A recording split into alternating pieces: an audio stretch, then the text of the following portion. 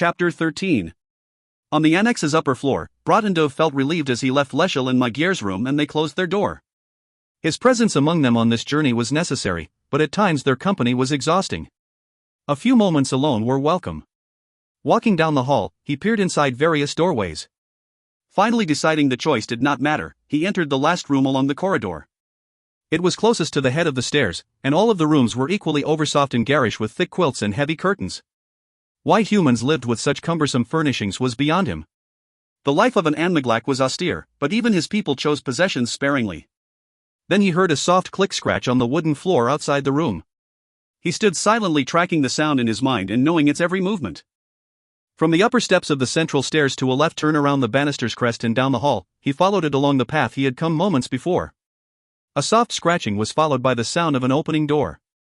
Returning quietly to crack open his door, Brotendove peeked out to confirm Chap's passage. He watched the tip of the Mai-Hi's tail disappear into Leshel and Magier's room. If Chap had come up, where was Linoleum? Perhaps she was still downstairs looking at books. Brotendove debated going after her. He had little experience communicating with adolescent girls, and especially not with an emotionally shattered orphan. Much of the time she left him feeling like an overbearing guardian to be suffered at arm's length, or perhaps like the less than desirable relative whom all families tolerated out of respect.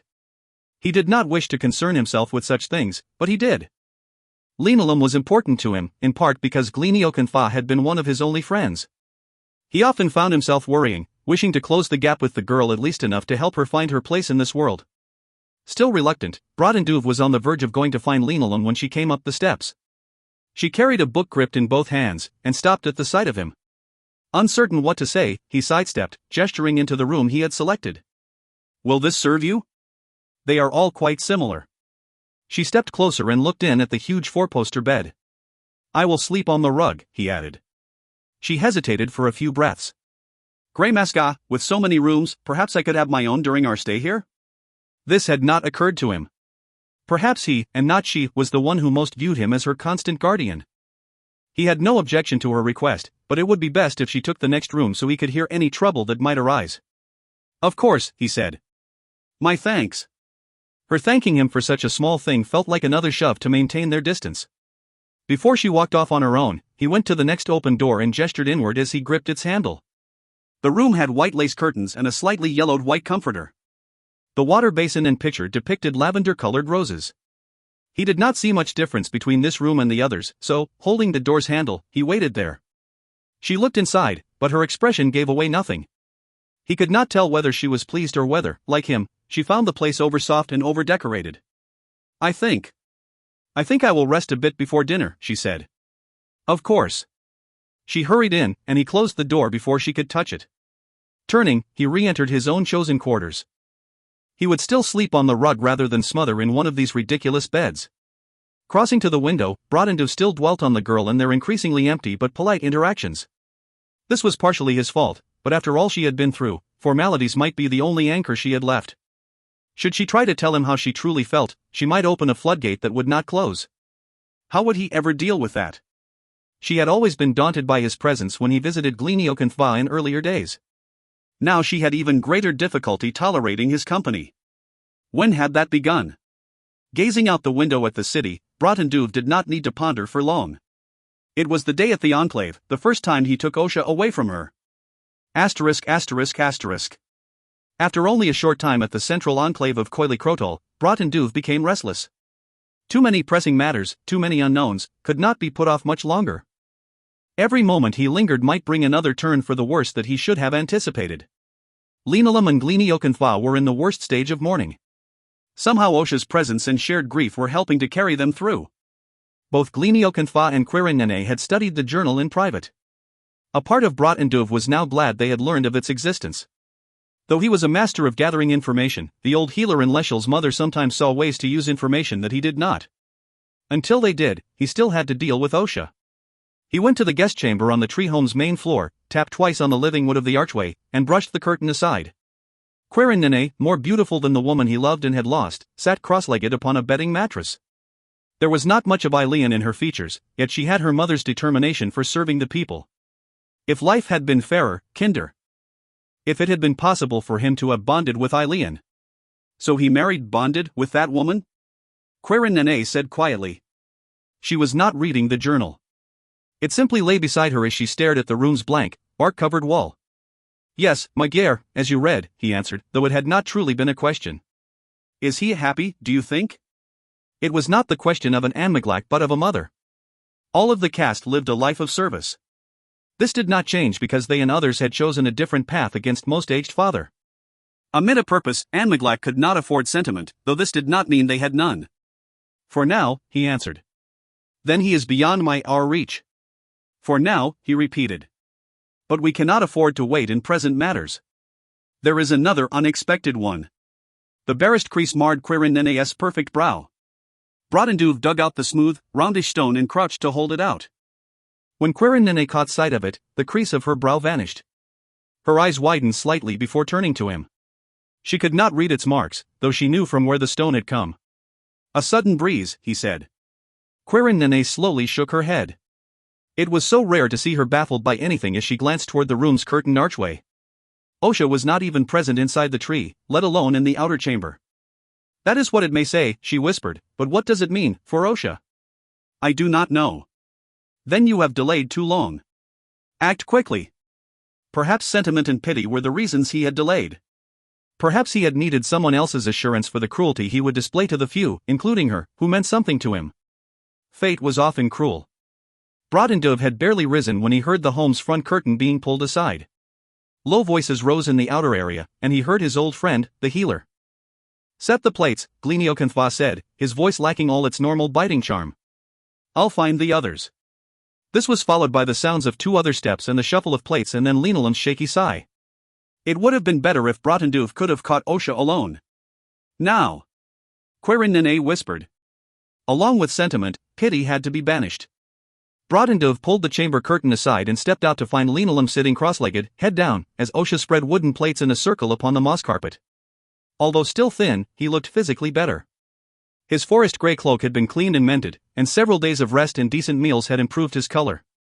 Gleniokanthva was halfway up the curving steps along the wall and paused his climb to look down. I was about to look for you, but as you. The old healer trailed off as Brodenduv turned to Osha, now crouched beside Linolem. Our stay is finished, he said. We must leave now. Osha started in surprise. It has been only 3 days. Linolem is still. Greymaska, we cannot leave. Brodenduv held out the stone and displayed it in plain sight with his thumb and forefinger. This is a summons for you, from the Chinas. Osha rose, staring at the stone. I made my journey to them years past to receive my weapons and tools. Why do you show me this? Because they have called you back. No. Osha snapped. They call us once, when the elders of our caste approve an initiate to seek out a Geoan. The stone is a mistake. There are no such mistakes, lashed a soft voice. Quirin Nene stood in the chamber archway, one of her hands held the curtain aside as she then stepped out. You are summoned, she added. This is the way, based on covenants with the Burning Ones, whom we protect along with the Sealf, the Windblown. This is part of our people's ways as well. And in keeping them, this is part of what your Geoan died to uphold. Brodenduv clenched his jaw, for this was not the way he would have handled Osha. Years of isolation and imprisonment had hardened Quirin Nene, though all she said was true. Unlike all others, she had borne a burden none of them could match. Osha and Linolem were unaware that the other 3 in this chamber were part of the rumored dissidents. But in all of Quirin Nene's long years alone, not one rumor had ever been proven and not one dissident had ever been uncovered because of her. She had suffered most aged father's threats, taunts, and demands, his mental tortures without even being able to put her lost human mate to rest, until Leshel had come for her. Quirin Nene had never broken. That Brodenduv and Gleniokanthva stood here still free was proof enough of this. Many might claim they could do as well as she had. Many would be liars. Osha fell silent under Quirin Nene's harsh words. Only then did Brodenduv give enough notice to the girl, too late. Linolem's grief-strained face was filled with confusion. She sucked in a breath as if to speak. Only a sob came out as she fled, ripping through the curtained archway and out of the tree home. Osha immediately turned to follow, but the old healer blocked his way with a gentle touch. You have a purpose, Gleniokanthva whispered. This one must be fulfilled. Osha stood there, slowly sagging. And you will guide me? He asked, his tone unreadable. It was obvious to whom he spoke, and Brodenduv knew the worst was over. The fire caves of the Chinas were a long journey away, but Osha was Anmiglak, and he would obey. Yes, Brodendu said and headed for the outer doorway. Once outside, he held the curtain back. Osha finally followed, as did Gleniokanthva, but not Quirinine. Osha turned all ways, looking about in a sudden return of anguish, but Linalam was nowhere to be seen. Brotenduve's old friend nodded to him. "When will you return?" the healer asked. "I do not know." At that, Osha cast him a hardened glare before turning to Gleniokanthva.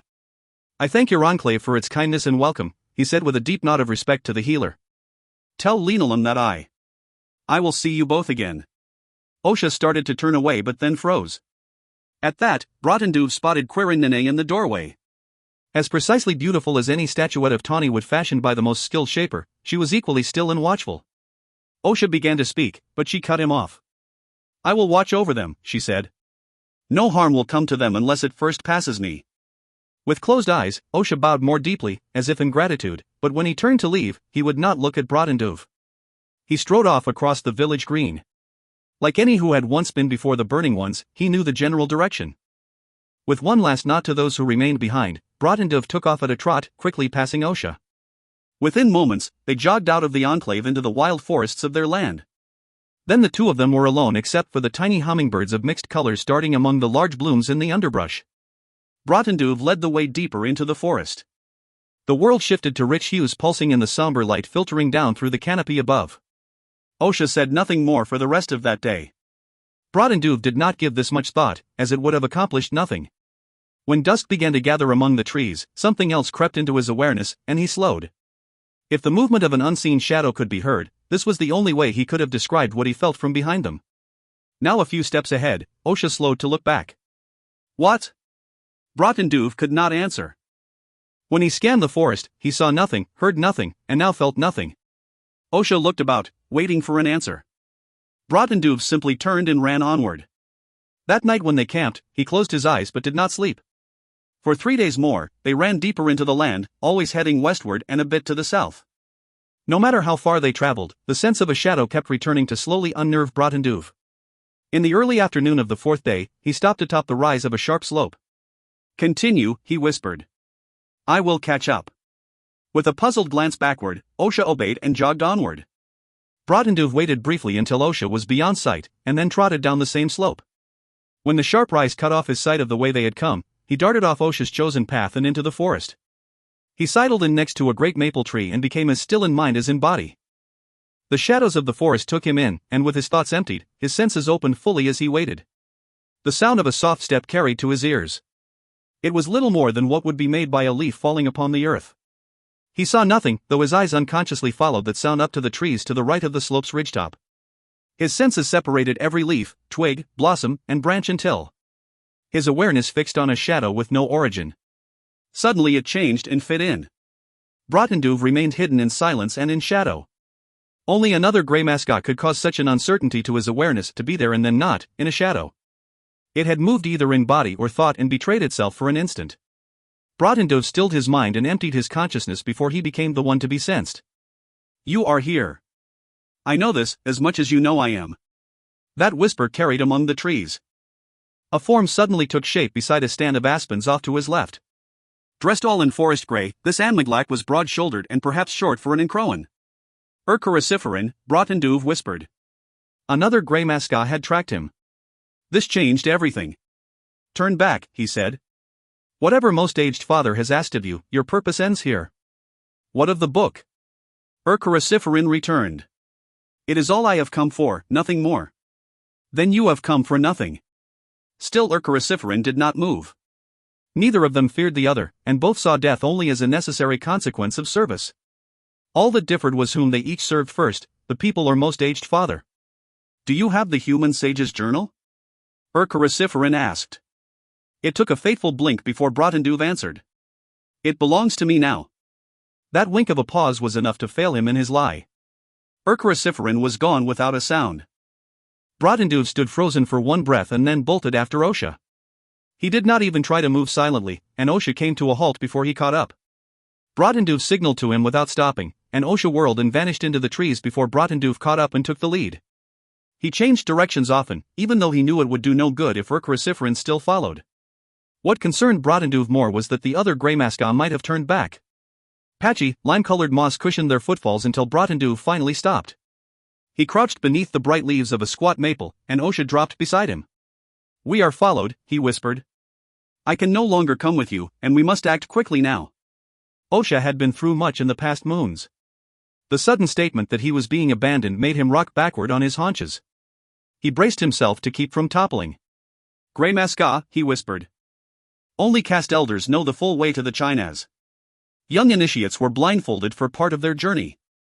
Even those given ascent by their Geoan did not learn those last steps until many years, if ever, into their life of service. If Urkarasiferin was here, then most aged father had sent him. There was no telling what else the mad patriarch had done. And the journal had been left with Quirinene, in Gleniokinthwa's home. Bradenduv would have to violate a sacred oath, and he grabbed Osha by the front of his vestment. "Listen," he hissed. "You will travel like the wind to the coastline, to where the branch mountains, what the humans call the Crown Range, meet the eastern coast at the farthest corner of our territory. There you must find an elder in a coastal enclave and beg a ship to carry you south. Within 3 days, you will reach a large empty shore of nothing but grey-tinged sand and seaweed. You will see the granite point of the tallest mountain from the dead center of this beach. Have the ship's crew drop you there, even if you have to swim." "Greymaska," Osho whispered loudly. "Do not break the covenant." "Quiet," he ordered. "From that beach, travel inland until you reach the base of the foothills. Head onward, looking for the shortest one, like a mountain with its top broken off. As you draw closer, it will be easier for you to see its sheared and ragged top and the mouth of an old volcanic vent at its crest. Keep your awareness of direction, and in the line between the beach left behind and the broken peak, search along the mountain's base until you find a stone chute. Follow that to the entrance."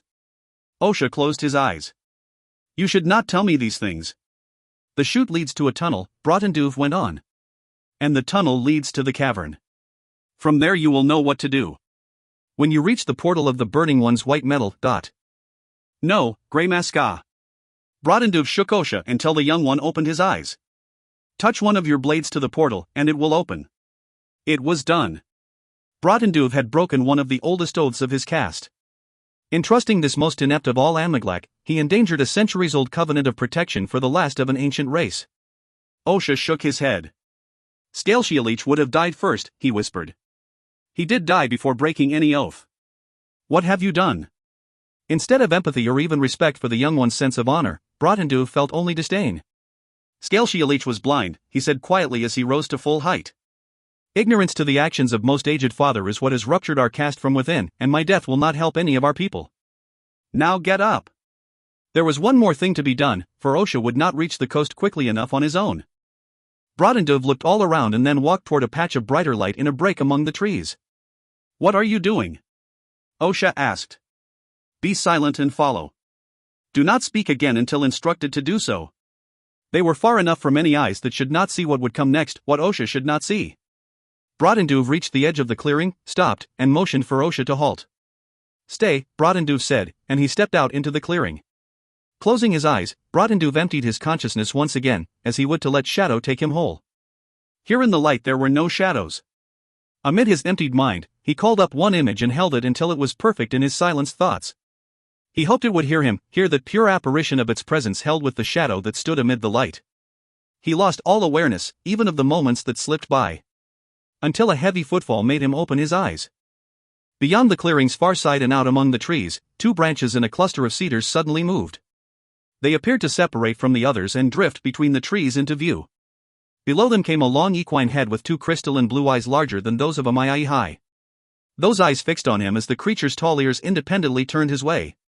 A deer would have been dainty next to this massive beast, for it was as large as an elk or a tall horse. Silver gray in hue, its coat was long and shaggy, more so around its shoulders and across its broad chest. What had at first appeared to be branches were 2 curved horns, smooth, without prongs, sprouting high from its head. Bradenduv heard Osha's astonished whisper from behind.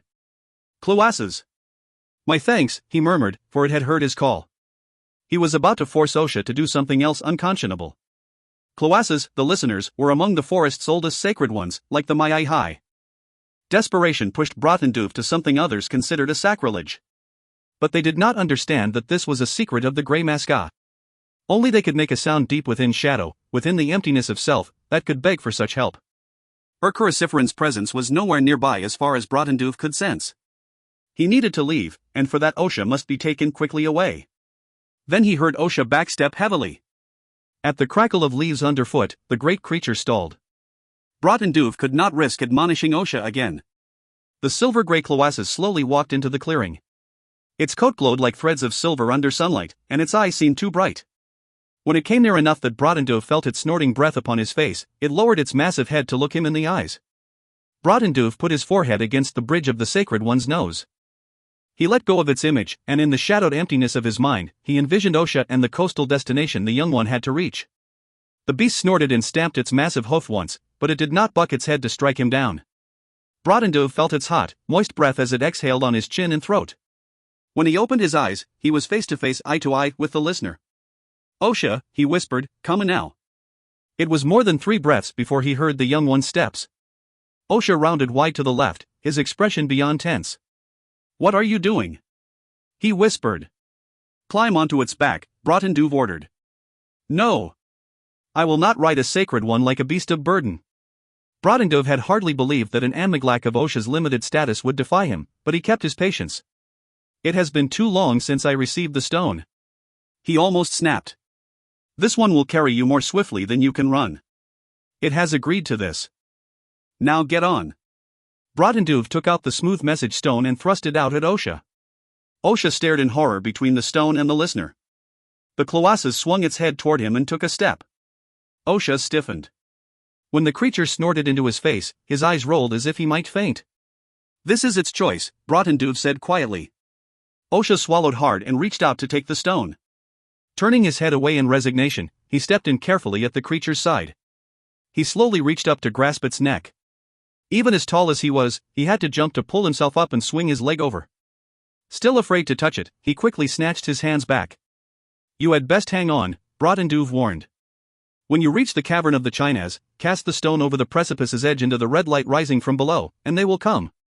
Now that they were about to part, and Osha would do as required of him, Brotendoof stepped closer. He had no notion of what to say, so he fell back on all he had left. In silence and in shadow. Osha would not look at him, as if the axiom of the Amyglac no longer had meaning. The Cloasis lunged without warning, and Osha grabbed its neck as it raced off through the trees. Both were quickly gone from sight, and Brotendoof turned away. He did not know the whole purpose that Urcuriciferan had been given by most aged father. Now that the other Greymasca had been exposed, there was also no knowing what he would do. It was 3 days back to the Enclave, and Urcuriciferan might be nearly a quarter day ahead of him. Brotendoof broke into a run through the forest. ******. Brotendoof started slightly at a soft knock on his door in the guild's annex. "Greymasca?" Linolum called softly from outside. "Dinner is served. Will you come down?" He paused before answering, yes, and turned from the window for the door. Brotendoof tried and failed to forget all he had asked of Osha, the oaths he had broken, and the far worse things he had done to save his people. Chapter 14. Liesel couldn't help enjoying the stay in Chathboro's guild annex. The comparative luxury was too enticing. The bed was so soft that he and Magyar slept late the following day and were reluctant to get up. After lunch, they took Linolum shopping, mainly to help her adjust to her new world. The girl was still timid among so many humans, but that improved so long as one of them stayed close to her. She had fewer moments of panic out in the busy streets. While visiting a shop, she was delighted when Magyar bought her a new soft bristled hairbrush. Apparently the girl had been using an old wooden comb scavenged somewhere along the way. Her pleasure at something so simple embarrassed Liesel slightly, or perhaps it only made him more aware that Linolum was unaccustomed to small kindnesses. But in being out and about, he also noticed a few taverns calling out to old longings he thought buried and forgotten. When they returned to the annex near dusk, Daman Tamira greeted them with a smile. "Supper is about ready," she declared. "You should call your other companions." "Yes, of course," Magyar replied. On the upper floor, they found Chap sitting vigil between the stairs and Broughton's closed door. Even Linolum sighed in exasperation. "Oh, my hi, you should have come with us." Liesel wasn't so sure and stepped to the door to knock once. "Broughton, dinner." The door opened, and Broughton looked out, his gaze coming to rest on the girl. She held up the small object in her hand. "Look, Greymasca, Magyar bought me a brush. I will go and put it with my things." Any response Broughton had was left hanging as she rushed off to her own room. "That was kind of you," he said, though it sounded forced. May I reimburse you for the cost? It had never occurred to Liesel that Broughton carried any coin. Of course he would, since he'd been staying at inns with Osha and Linoleum while the three were in Combe Seat. How he'd acquired local currency was the question, and Liesel wasn't sure he wanted to know. It's all right, Magyar returned almost coldly. A message came from the ship while you were out, Broughton said, changing the subject. The cargo exchange is nearly complete. We set sail in the morning. Liesel slumped in disappointment, and already his stomach felt queasy again. Dinner this night might be his last easy meal for a while. Let's go eat, he grumbled. Then Linoleum hurried out of her room. I am ready. Magyar half smiled and shooed the girl along as all five of them descended the stairs. Upon reaching the dining area's open archway, Liesel stopped in his tracks at the sight of the table. Only one aspect of their stay at the annex had been less than pleasing to him: the food.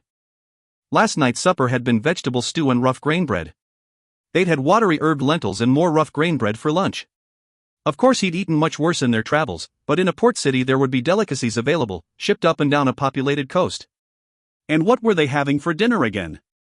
As one of the robed sages set a large crock on the table and lifted the heavy lid, Liesel saw lentil and vegetable stew. Big hunks of turnips floated among the carrot slices. 5 sages in different colored robes bustled about the table, setting out bowls and mugs. He had no wish to appear ungrateful, but it was like living with 5 winds all at once. He was completely outnumbered when it came to whatever went into the cooking pot. Broughton ushered Linoleum in, but Liesel grabbed Magyar's arm before she followed. Let's go out and find an eatery, he said quietly. I want something good for my last meal. Before I lose it by noon tomorrow on that ship. Magyar blinked. Liesel, this is perfectly good food. Besides, we shouldn't spend unnecessary coins. Don't be a miser, he whispered back. Her brows lifted. We'll find a tavern, he rushed on. Maybe I can fix the money problem as well. This last comment was a mistake. Don't you even think about that. She hissed. They were both distracted by a fit of sniffing, and Liesel peered around behind Magyar. Barely sticking his head through the archway, Chap stood on her far side. He sniffed again and then snorted, as if clearing his nose of something unpleasant. Chap let out a grumbling whine, and an image rose in Liesel's head. There was an old vendor's cart in Bella, the capital of their homeland. Sausages dangled on wooden bars above a grill-covered coal pot, where the vendor was searing yet more. Liesel could almost smell them as they sizzled. Chap wants sausages, he whispered. What? Magyar turned on the dog. No, you don't. You two stop goading each other on. By this point everyone in the dining chamber was glancing their way.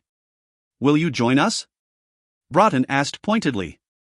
Nope, Liesel answered. We're going out. He pulled on Magyar's arm, but she planted her feet. Chap took one back step and then froze, eyeing Broughton. I would like to stay, Linoleum said, and go to the library again. She looked to Broughton. If that is all right. Yes, he answered. I am staying, too.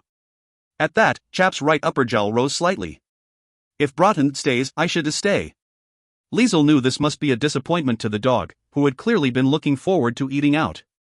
The Mai is welcome to join you, Broughton said, as if he'd guessed what Chap just related.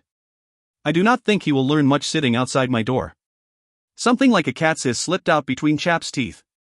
Enough, all of you. Magyar cut in, and then looked once at Linoleum before fixing on Broughton. You swear to stay put and watch over her? Liesel didn't like the hint of a smile on Broughton's face. I do so swear, he announced and settled in a chair beside the girls. Linoleum frowned at Magyar. Good enough. Liesel declared, and before Magyar started in again, he snatched the back of her belt and pulled. Wait, not yet. At least in backpedaling, she'd either follow or end up on her butt. But when Liesel reached the front door, Magyar whirled on him and almost raised her fist. Chap still lingered near the archway. Are you coming or not? Liesel asked. Chap growled once and turned to follow. Before Magyar could make any more fuss, Liesel slipped out the front door. Exhilarated by the glowing street lamps and the sounds of the city, he remembered one nearby place he'd seen earlier that day. He wandered happily along the cobbled ways and looked around until he pulled up short, as if stumbling upon a likely place by pure chance. A painted sign in Numanese hung over the door. Liesel translated the words as the Red Fox. He stayed back from the front window he had peered through during the day, as its shutters were still half open, and he turned to Magyar. What about this? I can smell some kind of meat being served in there. Magyar went to the window just the same. Looking in, she probably spotted at least 2 tables full of patrons playing cards. "You picked this place for the food?" she asked dryly. Liesel feigned innocence. "What else? Don't you even think of touching a single card, die, or tile?" At least this was the Magyar that Liesel remembered and back to normal for the moment.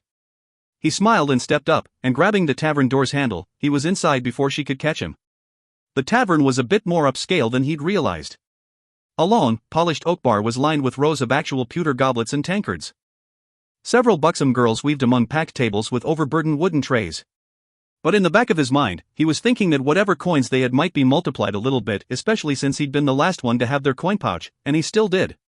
By the time Magyar followed him, wrestling her way through the crowded room, he'd already ordered up grilled chicken, spiced potatoes, tea, an ale and 2 sausages from one of the passing girls. When he plopped into a chair, it was too late for Magyar to say anything. Only Chap still grumbled as he circled around, momentarily frightening a few patrons at a nearby table before he settled beside Liesel's chair. A few years ago, Liesel had had to drink himself into a stupor just to sleep. Those nights were gone, and he no longer craved deep red wine. A game of cards was something else. That old itch still tickled him, and it had been too long since he'd scratched it. For men across the room at a table near the bar's far end appeared to be playing a card game much like 2 kings, and the dealer was a middle-aged red-haired woman. Liesel took no more than a glance before looking idly about the rest of the tavern. Soon the food arrived, along with a tankard for Magyar. She watched him throughout the meal, but with her mouth full, at least she couldn't keep questioning him. Liesel shared his food with Chap, and every few bites he'd hack off a lump of sausage or chicken and toss it off to his right. A clack of teeth answered, along with wet smacking and gnashing, followed by a gulp below the table. At one point there was a deep belch. Magyar scowled in disgust, leaning back to peer under the table. When she did, Liesel arched up to look in her tankard. More than half was gone, as fortunately the food was a bit salty, a typical trick by proprietors to sell more drink. While Magyar still scowled down at Chap, Liesel waved over one of the girls to refill the tankard. The girl was gone before Magyar looked up and Liesel quickly averted his eyes. "What are you up to?" she asked. He wiped his hands and stood up.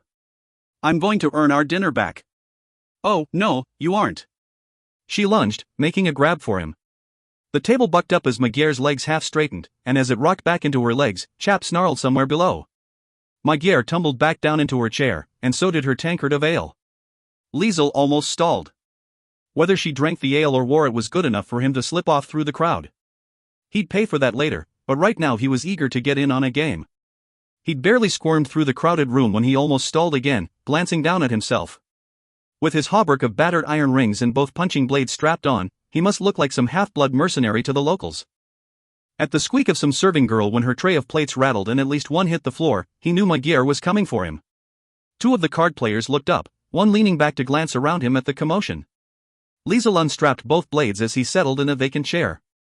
The instant he heard Magyar behind him, he held the sheathed blades up without even looking. "Hang on to these for me, Liesel. I know what I'm doing." Before Magyar got out another word, Chap growled, followed by, "If you cheat, do not get caught." "I don't need to cheat in a place like this," he whispered in Belaskian, and when several players looked at him, he switched to Numanese. "Room for one?" All at the table looked him over, and some exchanged annoyed glances, but he smiled at the red-headed dealer with a deck on the table before her. She studied his face, hair, and eyes for a moment. "Do you know how to play vets?" she asked. Liesel's thoughts stumbled over the last word. It was somewhat similar to the Numanese word for gate, or maybe gates. "This isn't Pharaoh or 2 kings, you idiot," Magyar warned in Belaskian. "You don't even know what you're playing." As the dealer looked up, likely at Magyar, she smiled. She wouldn't know what Magyar had said, but the tone of an incensed spouse was plain enough. Liesel rolled his eyes, cocked one eyebrow, and winked at the dealer. "I learn quick," he replied. "Maybe I watch first." A few players scowled, but the dealer raised a hand to brush them off. Indeed, Liesel was left to watch as the next hand played out. He noticed a number of empty tankards that hadn't been cleared away. One young man on his right, dressed somewhat finely, glanced sidelong at him. "I've never seen a loina in armor before," he commented. Liesel grinned at him and shrugged, gesturing to the hauberk. "For show." The young man snorted with a half-laugh and turned back to the game. Liesel hoped this would lull the others into thinking he wasn't dangerous and only preferred to look that way. The fact that his wife hovered behind him in fury would add to that illusion. He kept his eyes on the cards. They were different from the typical deck used in the Farlands. In addition to the suits being foreign, the deck contained only what he would call kings and queens, but no princes, knaves, or priests. A Farlands deck had 5 suits, but here there were only 4, which made the odds tighter and easier to calculate. Besides, even if he lost a hand or two, he could see by the coins on the table that the stakes were low. The men made small talk as the next hand was dealt. 2 bleary-eyed players ordered more ale. Liesel ignored them as he caught one twist to the game. Breach. The young man on his right declared. Liesel scanned the man's cards. After an opening bet in 2 kings, a further bet could be placed after the first 2 cards had been dealt, 1 up and 1 down. Winning meant coming as close to 20 points without going over. 2 kings was the best possible hand on a first deal. But in this game of gates, the dealer had 2 cards, 1 up and 1 down. It appeared that a player had to beat the dealer's hand as well. The young man had a 9 of one suit and a 7 of another. On a call for his last draw, he'd been dealt a 1 from a third suit. The dealer flipped her hidden card, giving her a king and a queen, and so her hand should have won. But the red-headed woman doubled the young man's bet and took away all of the other bets. It seemed that a 1 in any suit breached the toughest gate the dealer could come up with. It was a long-shot play, but the game was closer to 2 kings than Liesel first thought, and he opened his pouch. To his advantage, the cards were a bit smaller than the ones he used in the Sea Lion Tavern, though he'd never cheated there. Liesel bet 1 silver Numanese penny, a bit much for a first hand, and the cards were dealt. His face-up card was an 8 from a suit with floral leaves. Hoping for something low, he peeked at his hidden card and found a 2 of crossed iron bars. Calling for more cards, he kept on until the 5th took him over 20, and he lost. Magyar hissed behind him. What are you doing? Liesel ignored Chap as well as Magyar. What he needed most was a king or a queen. A 9 would do almost as well, but not a 1, for apparently that card won even if the dealer had 20. He didn't want to win just yet. He lost again on a hand of 5 cards, but therein was a 9 of waves. Gathering up his cards face down, he purposefully placed the 9 on top. Before he slid them back to the dealer, he palmed the top card and kept his hands down on the table. Yes, he'd said he wouldn't cheat, but he never said he wouldn't lie about cheating. On the next hand, he was dealt a face-up queen of clouds. He flattened the hand with the 9 over his face-down card and bent its corner up for a peek, a 2 of floral leaves. Liesel drew the card fully up before his face and intentionally scowled. When he put it back down, he kept his thumb over its face. Hanging onto it as he drew his hand back in plain sight, he slipped the 9, face down in place of the 2, from under his fingers. The dealer had a 7 of iron up. Liesel placed 5 silver pennies atop his opening bet and passed on taking more cards. This was a fairly large bet for what the others had been wagering, and it drew more than one glance. The dealer never blinked as she flipped her down card, a 9 of clouds, to go with her 7 of iron. The other men lost, 2 of them drawing out over 20. Liesel flipped his hidden card for a total of 19. At the sight of that, Liesel felt Magyar's hand drop onto his shoulder and clench. From behind him, she couldn't have missed seeing his initial cards. But he had just doubled his wager. You said you would not cheat. Liesel ignored Chap as the good-natured young man shrugged and looked to the red-headed dealer. Sorry, Marina, he said, and cocked his head toward Liesel. He must have beginner's luck. Liesel stored that phrase away for future use, but he was suspicious. The other men hadn't minded losing to the dealer, yet they appeared to resent that he'd won. On the next hand, the young man's first 2 cards totaled 15. He upped his initial bet of 1 penny with something smaller, probably equal to a groat in the Farlands. Marina was showing a 6 of waves, and the young man shook his head at the offer of another card. Liesel ended up over count and lost. He hadn't drawn anything worth palming, and as he gathered his cards, he secretly discarded the floral 2 that he held. He won a fair amount on the 3rd round, and his stack of coins grew. The young man won as well, but not the 2 drunkards. Both cast baleful glances at him, as did Marina. No one appeared to mind that the young man had won. Perhaps he was local, and the others only resented outsiders. From then on, Liesel made the minimum bets and lost 3 hands. The other players each won a hand along the way, and the mood at the table improved. It was time for one last good win. Liesel was dealt a king of clouds face-up and a queen of iron as his down card. Marina dealt herself a face-up 9 of waves. When the others finished their draws and bets, she turned over a queen to match the 9. Liesel still won and doubled his coins again as he feigned astonishment. Beginner's luck, he echoed. Marina slid over a small stack of coins, and she wasn't smiling. Only then did Liesel think about where he was playing cards with a red-haired dealer in a place called the Red Fox. It was time to get out of this. Enough for me, he said, sweeping coins into the pouch and glancing sidelong at Magyar. She is waiting. He turned away, avoiding Magyar's glare, as Chap scurried out in front, making patrons stumble into each other as they gave him room. We need to go, Liesel whispered, taking his blades from Magyar. I think the dealer is the owner, and it appears she is well liked. You idiot, Magyar growled behind him. Chap huffed in agreement as he reached the door. They were outside and halfway down the street before Liesel slowed. He looked back, found the way clear, and started to strap on his blades. Magyar didn't say a word and stood ahead with her arms folded. Well? He goaded. Aren't you going to ask? What? How much I won, he said. Probably more than you should have, dot. In truth, Liesel hadn't done a final count, but he'd turned a few silver pennies into more. Better, tonight left him feeling as if the past year had never happened, even with Magyar being grumpy with him. Or maybe because she was grumpy with him. In the old days he'd been reckless and carefree, while she'd been cautious and conservative. He missed those days, and for a moment he'd gotten lost in the vision of how things used to be. After all, Magyar had improved some since that slip when she'd almost cut down the first mate.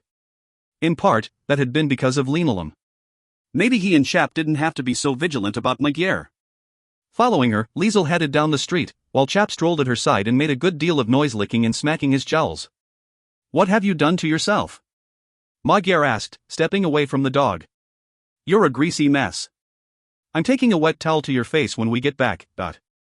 Still trying to clean sausage grease from all over his muzzle, Chap shook himself.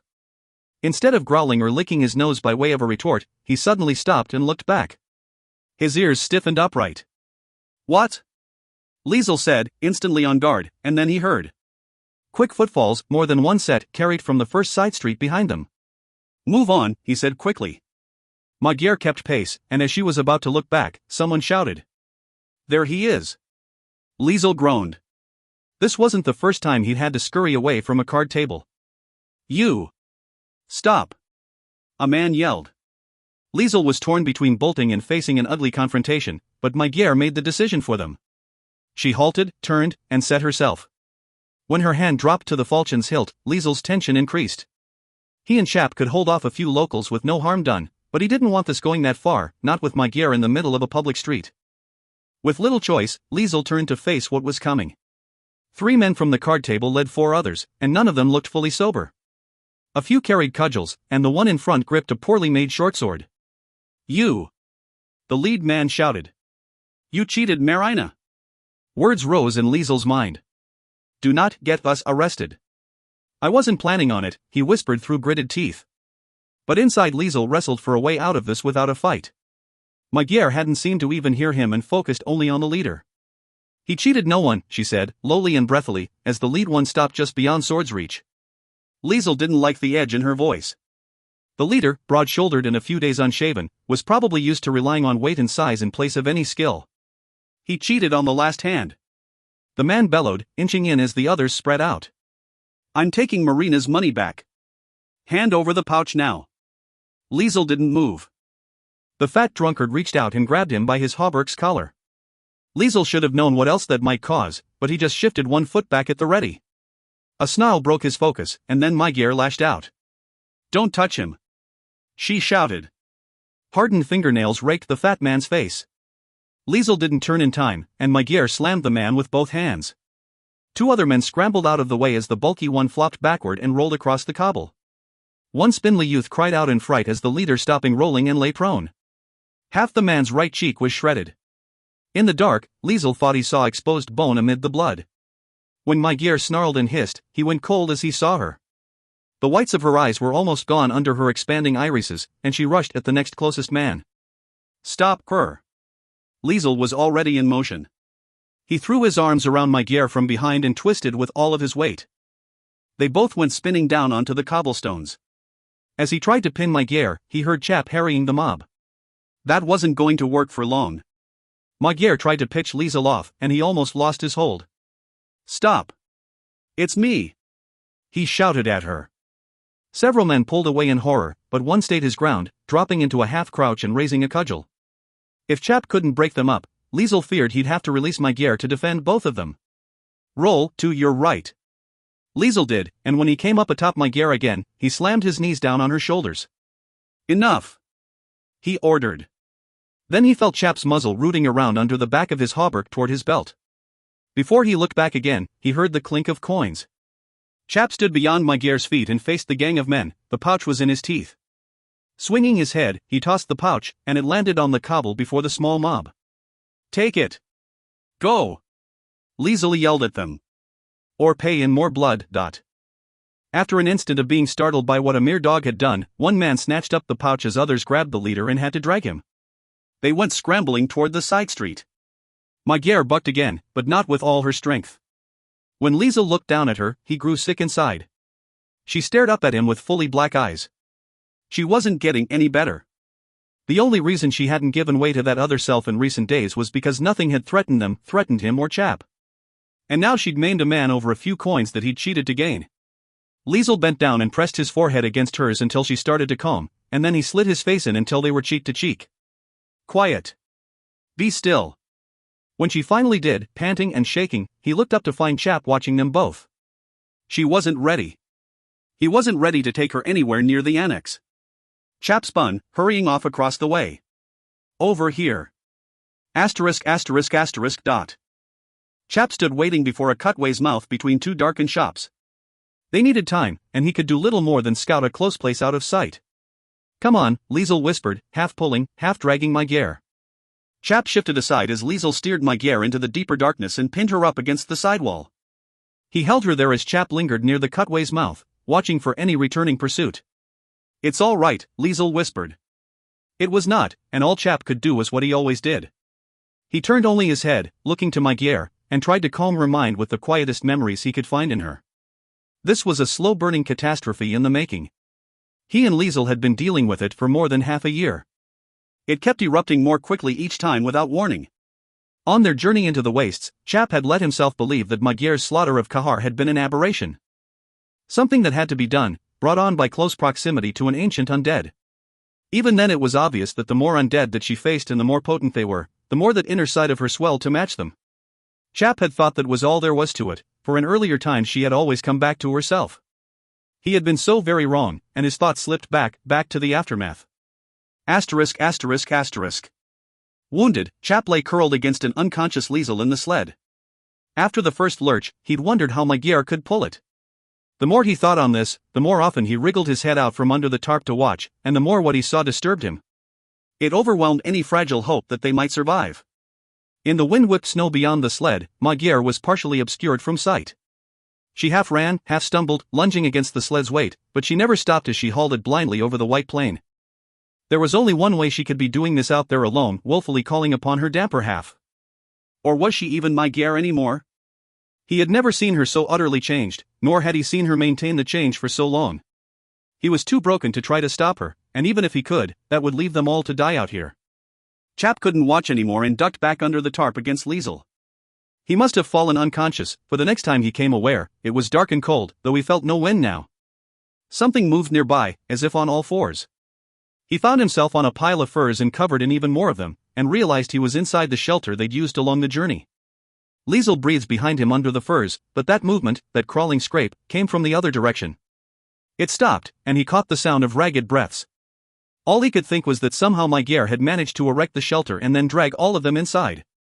At least she had to have come back to herself for that, but it was fully dark. The oil lantern was not lit.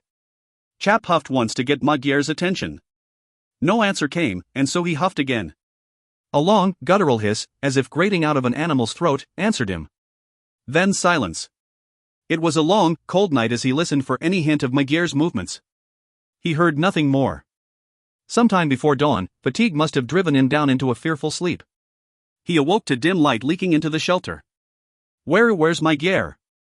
Liesel asked weakly. Chap did not see her inside the shelter. There were slates of dried fish laid out beside the furs. The oiled cloth on which the fish lay looked as if it had been ripped wide instead of unrolled properly. He snapped a piece of fish in his teeth and squirmed over to drop it beside Liesel's head. Liesel grimaced, weakly turning his face from the smell. At that Chap took a deep breath of relief. If Liesel could be that picky, he would live. Chap found he was still wearing the fur that Liesel had rigged for him, and he wanted to find Magyar. First he ate a piece of smoke-cured fish. It crackled as he chewed, and its cold made his teeth ache. When Liesel still refused to eat or sit up, Chap snapped up another piece. With a snarl, he dropped it on Liesel's face. Liesel grunted at him but grabbed the piece. They needed water as well, but without the oil lamp's minimal heat, any water skin would be frozen solid. Still, Chap rooted around trying to find one, if Magyar had even brought one in. Here, Liesel groaned, and Chap looked up. Liesel, still in his coat and clothes, dug weakly under the furs. He pulled out a water skin, though he could not have put it there himself. With his good hand, he pulled its stopper with his teeth and drank a little. When it came time for Chap, there was nothing in which to pour the water. Chap tilted his head back and opened his jaws, and Liesel splashed water into his mouth. Chap finally raised a memory for Liesel of the sled laden down with all their belongings. Liesel nodded, and with labored effort they crawled outside. The sky was calm but gray, and the first thing Chap spotted was the sled. It was a ways off, and someone had dug it out of the night's drifts, though it was still caked in crystallized snow crust. Chap looked out along the sled's ice-coated lines of frozen, empty dog harnesses. Magyar stood with her back to them with the end of those lines perhaps gripped in her mittened hands. She didn't move when Liesel weakly called out to her. When he tried to stumble toward her, Chap cut him off. Liesel looked down in confusion, and Chap barked once for no. He turned, slowly approaching Magyar, and made it halfway along the sled lines before he heard her hiss. Even then she didn't turn her hooded head to show her face. Chap backed away, not taking his eyes off her until he reached the sled. "What's happened to her?" Liesel whispered. Chap did not want to guess. Instead he raised Liesel's memories of watching Tequag dismantle the shelter. Weak as Liesel was, and with only one usable arm, it took him a while to complete this task, and he was shaking by the time he helped Chap aboard the sled and then climbed in himself. They never had a chance to call out that they were ready before the sled lurched forward. All that day, as Liesel slept again, Chap pondered the worst of what had taken place. He could not understand what was happening to Magyar. He kept remembering the sight of her clutching Kahar's head, her face half covered in gore as black as her eyes. The leaking of the ancient undead's fluid from her mouth begged the worst worry. She had vomited some of it up, and that meant she had swallowed it, drunk it. Could that be what affected her now? Before, whenever she let her damper half rise, the aftermath when it receded left her exhausted, sometimes collapsing. Chap couldn't see how she still maintained her damper state for this long. But she was out there pulling the sled at half the speed of a dog team. When they stopped at dusk, she stayed out in front and would not come nearer nor look back, no matter how Liesel shouted at her. When he tried to go to her, Chap stopped him. Chap dragged whatever he could of the shelter's fixtures off the sled as Liesel worked with one arm to assemble them. It was not well done, and when they crawled inside, the shelter was dark and the temperature unbearable. Liesel fumbled one-handed to light the oil lamp, as Chap watched the shelter's entrance. Magyar couldn't stay out there, not even as she was. He finally howled, making Liesel jump and twist about. Long moments passed before they heard snow crunching outside under footfalls, and Chap backed up. The canvas flap pulled aside a little under the grip of a fur-mittened hand. Dim light within the shelter exposed a white face looking in and partially dusted with frost. Some of the black stain over Magyar's mouth and jaw remained, with spidering cracks from its having dried on her face in the frigid air. "Get in here," Liesel whispered. She stared at him with her fully black eyes. "Now, Magyar." She crawled inside. "Why are you doing this?" Liesel whispered. "Let it go, and come back." A sliver of white appeared on either side of Magyar's irises.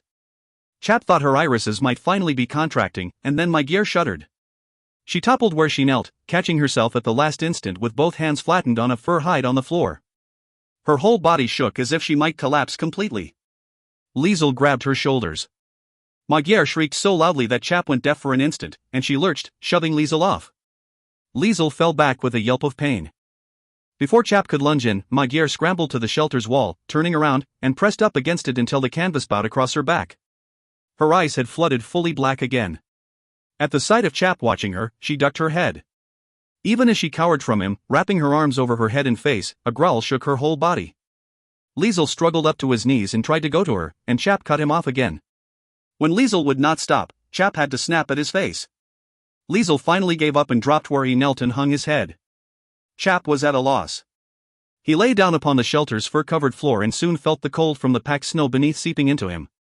But he would not move, would not leave Magyar unwatched, would not leave her to suffer alone. The worst of it was that although he did not know how she did this, he understood why. So long as she held on to that other half of herself, she might keep going. She was the only chance they had to get the Orbs or themselves out of the wastes. But when she finally let go, what would it cost her? Worse, what would it cost if she did not, and soon? What might be the lasting effects of her having swallowed Kahar's black fluids? It was another long, cold night for Chap, even after Liesel dragged over hides to cover them both and tried to push Tusach toward Magyar. She would not look at them. The next morning she was gone. Chap rose in a panic, having fallen asleep sometime in the night. He quickly roused Liesel and then bolted out of the shelter. There was Magyar, waiting with her back turned at the end of the sled's empty dog lines. 2 more days and nights came and went, and Chap and Liesel took to struggling along on their own, decreasing the weight that Magyar had to pull. On the 3rd day, Chap made Liesel harness him to the sled, and they both pulled as well. On the 6th night, Chap collapsed in the shelter and lay watching Magyar again. Her breath came in ragged, grating hisses. He couldn't tell whether they were from exhaustion or from holding on to the barest control over her damper half. Chap forgot about the need to hide the orbs. He no longer tried to raise calming memories for Magyar. That was now as much of a danger to her as anything else. She'd been in this state for far too long. If when she finally let go, he now worried that it would kill her. He saw no way to stop her, and if he did, he had no way to save her. The next dawn, Chap was too exhausted to help pull the sled. Liesel was no better, and Chap bullied him onto the sled before turning to trot beside it. There was nothing but endless white all around them. Then the sled suddenly stopped. Chap staggered 3 more steps before he saw the sled lines lying limp in the snow. He quickly looked ahead, terrified that Magyar had finally let go. But she stood there, perfectly still except for the rising wind pulling at her coat's fur. Another storm was coming. Chap lunged toward her but halted before getting far enough to see her face. Out beyond Magyar was a cluster of small domed ice dwellings. A group of dogs were curled up in the snow beside the largest dome. It was a camp of wastelanders, likely on their way to the coast. One dog raised its head and looked out at them. It began to growl and then snarl. Another looked up, and then another. Liesel called out, "Why have we stopped?" Magyar bolted over the snow. Chap froze an instant too long in indecision, and Magyar charged at full speed without the weight of the sled holding her back. Liesel shouted this time. "Magyar!" Chap had no time to warn Liesel and took off running. He should have known what could happen. Magyar knew him, knew Liesel, and that was all that kept her in check. With that other half of her dominant for so long, the real half of her had weakened, grown exhausted. The damper within her could feel this. She dove straight for the nearest dog. Liesel got out one horse, cracked shout as the world in front of Chap exploded into yelps and snarls. Magyar went rolling in a tangle with a dog amid screeching yelps and the sound of breaking bones. All the other dogs leaped up in fear, thrashing against their leashes. Magyar came up atop the first one, slammed its head down, and bit into its throat. Another dog attacked her from behind. She lashed back at the second dog, snapped upright on her knees, and took it head-on as the first one lay limp and twitching in the snow. The second tried to snap at her face, and she grabbed its snout. A muffled crackle of bone was smothered in a squeal of pain. When she wrenched its head aside to get at its throat, its neck broke, and it went silent. She hesitated, staring at the lifeless corpse in her grip, no longer able to feed her. With a jerk of her head and her blood-smeared face, her fully black eyes fixed on another dog trying to get out of reach. She dropped the corpse and scrambled on all fours. "No!" Liesel screamed from somewhere close. Chap charged in and threw himself at Magyar. It was not the dogs he feared for but someone else that would be called by their noise. Even as he tried to get his teeth into the back of Magyar's coat, she fell atop the third dog, pinning it amid snarls. It yelped and growled, thrashing beneath her. Chap latched his jaws on Magyar's shoulder and bit as hard and deep as he could. Something struck his side, and she bucked him off. He flopped across the snow, and when he struggled up in renewed pain. People stood outside the main dome. Magyar whipped around and focused on them. Short and covered in bulky fur clothing, they looked at her twisted white features, spattered and smeared in their dog's blood. Magyar shot to her feet, and as she lunged, Chap scrambled in behind her. He'd barely gotten a grip on her ankle when Liesel cut around in front of her and struck out with his fist, catching her across the jaw. That would not have done anything if Chap had not wrenched her leg as well. Magyar toppled over Chap and crushed him down as she fell. He thrashed out from under her legs. Liesel stood there panting and shuddering in the icy wind. He already had one winged blade gripped in his good hand as Chap wheeled to face Magyar. She rolled to her hands and knees among the corpses of the dogs. All of the other animals had run off. Drops of blood fell from her hanging head to spatter the snow-crusted ice between her mittened hands.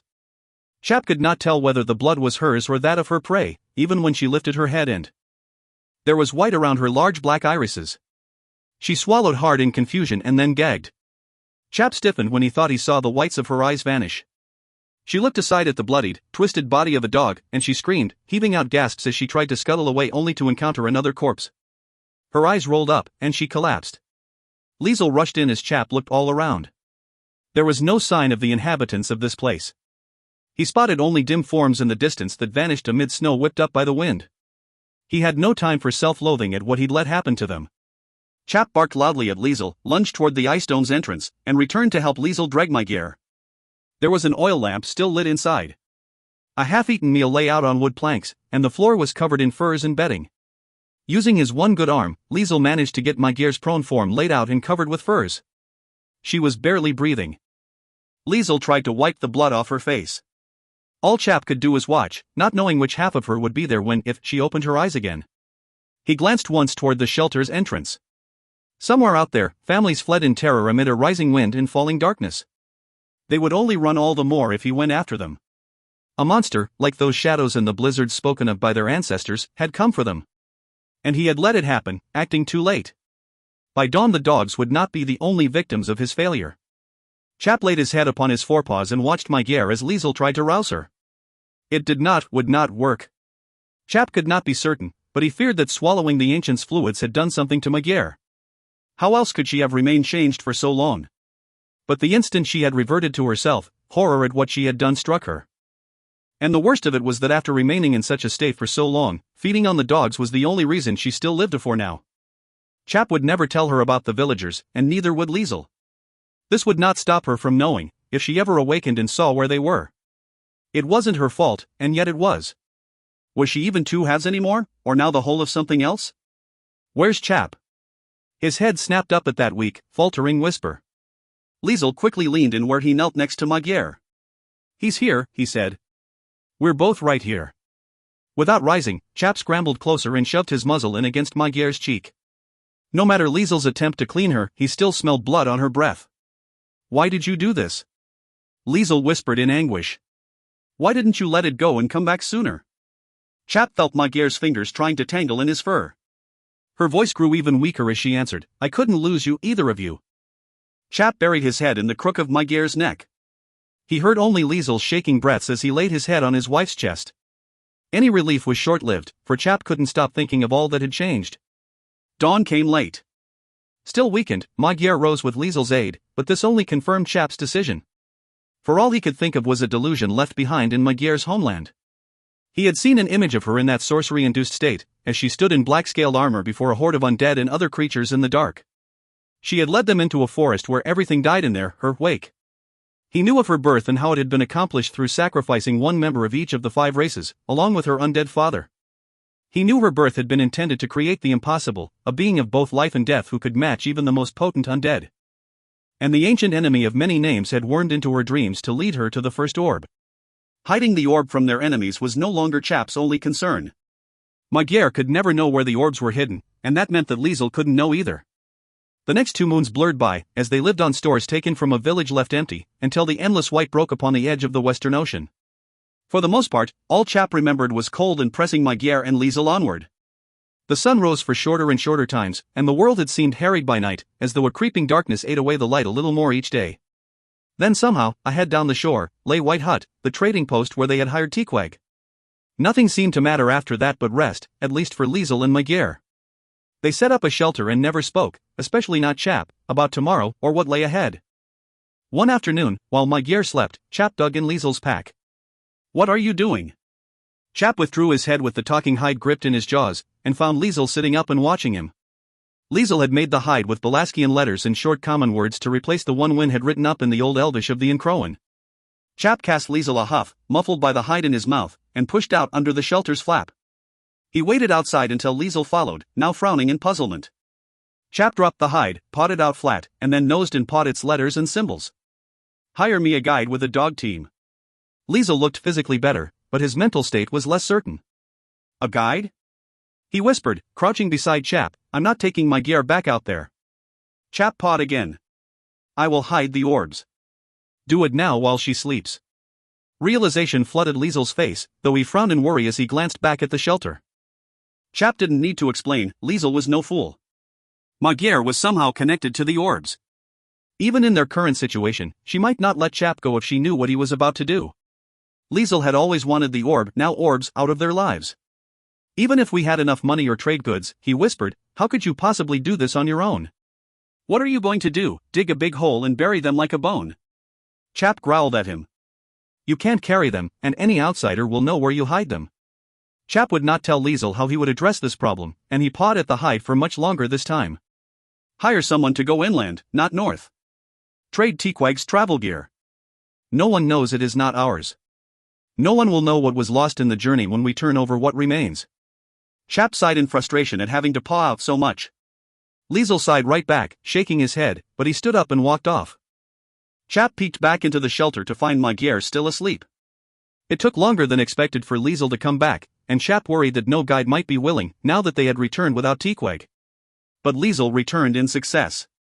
Later that night, after Magyar went back to bed, Liesel called Chap outside. He shared the arrangements that he had made. Liesel could be quite cunning when properly motivated. The next morning, Liesel suggested Magyar go with him for a walk along the shore. It was the first time he had asked anything of her since leaving the icy crags. So she agreed quickly and went off with him. Chap remained behind on the pretense of giving them privacy. He would not be there when they returned. Magyar would have no chance to argue, or worse.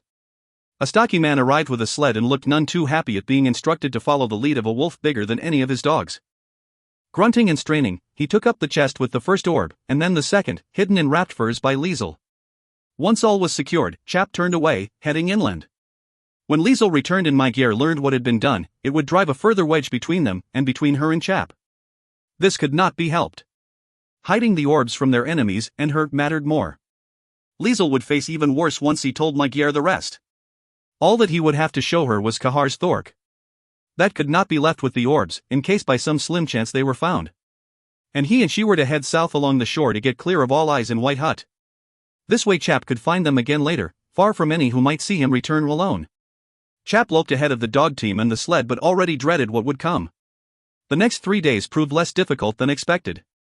The new local guide was chattier than Teaquag, only this one talked to his dogs.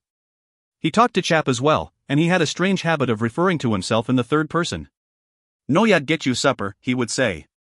Chap could not help liking the man, which only made what was coming, what would be necessary, worse to contemplate. With the journey underway, he did not know for how long Noyad would follow him, and in the end he would need complete control. On the 5th morning, he searched the landscape and saw that much had changed the farther they went inland. Snow and ice broke where the land underneath was rugged and exposed. When he spotted a large patch of dark gray rising well above the snowpack, he purposefully veered away. Noyad could not have any clear memory of this place, if he remembered anything at all. Chap led the dogs and guide onward for another quarter day before he stopped. At first, hearing the sled halt, he couldn't bring himself to look at Noyad. You lost now, big wolf? The guide called out. No lead Noyad more? Chap's every instinct wailed that what he was about to do was wrong. If this act was what he suspected, having never done so before, it was a sin. When he turned, Noyad was already walking toward him. What you do? The guide asked, peering down at him with a frown that scrunched the brows of his dark-skinned face. Drawing upon the element of spirit within him, Chap closed his eyes. His body felt suddenly warm amid the cold. From earth beneath his paws, and air all around him, and water from the snow, and fire from the heat of his flesh, he bonded with the elements of existence. These mingled with that of the spirit within him and he began to burn. The guide would not see the blue-white vapors rising around his form like flame. Normal eyes could not see what was happening to him, only eyes like winds, with hermetic sight that separated the presence of the elements in all things. Chap opened his eyes to look into Noyad's puzzled dark ones. He felt for any rising memories in the guide as something to snatch hold of. When he found them, the whole world suddenly swam like warped oil upon water. It had been so too easy. Noyad would not know until too late, no one would. The world appeared to double in Chap's sight, as if he saw it from two different places. He saw through his own eyes, and then also Noyad's, and then through the guide's eyes only. Chap watched his own Mayai body collapse upon the snow. He began shaking, feeling hands, feet, arms, and only 2 legs, all wrapped in heavy fur and hide clothing. He dropped his eyes to look down at Noyad's hands, his hands now. Chap raised his gaze again, staring at his own limp form upon the snow. He tried to find any lingering memory not his own, and could not. There were only his thoughts inside the guide's body. The world blurred before his eyes, and it took moments before he understood why. He was crying. Stumbling out, he worked hard to control this human body. He fought to drag his own and heave it aboard the sled. Then he watched the breath, so shallow and weak, slowly escaping his body's muzzle. How long could he remain inside the guide's flesh before it was too long? Not knowing how to use hands, Chap had to wrestle at gripping the sled's lines. Even if he had ever felt what it was like to speak with a mouth, he did not know the guide's language to command the dogs. It took longer to return to the spot he'd chosen than it had to leave it behind. When he found the gray rise, a dome of granite with one side sheared off, he took out the shovel and pickaxe that Liesel had instructed the guide to bring. Chap began to dig, fumbling, stumbling, and falling so many times and losing his balance on 2 legs instead of 4. This place was not as far as he would have preferred, but in the past 2 days he'd seen no signs of anyone coming or going this way. He had at least 5 days to survive in his return to the coast, and more to find Liesel and Magyar. Inside the guide's body, he kept hacking and shoveling snow, and then ice, and then frozen ground at the base of the dome's sheared side. He kept going deeper. The day was almost gone by the time the hole was deep and wide enough for both orbs. Chap returned to the sled and uncovered the second orb. It was so heavy that he fell twice, jarring his left knee the second time. When he finally dropped the orb in the hole, he limped back for the first one, the one in the chest. He could not get the chest open and had to strip off his mittens. His fingers grew numb in the cold. When the latch was finally undone, he lifted the lid and brushed aside the covering to grab the orb with both hands. A shriek echoed everywhere. Chap didn't realize it came from him, for it was Noyat's voice that tore out of him. He found himself sprawled on the snow beside the sled, shuddering from that one touch. It had been like when he touched someone's rising memories, when he touched a part of that being. Something had touched him. His thoughts went numb for an instant, and he scuttled in retreat across the snow. When reason returned, he tried to deny what he had felt. In all the time since the first orb had been found, he'd never touched it. He couldn't handle it in his own body, so there had never been reason to do so. But if he had felt, it was impossible. Liesel had helped rig the sling and poles by which Magyar and he carried the first orb from the 6-towered castle. Liesel had touched the orb and would have instantly mentioned feeling anything, but he had not. Chap crawled to the sled, pulled himself up, and stared into the chest. The orb lay there as moments before, dark and rough-surfaced and inert. Even its spike was flush with its exterior, as if all of it were one piece. No Thork had lifted the spike free. Chap reached down, his Noyat's shivering fingertips hovering for an instant, and then he touched it. Memories carried the presence of the one from whom they came, and the presence flushed through Chap. Something was alive inside the orb. That was the only way he could define it, and, at a loss for what it meant, he jerked his hand away. He looked back toward the base of the granite dome's sheer side. Chap staggered to the hole's edge, dropped on his knees, and flattened on the snow to reach down into the hole. He hesitated again before touching the second orb, but with his bare hand this time. And there it was again, a presence.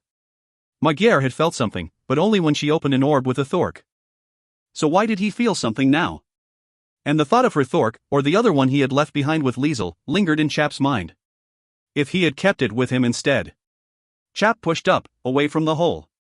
There was no more time to linger, though he was now plagued with more burdens. Although he got both orbs into the ground by nightfall, he'd barely finished filling in the hole when it became too dark to see. Assembling a shelter was easy in theory, for he'd seen it done many times. Doing so in this body in the dark was another matter. He managed it and threw food out for the dogs before dragging his true body into the shelter.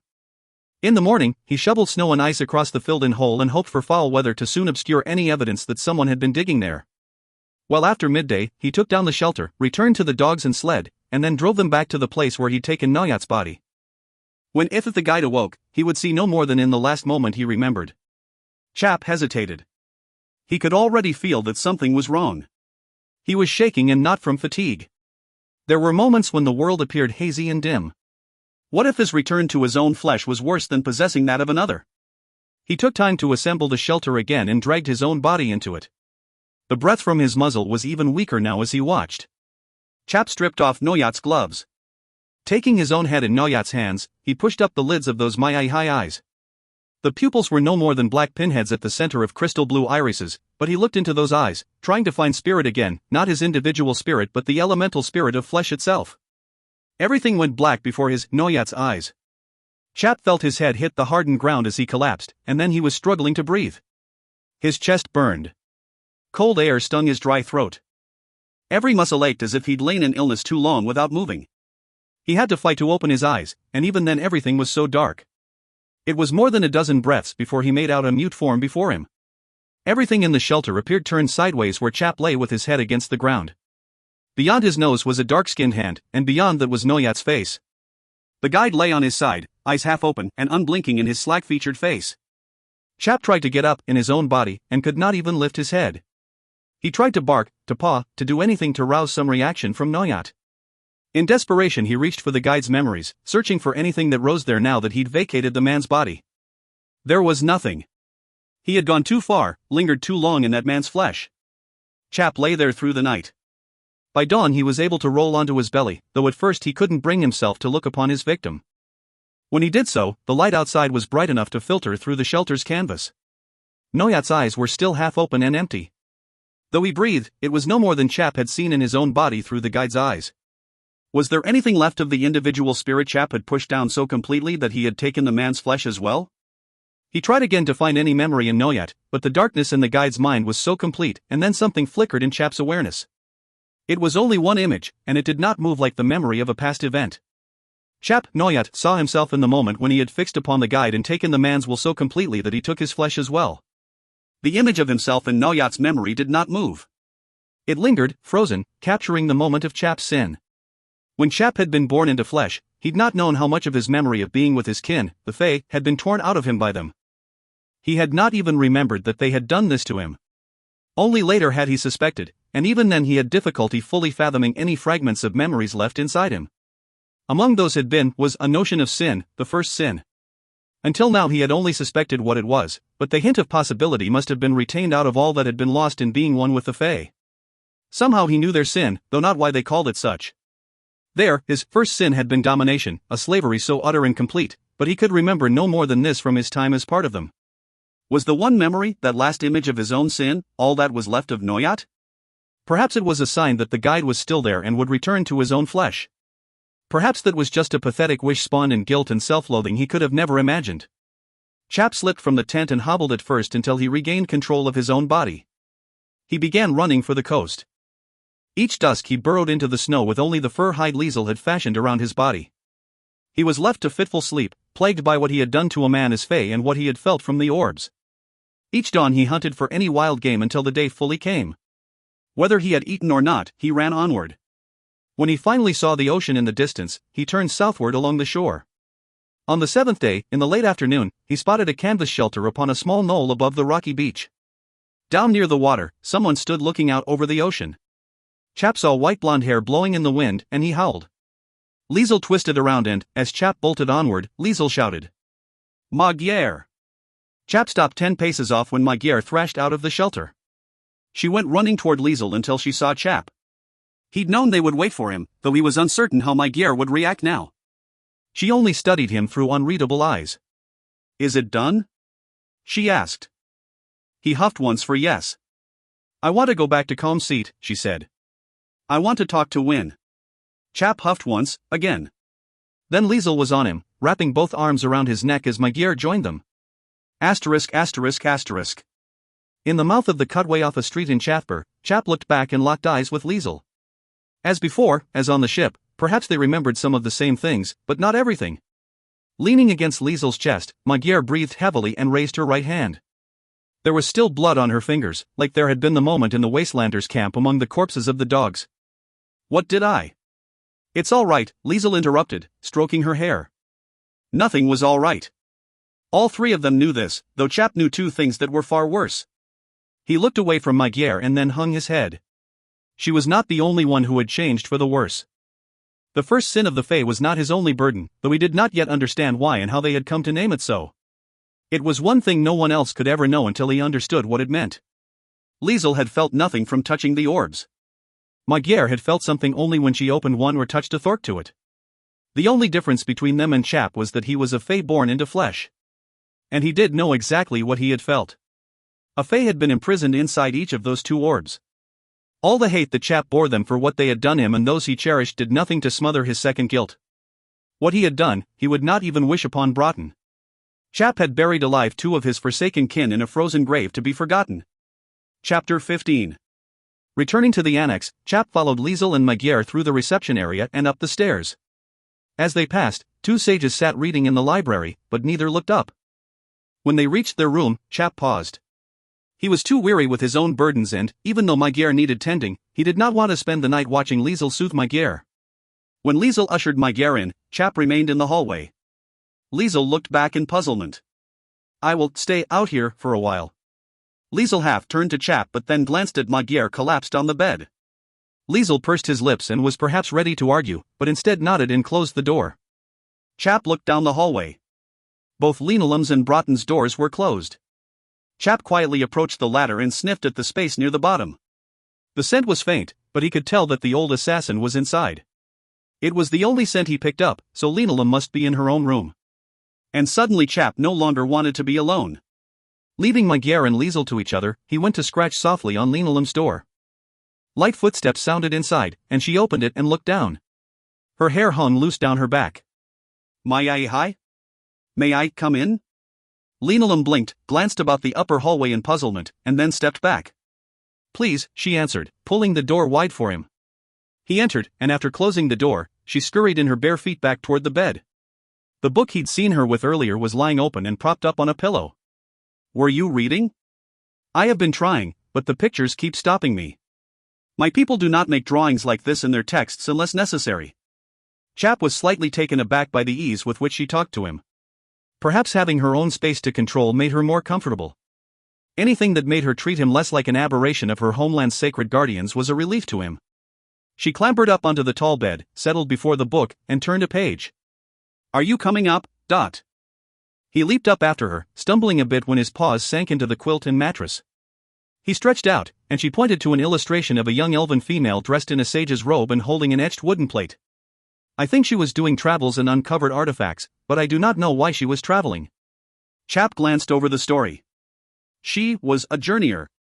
Linolem looked up at him in surprise. "You can read this book?" "Some words are different for elves in this land. I know only the way your people speak." Linolem's brow wrinkled for a moment at that, and Chap hoped she would not start treating him with all once again. Thankfully, her curiosity overrode all else. "What is a journeyer?" "Like Wynn, a rank among the sages, they go away after learning much to learn more, to prove worth and bring back knowledge to their guild. They must be so brave to go to strange places all alone. Not all journey like Wynn did. Most go to other branches, annexes, settlements in their region or places to work." Linolem grew quiet and still. "She is very brave, and now she will journey again with that other man and your daughter, Enosha?" "Hopefully." It seemed a strange thing to hope for. Chap said nothing about the hope that any of them would survive to return home. Linolem pulled her knees up against her chest and studied the image of the young elven sage, and Chap dipped lightly into her mind for any surfacing memories. Linolem saw Wynn back when the young journeyer had first visited the girl's land with Magyar, Liesel, and himself. Then came flashes of the moment Osha had arrived with Broughton and Wynn's journal. Chap had already been through too much this night. But now he was isolated with a pensive, lonely girl cast adrift without a destination of her own. Another opportunity like this might not come anytime soon. Broughton said Wynn sent him a journal through Osha. Linolem's gaze turned farther from him.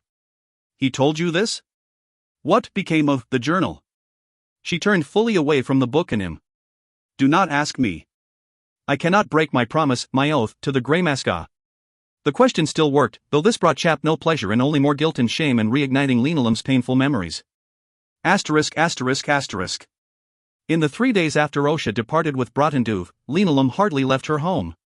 She had no interest in baking grain bread or working on embroidery. It was difficult enough not to weep. Scaleshialich had gone to the ancestors. It seemed impossible that Leshel would ever return. Now even Osha had been taken from her. She even grew fearful whenever grandfather, so weary himself, left their home. But she could not bear to go after him and hid away from a world that grew ever smaller with each loss. Grandfather was also in pain, yet somehow performed his daily tasks. He spoke to other clan members about the weather or goods that had arrived or were sent off for trade. She did not know how to do this, though he would rise from bed the next day to do the same. She knew that anger was a sign of bad manners, but deep inside she was angry. Not with Osha, who had left her like this, but with Broughton, who had forced him away. Querinene was the closest thing Linolem had to another woman in her life, but Leshel's mother was quiet, guarded, and cold. She had not loved Scaleshialich and viewed death as a part of life, part of the way of the Anmaglak. Linolum wondered whether the woman even understood grief. As a result of buried anger and sorrow, Linolum began doing odd things. Besides spending most of her days in bed, when she did get up, she carried the bottle with Scaleshialich's ashes into whatever room in which she settled. Those ashes deserved to be carried to the ancestors' burial grounds, but she did not want to let go of that last part of him. While in bed, fearful of falling asleep and losing sight of the bottle, she placed it beside her mat. On the third day, Grandfather woke her earlier than she wished and would not leave until she rose. He insisted that she bathe and dress, and she could not believe what more he expected of her. He wanted her to attend a celebration. Riavrakraja, Heart of Spring, had arrived, and the Coily Crotol, like all clans, celebrated the true birth of a new year. A feast would be prepared with smoked fish brought from the coast to be served with the most tender first growths of the harvest and the last of winter's stores. All in the enclave would sit together at tables upon the green and visit and offer good wishes to one another. This was a common tradition of the Incrowan. It would be taking place in enclaves throughout their land. But it did not feel like a day of new beginnings for Linolum, as she stood in the main chamber of her home with Grandfather under the watchful eyes of Quirin. All she had to cling to was the small bottle of her uncle's ashes tucked inside her tunic against her stomach. "Come, my child," Grandfather said. "It will do you good." How could he think this? How could he force her to mingle among people who did not believe she belonged here, who knew Scaleshialich was gone? She had no one but Grandfather now to stand between her and their judgments. "I do not think," she began. "We are going," he interrupted firmly, and then looked to Leshel's mother. "And you, too." Quirin raised one feathery eyebrow. She had never shown interest in the company of anyone outside this home. Grandfather was head of the household and a clan elder whose presence was required on such occasions. Even Scaleshialich had never dared disobey Grandfather in anything but his caste duties. This was the way of their people. But Linolum hoped Quirin would decline. That might give her a chance to do so as well. Instead, Leshel's mother nodded respectfully, and Grandfather shooed them both out and off to the feast. Everyone was dressed finely, with tiny colored cords of shiate cloth woven into their braided hair. Long tables set out were laden to their edges with honey cakes, spring berries, fresh mushrooms, dried fruit stores, and leafy greens. There was barely room for cups, plates, and utensils, and it should have been a pleasant sight.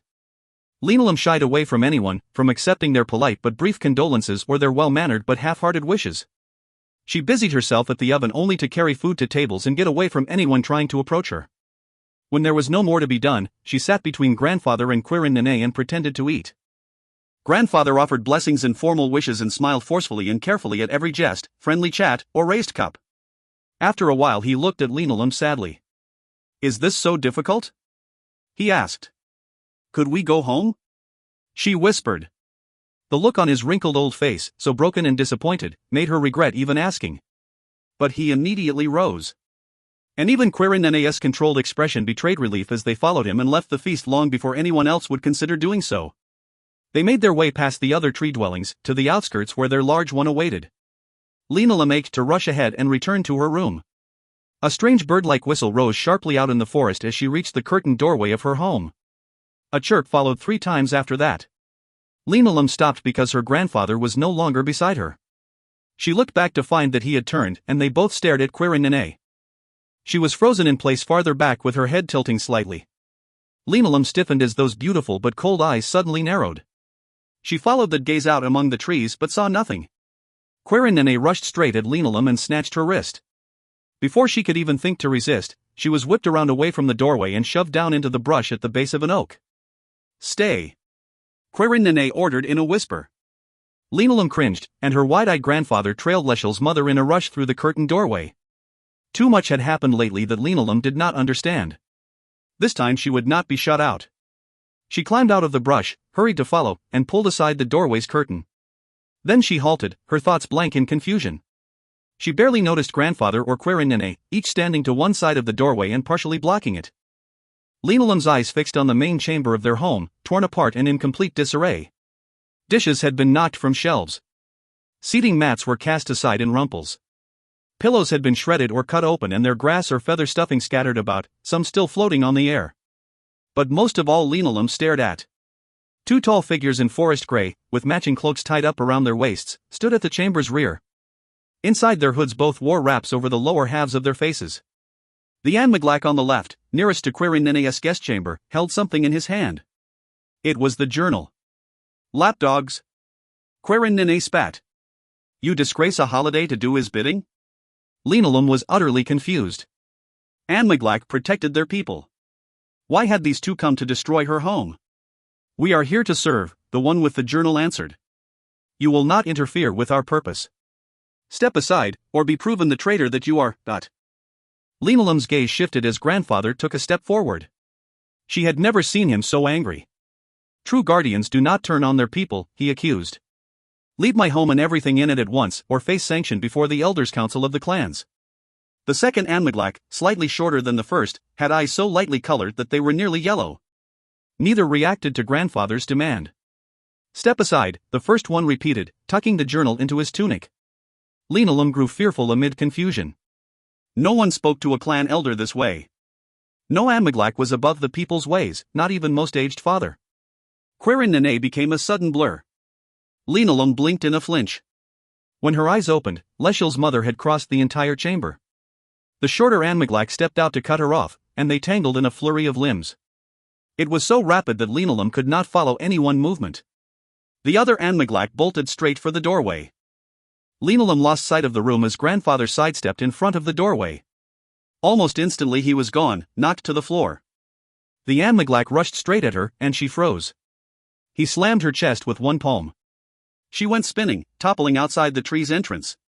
The ground rushed up, and she hit it on her left side. The strike had already taken her breath, and the impact made it worse. She fought to breathe, trying to get up, and then grandfather stumbled out of their home.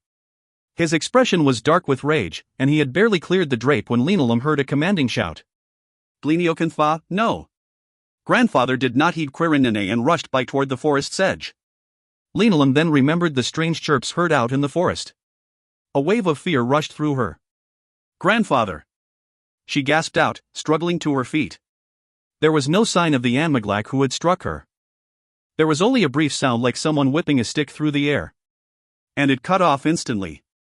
Grandfather halted short of the forest's edge, and Linolum swallowed in relief. All was quiet. Not even the sound of a struggle rose out of her home. Grandfather took a small step back in retreat. He began to fall.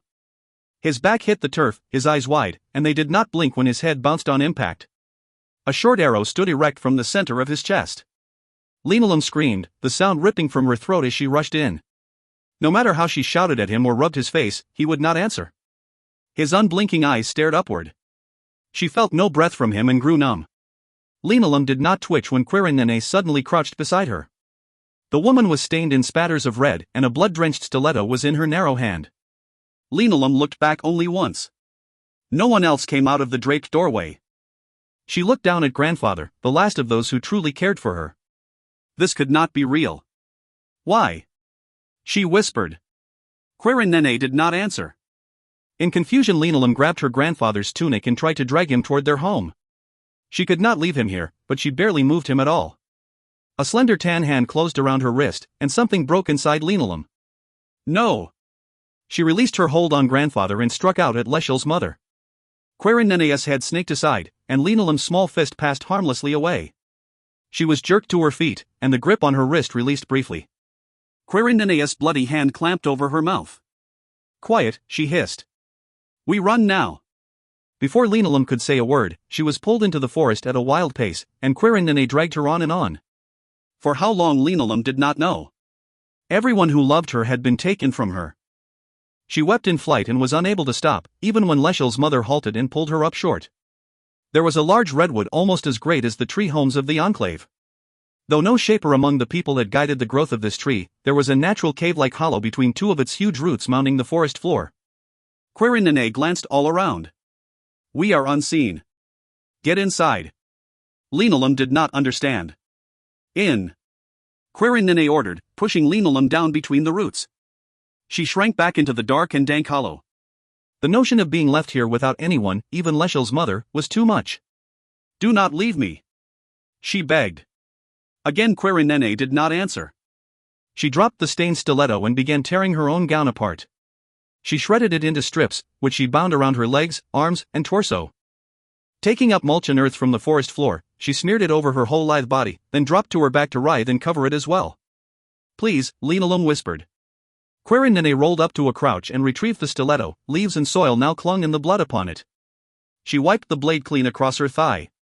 All of her unsettling beauty was masked, like some creature rising from the dead leaves and needles of the forest floor. All that remained clearly visible were her alluring, beautiful eyes, coldly fixed upon Linoleum. "I must get the journal," the woman whispered. Linoleum did not know why such a thing mattered. Panic rose at the idea of being left truly alone. She tried to crawl out, and Quirinene rushed in on her. "Stay, and do not step into the open. Please, no." Leshel's mother grew so still. Her face was too masked by smears to make out her expression. Only her eyes appeared to soften. "I will return," she whispered. "Stay where I can find you." She lunged off through the forest. No sound carried from a single footfall as she flitted from shadow to shadow and was gone. Cowering between the roots of the great redwood, Linoleum pulled her knees against her chest. She clapped a hand over her abdomen and pressed the bottle of her uncle's ashes against her stomach. All she could do in the fear that rose over her grief was to watch the trees and wonder whether the murdering Anmaglak were near. To know fear of them was a madness as great as her love for her uncle, Scaleshialich. And somehow all the horrors of this day had to do with Wynn's journal. Somehow Bratenduv and Quirinene were at odds with their caste and they had gotten grandfather involved. Even Osha had been taken from Linoleum by the Grey Maska. Because of Bratenduv and Quirinene, Linoleum was wholly alone in a world with no one to love her, to protect her even from those who were supposed to protect her people. Afternoon turned to night, and still Quirinene did not return.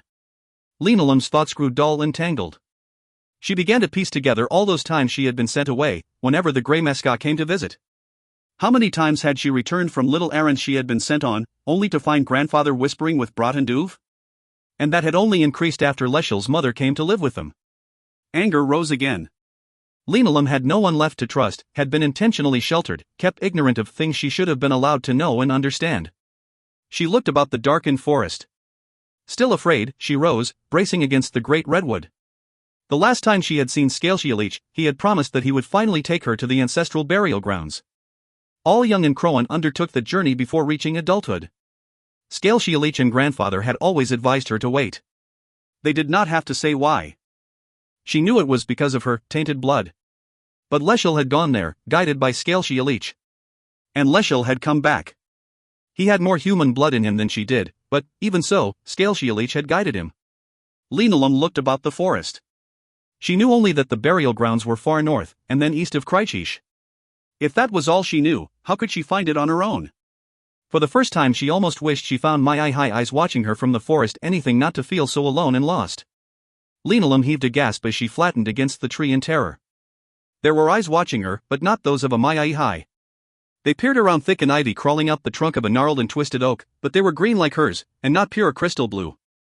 And more, the face around those strange eyes was too pale beneath the leaves. The eyes shifted, as it began to move. Linoleum looked about, trying to see which way to run in the night. Something light in color stepped out around the ivy-shadowed oak on long legs that ended in paws. Linoleum stared, her whole mind empty. There stood a female Mai. Delicate and small-boned, it had a coat so pale it looked cream-white in the scant moonlight. After a long pause, it padded slowly forward, and Linoleum looked frantically about again. There was nowhere to run that it could not easily catch her. The female stopped where the redwood's huge, long roots sank into the forest's floor. Linoleum simply stood there, watching. The longer she looked into the sacred one's eyes, the more she saw that their color was not truly green. Nearer now, they were more the crystal sky blue that she knew, but with irises that sparkled with hints of yellow. The female lowered its head slightly, as if it was looking down Linoleum's body. Its gaze stopped midway. Linoleum had no idea at what it was looking at as she closed her arms around herself, feeling exposed under the scrutiny. The bottle of her uncle's ashes pressed firmly against her stomach. The white Mai turned and walked off through the trees to the north. Without knowing why, Linoleum took a step, and the female halted. The Mai looked back at her, then took 2 more steps and paused again. Linoleum did not know what to think of all this. Mai always moved in packs, and there were no other eyes out in the forest. She took another step, and then another for every one the white female took. At least she was heading the way she thought she needed to go. Asterisk. Inside Linoleum's room at the annex, Chap lay upon the bed. He no longer watched the girl, as in the memory she had seen someone he too often had to push from his thoughts. His own mate, Lily, had come for the girl. How was that possible? Why had it been Lily? Where was she now? And what of their daughter, Shade, or any of their other children? Chap was so lost in more guilt that he could barely think on anything else he had learned through Linolum. Broughton had taken Osha somewhere. The Anmaglac had murdered Gleen, though Nene had done all she could to stop them and was likely hiding away among the dissidents. Linolum had lost everyone who cared for her. All because of Wynn's cursed journal, the one she should never have written in the first place.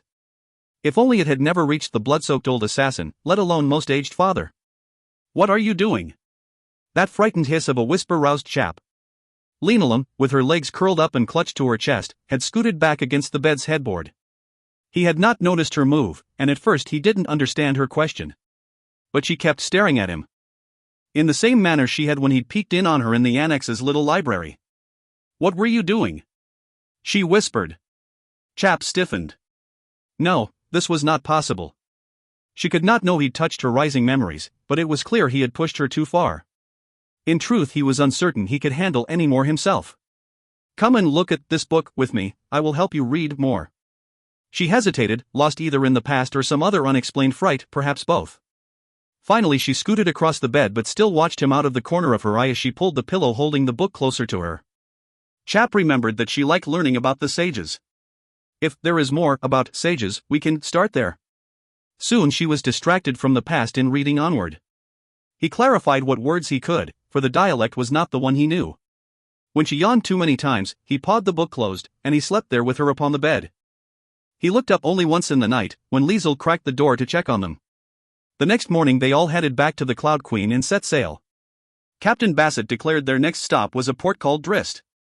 Even as the ship sailed out of Chathper, Chap couldn't stop thinking of Linolum's memories from the night before. He believed Quirin Nene had taken a blade from the Anmaglac inside the tree dwelling and killed the man with it. What had been the ramifications of that? She had also abandoned Linolum in the forest and given precedence to recovering the stolen journal. Gleen died with an arrow in his chest. Had the Council of Clan Elders learned of an Anmaglac murdering one of them, a healer and one-time shaper, in cold blood? For the first time since seeking the truth of what had happened among the Encroan, Chap was uncertain of how much to share with Liesel and Magyar, especially Liesel. And what had become of Chap's mate, Lily, mother of their daughter, Shade? Chapter 16. Mid-afternoon, as the Bashar approached Chathper, Nish was on deck with the rest of her companions. All 6 Anmaglac stayed out of the cruiseway and scanned the approaching port for any large ship bearing painted Numanese letters for the Cloud Queen. Danvarfage had led all of them to believe their prey would still be in this port and unknowingly waiting to be captured. Hungry for any hint of the quarry that had eluded them much too long, Nish leaned far over the rail. She anticipated pulling her blades for such a purpose and was equally eager to watch Rhyssus put one arrow and another into Brotenduv's chest. There was only one thing she wanted more, the blood of Leshel on her blade for the loved one he had taken from her. Disguised in human clothing, she was not likely to be spotted from a distance. Yet as the ship made port and docked, she stepped back from the rail and peered around in dismay. "It is large," Tavith said, voicing Nish's thoughts, as they both took in the sprawling harbor. Numerous piers had clearly been built over many years, and not with much planning other than to fit in one more. Nish began counting ships but soon gave up. "We have to disembark and search," Tavith added. "No," Frethfair said, leaning hard on her walking staff. "I wouldn't. Go and find the harbor master. See what you can learn first." As soon as the ramp was lowered, I Wooden headed off down the pier and vanished into the crowd. A somewhat uncomfortable silence followed. Tension between Frethfair and Danvarfage had grown, though Nish blamed the latter for their failures. Danvarfage was too cautious, too hesitant to shed blood. They should have taken this ship the first day out of the Isle. Had they done so, they might have caught the Cloud Queen long before now. Only Frethfair had the strength of spirit to lead this team. But so far Danvarfage remained the one to give orders and make tactical decisions, if not all strategic ones. Nish often wished Frethfair would simply take control, but perhaps it no longer mattered if they could trap their quarry by tonight. "Help me with my arm," Rhyssus said to her. She tried not to show pleasure at his request. For much of this journey she had barely noticed him. That had changed somehow. He had taken an arrow in the shoulder of his bow arm back in Calm Seat. Though the wound had healed, his arm needed strengthening. He had taken to holding it out, and she would grip it, and then he would try to bend it and lift her. Stepping close, she grasped his forearm. "Tighter," he said. Nish learned Rhyssus's one weakness among all his skills: he needed to take care of someone. For the better part of their journey to this land, W.I. Lanvey, the youngest member of the team, had fulfilled that need almost as a younger broher. In Calm Seat, Brotenduv had killed W.I. Lanvey, and Rhyssus had taken this hard. Nish understood the anguish of loss, and she tightened her grip on Rysis's arm. Shortly after W.I. Lanvy's death, Rysis had shifted his need to care for someone to her. At first she had not known what to think of this. He was never overt, but he took notice of her extra duties in caring for Frethfair. He tried to lighten her burdens in small ways. Nish had never valued kindness, had even learned to distrust it, for there had been so little of it in her life. But coming from Rysis, she did not mind it so much. "Plant your feet more firmly," Tabith growled at her good-naturedly. "Make him work harder, or perhaps I should be the one to dangle from his weak limb?" "I do not think so," Rysis answered with a slight smile. Tabith was wiry but muscular, by far the best of them in hand-to-hand combat. It seemed both strange and oddly comforting that they joked with each other while Iwooden located their quarry. Humor was another challenging thing to Nish, but again, with these two companions, she had come to neither despise nor distrust it. Danvarfage and Frethfair stood apart and separate, waiting in silence. Nish was not tense. They were within reach of the half-dead monster, Magyar, her murderous consort, Leshel, and the traitorous Bratenduv. Soon the first two would be suffering and the last would be dead, finally. They passed the time in this manner, though at each effort, Rysis barely lifted Nish's feet off the deck, but he managed it 5 times in a row. As her feet touched down a 6th time, Iwooden came striding up the ramp.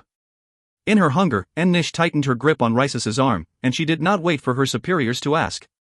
"Where?" she blurted out. "Where are they docked?" Iwooden hesitated. "What?" Danvarfage nearly barked. Iwooden shook his head. "We missed them by less than half a day. The Cloud Queen sailed this morning." Those words did not register over the roar of pounding blood in Nish's ears. When they did, she wanted to shriek in fury. She kept silent, swallowing the pain and frustration, and then found Rysis frowning at her, or rather at her biting grip on his arm, and she let go. This was all Danvarfage's fault for not letting them take the ship. Danvarfage's jaw muscle clenched, and Frethfair smoldered with visible anger. But it was Rysis's expression that kept Nish grounded. She could only describe it as a dark. Normally a stout supporter of Danvarfage, he now glared at her. He wanted the traitor's blood as much as Nish wanted Leshel's. They both sought payment for the loss of someone cherished. "We take the ship?" he said flatly, only half questioning. "As soon as we are out of harbor, Danvarfage dropped her head in brief contemplation. "Yes." ****. The following morning the Bashair left harbor, resuming its journey south. Danvarfage stood on deck with her team spread out to strategic positions and awaiting her command to act. Only Frethfair remained below in one of their cabins, and Danvarfage knew how that grated on the crippled Excovar Lisa. But it could not be helped, she would be less than useless up here. Danvarfage maintained her calm disinterest, though she was well aware how the others felt that they should have taken the ship before now. They did not understand how difficult it would be once they did so. There were not enough of them to sail this vessel, even if all of them had known what was needed. And only one of them had such skill. Revenge clouded their reason. All Danvarfage's instincts and experience told her this choice was wrong, that waiting would be better, but she could not put it off any longer. Rysis and Nish, and even the good-natured Tabith had made their positions clear. They had lost too many comrades to Bratenduv. They had been humiliated in being outmaneuvered by the monster and her half-blood consort. They were failing in their purpose given by most aged father. Still, questions plagued Danvarfage. Iwooden was the only one who also hesitated at this impending action. He stood silently near the ship's prow, and she strolled casually along the port rail to join him. He had experience with sailing vessels, as had some others originally assigned to the team, but they were all dead now. Perhaps that also had been a calculated choice by the traitor. "If we leave half the crew alive," she said quietly, "but find we cannot trust them to assist us, can you bring the ship into a dock with only our help?" Iwooden did not answer at first, and then, no. This concerned Danvarfage greatly. It was one thing to manipulate a captain into serving their needs and entirely another to force a crew to obey. Her team could kill 2/3 of the men and lock up the others with little effort. That would be over in moments, but what then? She could terrify enough of the remaining crew into service moment by moment, but they were loyal to Captain Samara. That created an unknown variable. Killing the captain might intimidate them into submission, but for only so long. Keeping the captain as a hostage might prolong their obedience, but eventually they would try to free him. Either way, her control would eventually falter, and going by Iwooden's word, there were not enough of her own, skilled or not, to handle this ship. "Hold off and wait," she whispered. "I am going to speak with the captain." Iwooden cocked his head with a quizzical lift of one eyebrow but then nodded. As he flashed subtle hand signals to the others, she headed off down the deck center. Rises frowned as she passed, but she ignored him. Shortly after leaving the harbor, Samara had gone below. She made her way down through the narrow passages to his cabin and knocked softly. Beyond the door, he called out a single word in Sudanese that she did not understand. Taking it as an invitation, she opened the door. His cabin was tiny, and he sat at a built-in desk shelf that lowered from the hull wall on 2 braided silk cords. He did not hide his surprise at the sight of her. "Pardon," she said quickly. "May I enter?" "Of course." "Is something wrong?" She stepped in and closed the door. He was a slender man with dusky skin and dark eyes. "Nothing," she said, and then purposefully faltered, displaying all the hesitancy of someone pressed to a hard choice. Depending on what he told her in the next few moments, she might have to kill him. "I have not told you, but we are trying to," she struggled for the correct term, "catch up with another ship. We hoped to do so in Chathper, but missed it." He shook his head. "I do not understand. We have family aboard a ship called Cloud Queen. We were to board that ship but missed it at the Isle." He relaxed at that and stood up. "You should have told me sooner." Walking to a map on the wall, he asked, "What kind of ship is the Cloud Queen?" "Very large, for large cargo." "Do you know by how long we missed it?" "A day, maybe more." Samara turned back to his desk and spread out one roll of canvas to reveal another map. He tapped one point on it. "We are here, just south of Chathper. The next port for a vessel of that make and size would be Drist." Looking to her, he pursed his lips. "Normally I advise passengers to not disembark there, for it is an unlawful place. But a large cargo vessel has to sail farther out from shore, in deeper water. I keep the Bashir closer to shore, and she is swifter. We should pass this other vessel by tomorrow at the latest. We will make Drist well before she does." Samara paused again, and this time, taking a deep breath, he folded his arms. "But I won't keep my ship there long. If you want to wait for your family, you will have to find lodgings, and I do not advise that in a place like Drist." Dan Varfage nodded, suppressed any visible relief, and even tried to smile. "We will manage. And thank you." But her thoughts were turning as she left. If the Bashir overtook the Cloud Queen and reached Drist first, there was no reason to seize this ship yet. And if Drist was the lawless place Samara described, so much the more in favor of her purpose. Asterisk asterisk asterisk. On deck near the aft castle, Nish grew restless. The plan was to kill and toss overboard anyone in the open and then silently work their way down through all entrances, until the remaining crew below were cornered and locked in. They could then decide how many to keep alive to man the vessel. Too many days of inaction other than caring for Frethfair had left her half-mad to do something. She had bitten back a hiss when Iwooden had signaled everyone to wait as Dan Varfage walked off below, alone. Nish looked to Rises, standing at the opposite rail near the forward mast. He glanced more than once toward the aft, where Dan Varfage had vanished, and then shook his head slightly. He kept clenching the hand of his recovering arm. Nish was thankful when Dan Varfage re-emerged, and set herself, ready to pull her blades. She picked out the closest sailor checking rigging near the rearward mast, and she looked for the next signal. Dan Varfage stopped, barely beyond the rearward entrance to below. She leveled her left hand at her side, palm down, and slowly swept it outward away from her thigh. Nish clenched all over.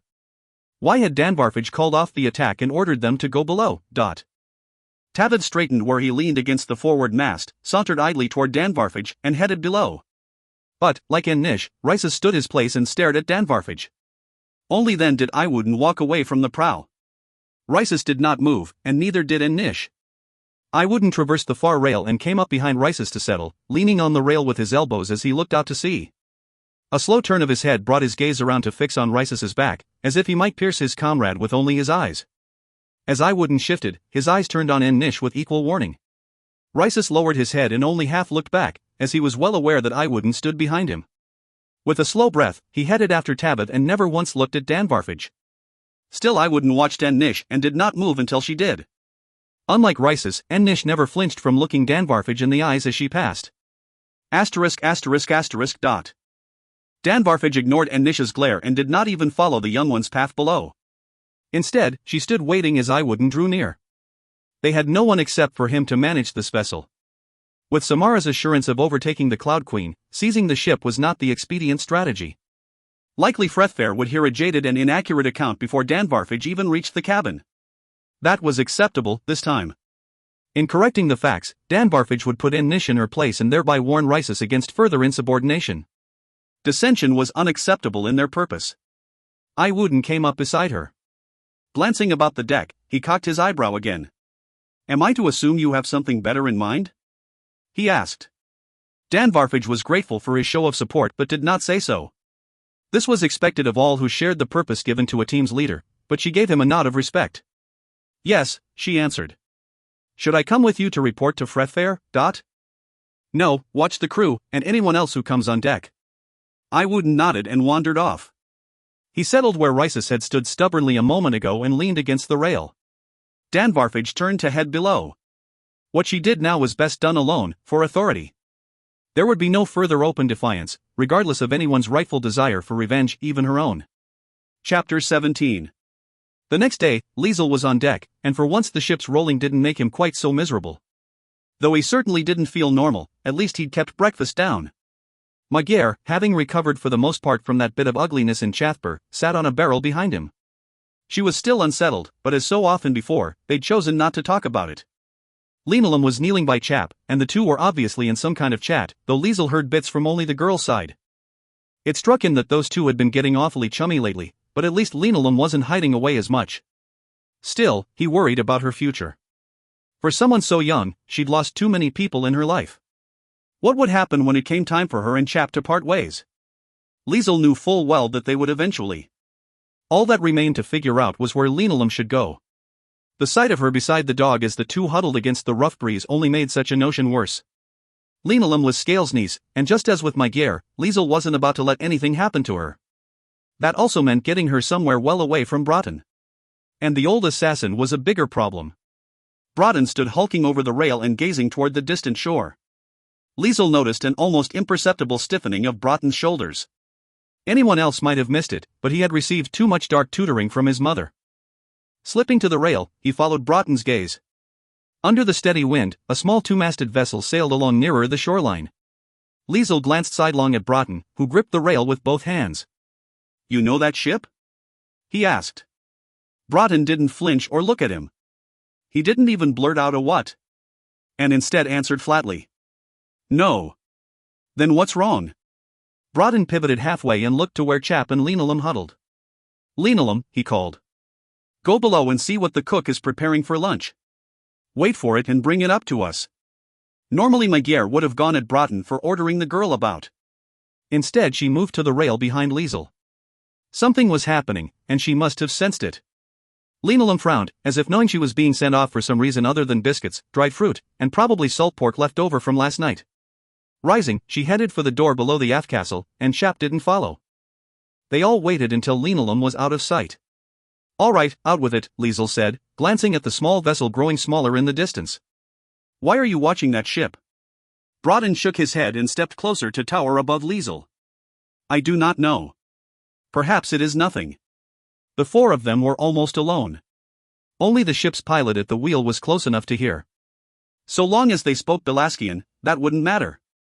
"You think we're being followed?" Liesel accused. "What?" Magyar asked angrily. Liesel swung his arm back to keep her away from Broughton, but he, too, was tired of Broughton's never-ending string of secrets, one leading to the next. "What do you know that we don't?" Liesel paused. "It's Anmaglack out there on that ship, isn't it? How did they learn enough to follow us?" Broughton still didn't answer, and Liesel's frustration grew. Standing a few steps off, Chap rumbled softly. "Ask him why he is at odds with his caste. What caused this breach?" At Chap's suggestion rising in his thoughts, Liesel didn't take his eyes off Broughton. Chap was after something, perhaps knew something. "What did you do?" Liesel asked. "What caused the break between you and Most Aged Father, between you and your caste?" "Not with my caste," Broughton returned, and there was an uncommon edge to his so carefully controlled voice. "Only with Most Aged Father's blind fanatics, only with the loyalists." "The what?" Magyar asked. Asterisk asterisk asterisk. Broughton briefly closed his eyes at Magyar's question. He had known this moment would come, and something pulled at him, telling him who was likely on that other ship. That too had only been a matter of time, for he had put it into play himself. When he opened his eyes again, he fixed on Leschel. "It was from Quirin Nene," he began, "that I learned the true depth of the breach. For I did not cause it." Leschel's features flattened. "My mother?" No one spoke. Not even Bratenduve broke the silence. As yet he could not see how much or how little he would have to give up. I answered your questions, Magyar said, barely above a threatening whisper. Now you answer Liesel. Bratenduve did not need her to remind him of their bargain. Asterisk asterisk asterisk. Once Osha had gone off with the summon Cloisses, Bratenduve ran for the central enclave of the Coily Crotol.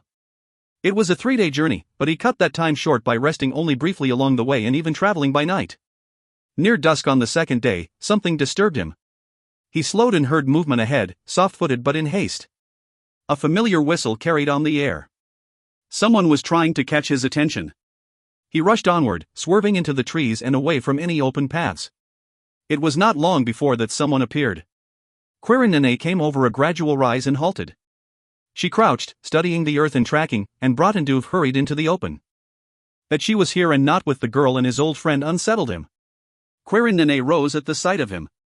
Besides wearing an Anmaglax cloak over her shoulders, she was covered in soil, leaves, and tree needles amid dried smears of earth. She had shredded her gown to wrap up her limbs and torso. Older, dried blood crusted on her hands, though there were signs she had tried to clean it off. In surveying her whole form, he saw no wounds. Bratenduve, she breathed, but that was all she got out amid panting from a long, hard run. He had known her since she was a girl, and had never once seen relief in her eyes, not even when he had helped to free her from a glade where most aged father had imprisoned her. Bratenduve pulled her to the base of an ash tree, made her sit, and then waited. Gleniocanthai is dead, she finally managed to say. A hint of pain slipped into her voice and struck him as well, though this barely registered in his mind. Gleniocanthai was like the forest's highest trees, seemingly eternal no matter how old he grew. Strands of silky white blonde hair were stuck in a smear of blood on Quirinine's cheek. Bratenduve reached out and pulled them off, and still he could not respond. Assassinated, she went on quietly, by loyalists. He half turned and sank on his heels, his back struck the tree's trunk as he settled beside her to stare out at nothing. 3, she said. 1 hid in the forest while 2 entered to search for the journal. We were at the feast, and I should not have left it behind. They took it before I could stop them. She paused as if reliving the moment. Details were missing, but only one thing mattered. The one with the journal ran, she continued. Gleniocanthai followed and would not heed my warning. When I had finished with the other, it was too late. Gleniocanthai lay outside, an Anmaglac arrow through his heart. Bratenduve still stared outward. If he looked at her, either of them might lose control of their grief. What of Linoleum? He asked. Where is she? I hid her in the forest well beyond the enclave. Then I went after the 2 who fled with the journal. In place of catching them, I. At her sudden silence, Bratenduve had ample time to guess at the rest.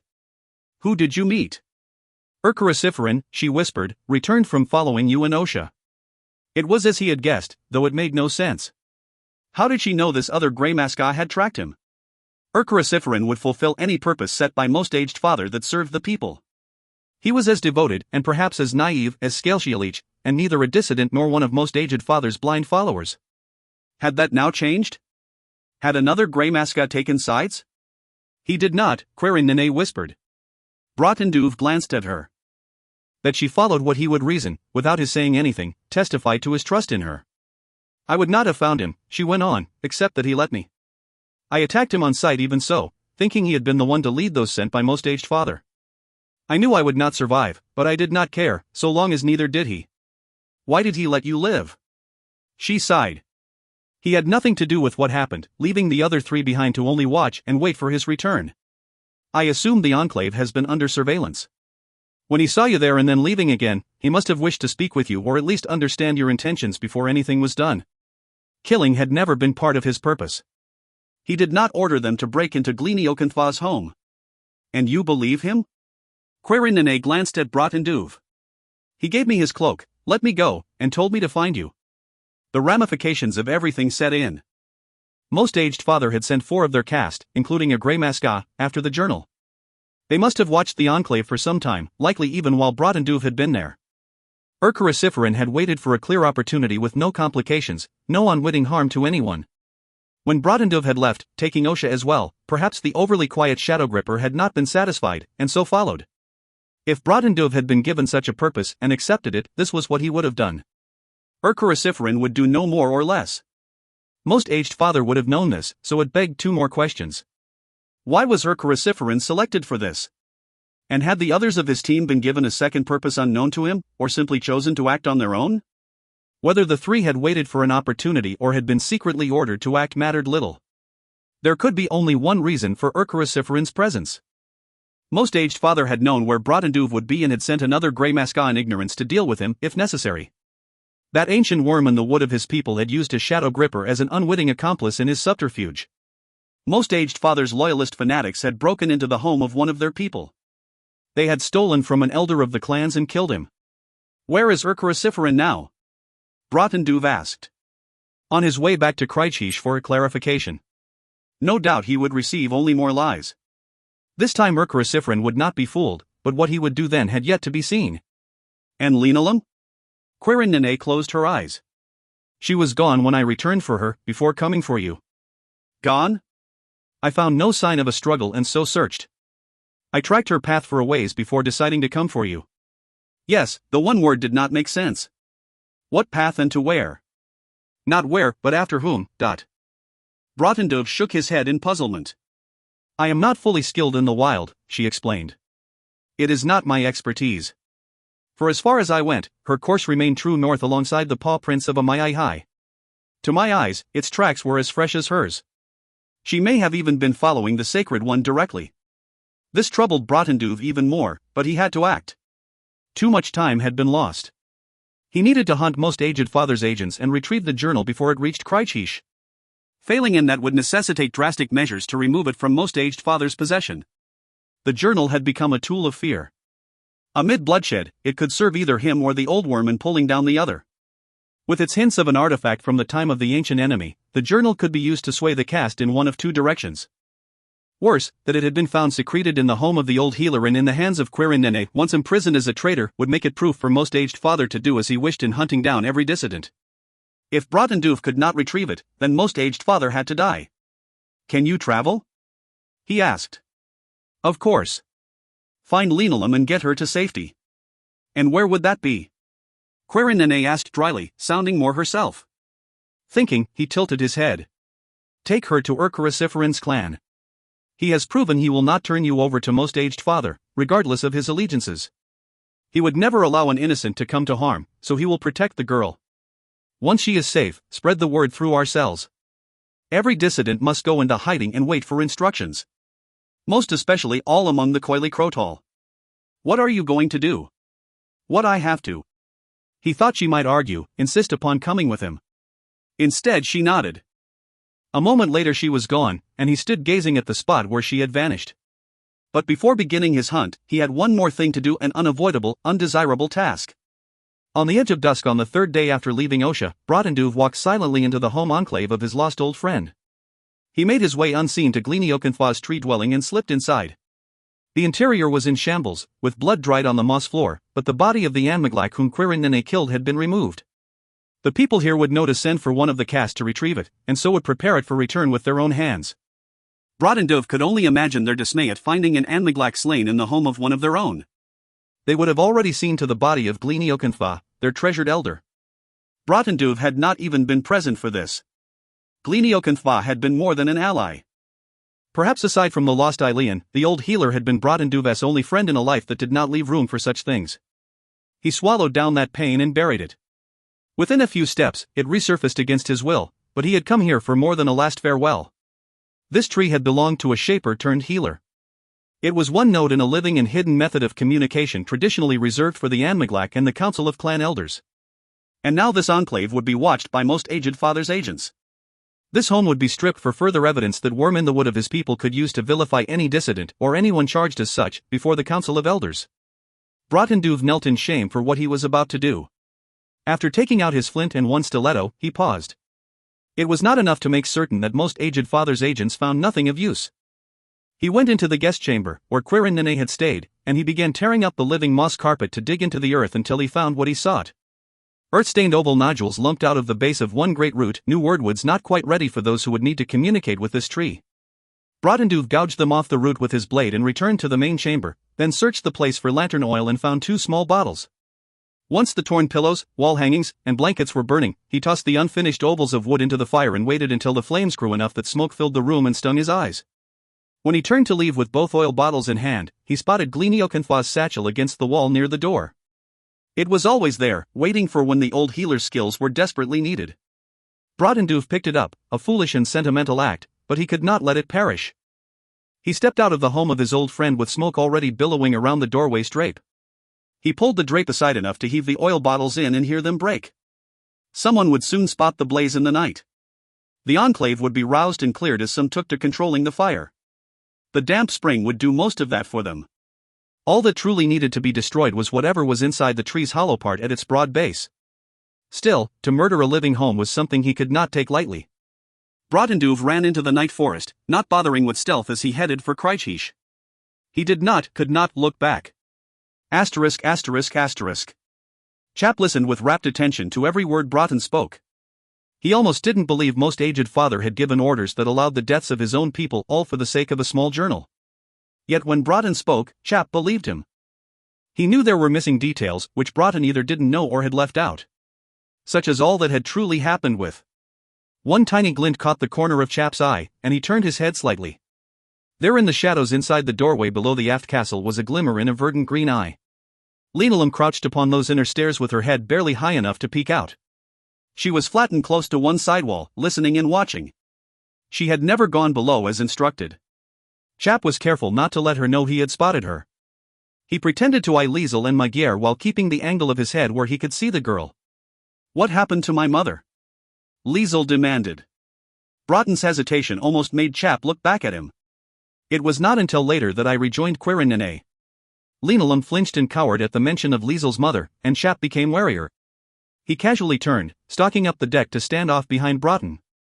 That would unnerve the old assassin, though it was not Chap's reason for doing so.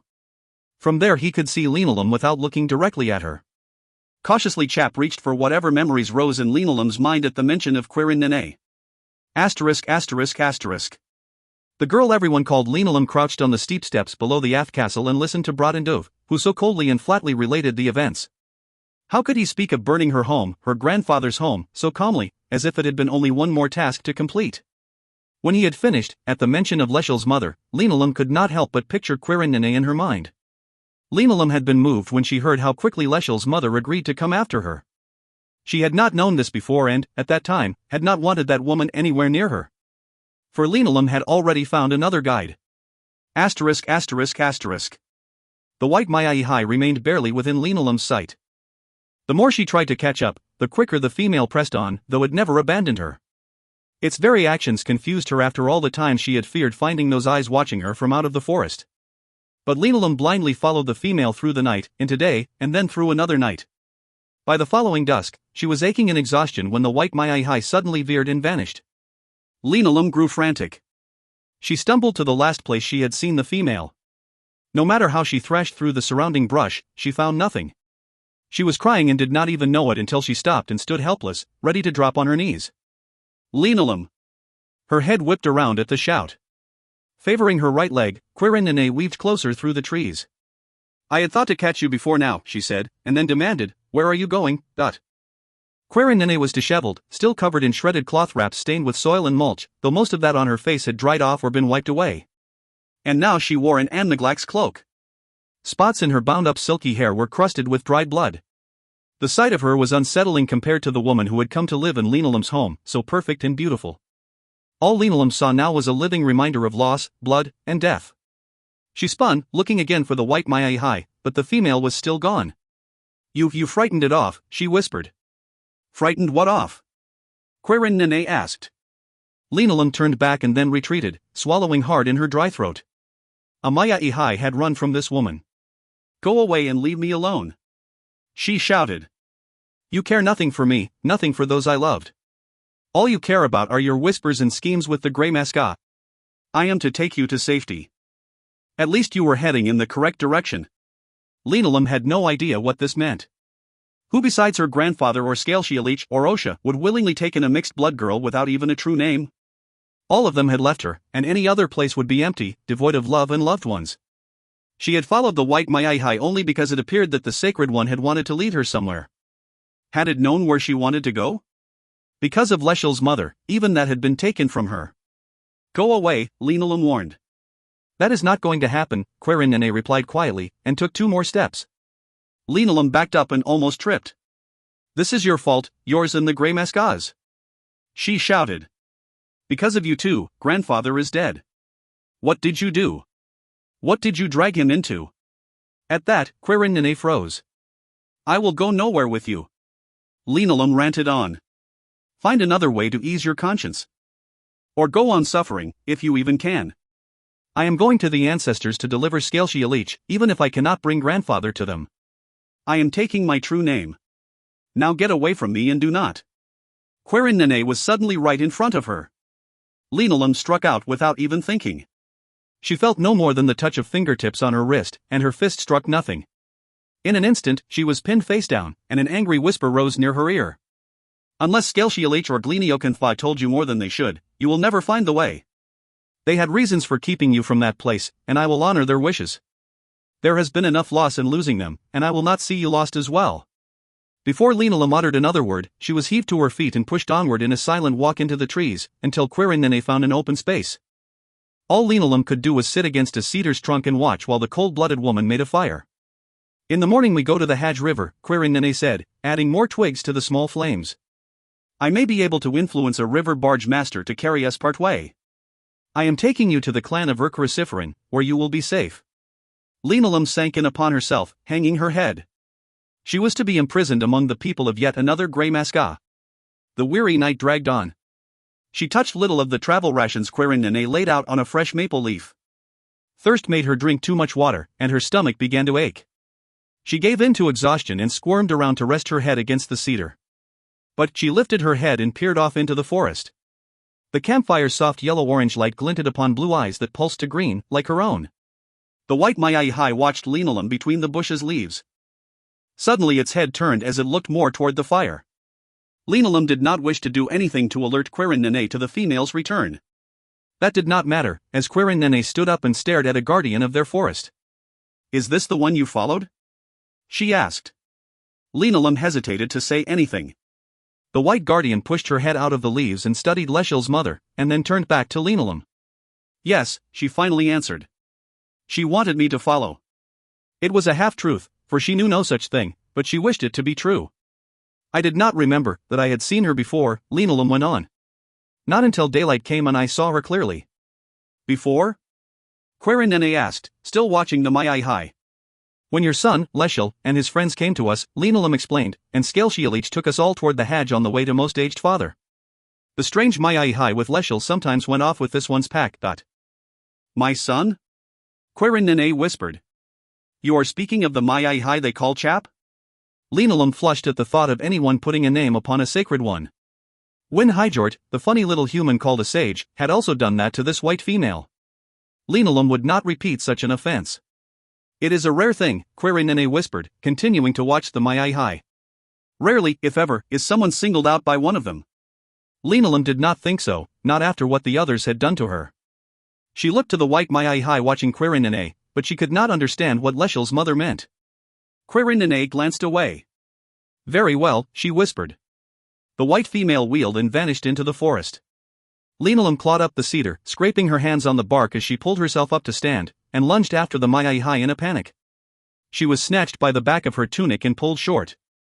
All hope vanished, and she did not struggle this time. She stood weeping yet again at another loss. I will take you to the ancestors. Linolum spun around, numb with shock, and then relief overwhelmed her. Do not thank me, Quirin warned. There are other things that need my attention, which are now dangerously delayed by my choice. And when we have reached the burial grounds, you will have never run so long and hard in your life. And so, although Linolum had never expected help from Leshel's mother, the two of them traveled together. In some ways Quirin's presence made the journey easier than it would have been in following the white Maiai. The people of the Hadj knew her as the daughter of Great Eilean, another Grey Masca. Comfortable transportation and good meals on a barge were provided without barter. Due to spring swells, the current was faster than at any other time of the year. The barge swam with great speed, as a living vessel of the people, and carried them swiftly down the river for days. But they did not go all the way to Kreitchish, Originhart. Much to the confusion of the barge master and his awestruck attendants, Quirin requested a stop where there was no known settlement for leagues. After disembarking, she led the way through the wild with the confidence of someone who knew exactly where she was going. Linolum followed without question, and the running soon began. Her only relief came when the thickening woods slowed them enough that they had to find a way through. Wherever Quirin was taking her, it was on a direct course rather than an easier path. In daylight, Linolum harbored little doubt the ancestors would accept her, for they had accepted Leshel. But that night in the dark, as she lay weary and aching upon the ground, questions and fear crept in. What if the ancestors rejected her? At dawn she pressed onward, following Quirin, who never appeared to tire. The next afternoon the forest around them began to change. There were no flowers here, only an overabundance of wet moss that clung to tree trunks and dangled from branches overhead in dark, wet curtains. The trees were older and gnarled, their bark darkened by moisture that was thick in the air. On that bark were growths of fungus in earthy, sallow colors. A rain began, its drizzle pattering against the leaves. The farther they went, the less Linolum could see the way out when she looked back. Until it was completely dark, she could not even tell when night drew close. The sky had long past been blocked out, and it seemed they walked for so long in a perpetual dusk. Linolum felt as if the trees, so old and tangled with each other, were aware and did not want her here. She had always felt like an outsider among her people, but now the Incroan forest itself closed in on her as though she was a trespasser. Keep up, Quirin commanded. It was long past dark when they stopped.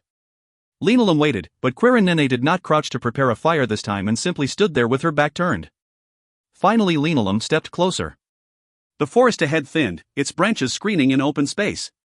It was so dark that the masses of leaves and trailing moss were little more than shapes of pure black.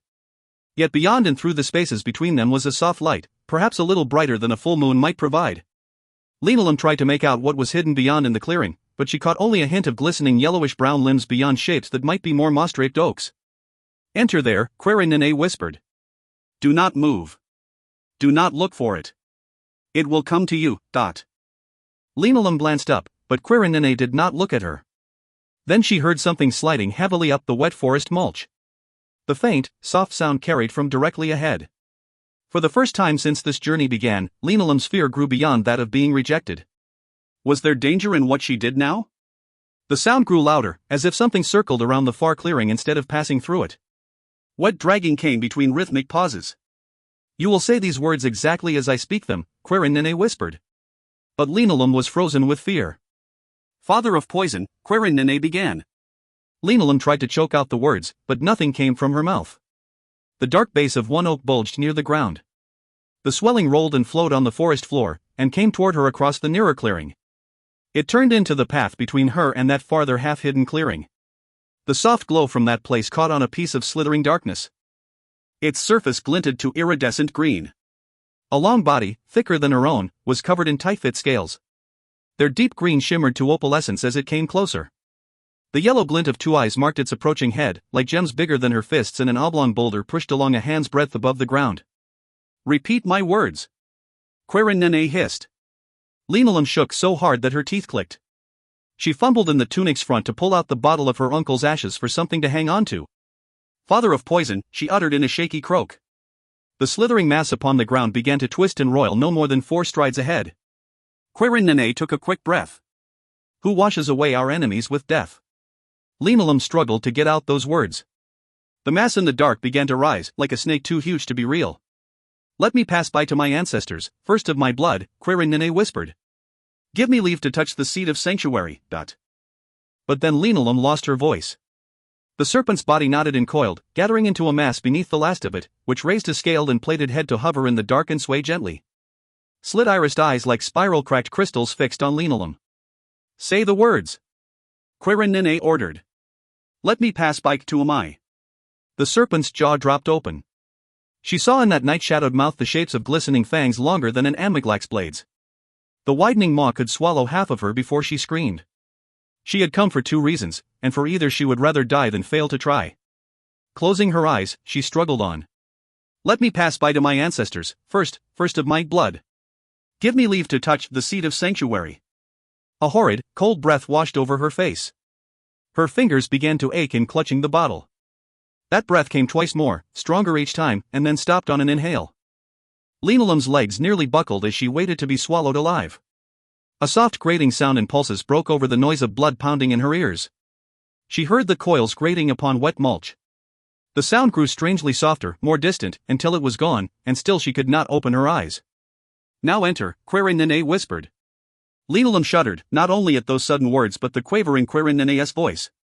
This was the woman who had come out of Linoleum's home bloodstained from having killed one of her own without hesitation, and later gone after the others all alone. There had been no fear in her hard, beautiful eyes back then. Linoleum looked up to find Query Nene's features visibly tense. "Are you not coming?" she whispered, her own fear growing again. "You must enter alone." "But I heard about Scaleshialich went with Leschel." "Go." Linoleum hesitated in looking to the glow beyond the oaks. No matter what waited there, she could not turn back now. Taking her first hesitant steps, she peered about for any sign of the father of poison. She never stopped looking as she walked, until the glow ahead grew too much to ignore. She found herself standing between the surrounding oaks on the edge of the inner clearing. Before her was an enormous glistening tree not quite as large as those that surrounded it. She knew it only by a name, for no one would have dared to describe it. Rois Charmion, the seed of sanctuary. All her fear faded as she stepped closer and gazed up into its wild branches filling the night above her. It was not shaped like the tall and straight ash trees she had seen all of her life. From its thick trunk, stout branches curved and wound and divided. A soft glow emanated from all of its fine-grained tawny wood and dimly lit the entire clearing. Leafless and barkless, yet alive, she could feel that much, and this must be what all those before her had felt upon coming here. From its wide-reaching roots lumping the earth to its thick and naked pale yellow body and limbs, the tree's softly rippled surface glistened beneath its own glow. Warmth spread from it that she could not describe, as if its light sank through her skin. Linoleum held up the small bottle. Before her own need came that of someone she loved. Carefully removing the stopper, she crouched, uncertain whether she did any of this correctly. She slowly tapped the ashes out and spread them at the base of the tree. "You are home," she said, closing her eyes and wishing the ancestors would keep Scaleshialich among them forever. It seemed so long before she rose and, with her head still down, tucked the bottle away in her tunic. Then she looked upon Rois Charmion. "I am here," she whispered. Nothing happened. Had she done something wrong, or was there something she had not done?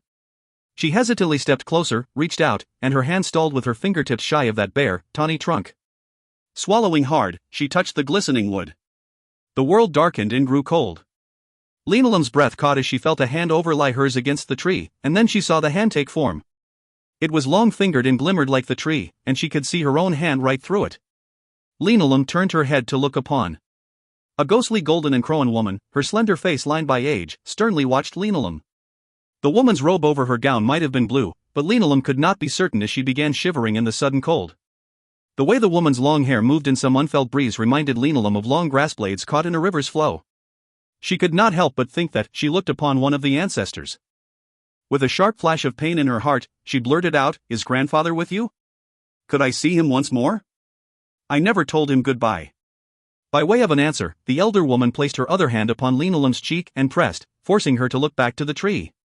Rois Charmion began to swell before Linoleum's eyes, as if she were falling face-first into its trunk. An instant before impact, she thought she saw translucent leaves sprouting from its limbs. Then she saw something more, through and beyond it. She looked out upon a land she did not know, as if she stood upon a high precipice, about to fall. Beyond a broken expanse, where a ragged terrain spread between ranges of woods, was the richness of a deep and dark forest. Linoleum felt herself teetering on the edge. She arched back, stumbling in an awkward retreat, and spun about. Everything around her had changed. The burial grounds, the glowing tree, were gone. Across an open grass plain that strangely frightened her was a forest sedge with trees that dwarfed the dwellings of her homeland. They were so impossibly tall. But that plain between them terrified her for some reason, as if a violent event had happened there that she could not remember. She backed away, but then the grass clung to and snagged her clothing, as if trying to stop her. With her breath quickening, she thrashed around, ripping her cloak from the grass's grip. Linoleum froze in place, for there at the edge of the plain stood the ghostly elder woman. "Where am I?" she cried out. The ghost said nothing. Perhaps a brief sorrow passed across her features. If so, it was quickly gone, replaced by stern watchfulness. Linoleum turned to the right to run. There beyond her stood the ghost, closer now. She retreated and then whirled to run the other way along the plain. Again the woman was there, closer still. Linoleum stumbled in trying to stop and fell face-first into the tall grass. Rolling, she tried to escape the clinging strands. She fought to get to her feet, and this time ran for the far tree line, but that ghostly woman appeared again out on this plain and far from that massive forest that was not her own. Linolum pulled up short before stepping over the precipice. It was suddenly there before her again. Beyond it was now only choppy water as far as she could see, but it was not the rich blue-green of the bays of her people. Crashing waves of dull gray and foam broke upon the rocks far below her. Backing away, she turned more slowly this time and she found herself in a dark forest of vines and enormous trees. The sky was no longer visible above, blocked out by intertwined branches. Spinning around, frantic at being lost, she stopped. There was a glow far ahead of her, but she could not see from where it came. It could only be Rowese Charmian, and so she ran for it, slapping her way through the brush until her clothes were soaked by droplets on wet leaves. She broke upon a narrow path and could not see the light in the forest anymore. Turning both ways, she saw it at last. There stood the woman, pointing the other way along the path, away from herself. Or was she pointing at? Linolum backed away. All that she knew was gone and lost. She recognized nothing here. Where am I? She cried again. Down the path by which I came, to a lost way. Linolum shuddered so hard that it nearly pushed her to convulsions. She had heard those words, mournful in the woman's voice, though the spirit's lips had not moved. Cowering, as the woman pointed beyond her and back toward the precipice, Linolum raised her hands to cover her eyes but never touched her face. Her fingers and palms, all the way to her wrists and beneath the edges of her tunic sleeves, were lit from within by a pale glow. Like that of the woman pointing at her. She choked, unable to breathe, and then turned and fled. Was she to die for having come here? Was that what all of this meant? She was in an open grassland and running as fast as she could, but another forest loomed ahead, smaller and sparser than the great one. She broke through, and there was the woman, watching and pointing, among the trees. Beyond and ahead was that other glow in the forest's depths, so like that of the ghost. Trying to catch her breath, Linolum swerved away at a run and found herself in a different forest of red and orange leaves, then down a stony shore and through a world of white ice, and then a place of nothing but sun and burning sand, and then another foreign forest. She tried to find anything familiar, her homeland, the dark silhouettes of the burial ground oaks, the draped moss beyond that, anything. In terror, she coughed out, "Grandfather. Scaleshialeach. Help me, dot." There was no answer, not even the voice of the ghostly woman. Everything blurred and darkened before her eyes. Linolum's next footfall landed on something that turned under her weight. As she fell, she called out the only name left that she could remember. Quirin Nene. The world went black and silent, for who knew how long. A glimmer of dull flickering light, which danced in umbers and oranges as if seen through something in its way, grew as Linolum struggled to open her eyelids. The whole world was dark and sideways, but for a small fire upon the forest floor. Beyond that crouched a slender figure in a travel-stained cloak of forest gray. Quirin Nene raised her head, and her beautiful, cold eyes widened as Linolum struggled to sit up. Only then did Linolum see that she was somewhere else, no longer within sight of the burial ground. All around her were the dank, mossy trees of the forest along the way to that place. She breathed in and out through her mouth. What she had seen there had felt so real. "And what do I now call you?" Quirin Nene asked. Linolum was struck mute at such a question. Did Quirin Nene not wish to know what had happened? Obviously she had come when Linolum called out for her, so she must have seen something while carrying away a collapsed unconscious girl. Linolum did not want to think about a name and began, "I saw." "No," Quirin Nene commanded. "We do not speak of such things. That is only for you to know, and to choose a name, as you see fit, by what you learned." Linolum shrank upon herself. At her touch, Rowese Charmian had turned into a common leafy tree, as if it had lost all that it had once been. She had found herself in an endless stretch of foreign lands, one after another, as she tried to find her way home, and could not. The truth of that much almost broke her. She did not belong among the people. No matter how much Scaleshialeach and grandfather had tried to make a life for her here, it was not what should be. She began to weep. Had Scaleshialeach seen anything such as she had? Had he seen his death upon facing the ancestors? Had he seen his flesh glow like the ghosts of the dead long gone from this world? All she knew was that he had not seen what she had. She had seen a world without her home, and the ancestors wanted her gone. "I cannot and not," Linolum stuttered out. "Not choose from what she said to me." Pulling up her knees and burying her head, she broke into sobs. "What?" Quirin Nene whispered too sharply. Linolum weakly lifted her head. Through tear-blurred sight, she found Quirin Nene watching her intently. Fear, more than anything else, quelled her sobs. "She, one of them?" Quirin Nene struggled to get out. "You saw, heard the ancestors? That does not happen." Linolum grew still, for this was not exactly true. She had heard hints that the ancestors had spoken to Leshel. Quirin had to know this much and more. Did the ancestors not speak to all who came for their true names?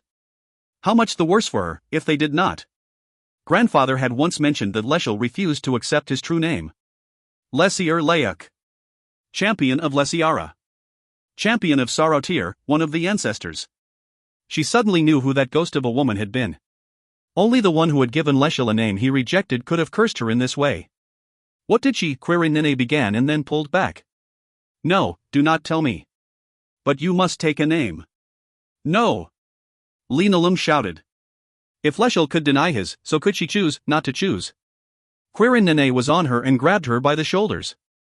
This does not happen without cause, she snarled, but then she began to falter. Not to anyone but, ... She did not need to finish, for Linolum knew how those words would end, not to anyone but my son. Linolum wondered at the given name of Leshel, which was a very old one meaning colored by rain, or, by the symbol of rain, tinted by the world's tears. Why would a mother do that to her son? Leshel, Lesiar Leuk, and Lesiara, the one of the world's tears to champion one of sorrowful tears. What of that mother's own taken name, Quirin the water lily's heart? What had she seen in the burial grounds to take such a name, so much better than the one she gave her son at birth? Listen to me, Quirin began again with restraint. The ancestors do not interfere in our lives, our choices, without great need. For such an effort, at such a cost, when they speak to you, she stalled, shaking her head. You must listen, you must hear them, and you must choose. Linolum had already borne the cruelty of her birth name, Child of Sorrow, given by a mother who had run off in the madness of grief. What is your name? Quirin asked. Dwelling in sorrow, remembering what the ghost had said to her, she finally whispered, Shelly Calhoun. Any few words or a phrase, once turned into name, could require a moment to unravel their meaning. It was such a moment before Quirin leaned away a little and exhaled a slow breath, the closest to a sigh that Linolum had ever heard uttered by this woman. Lie down and rest, Quirin said. Leshel's mother remained at Linolum's side and was always there in any moment when she awoke in fright amid the dark. She awoke the last time well before dawn, though she did not open her eyes. Still, as if knowing, Quirin spoke. I will take you to Urkrasiferan's clan, where you will be safe. Linolum did not miss that Quirin never used her true name, and she did not argue. Where she was taken, led, or left in a land in which she no longer belonged did not matter. The trek was not as long or grim as the one to the ancestors' burial grounds. They were intercepted and guided by a team of warrior hunters from Urkrasiferan's clan. It took much explaining by Quirin as to why they had come, for word of what had happened at Linolum's home had already spread. Why it had happened did not seem to be known by anyone as yet. Linolum said not a word. Quirin left her with Urkrasiferan's sister, as the Greymaska was not present. There were few words of parting between them other than a promise from Leshel's mother that those who had killed grandfather would not be allowed to live. It meant nothing to Linolum. Quirin's last words were not even to her, but to Urkrasiferan's brother. I need a bow. Preferably small, but any will do. And then, she was simply gone. Alone in the night within a strange home that she did not know, the girl called Linolum chose not to wait for the ancestors to cast her out. Stealing what food she could, she slipped away from the enclave and headed for Goidnajaj with little notion of what to do when she got there.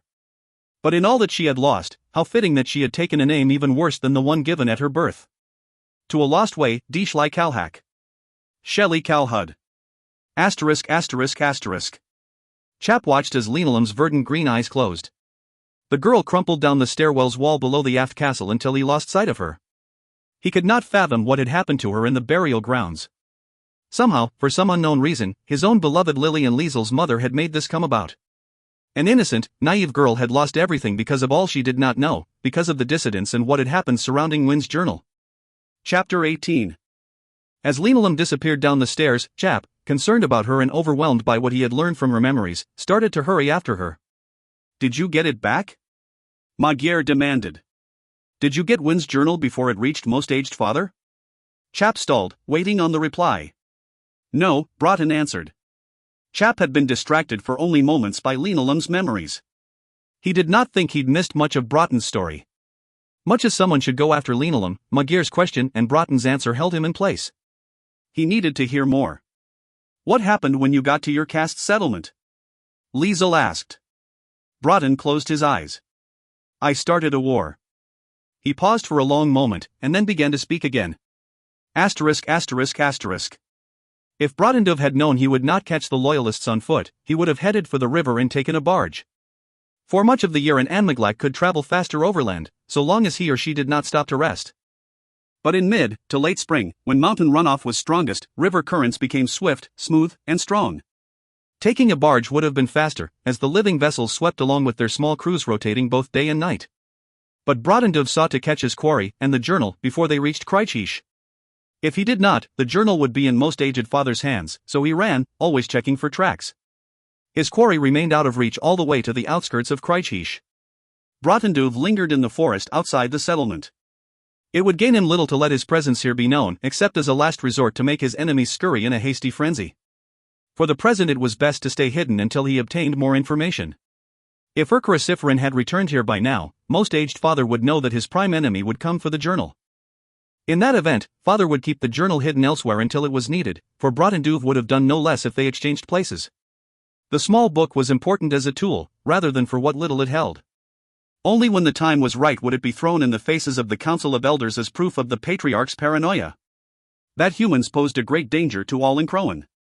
That Magyar should have never been allowed to live.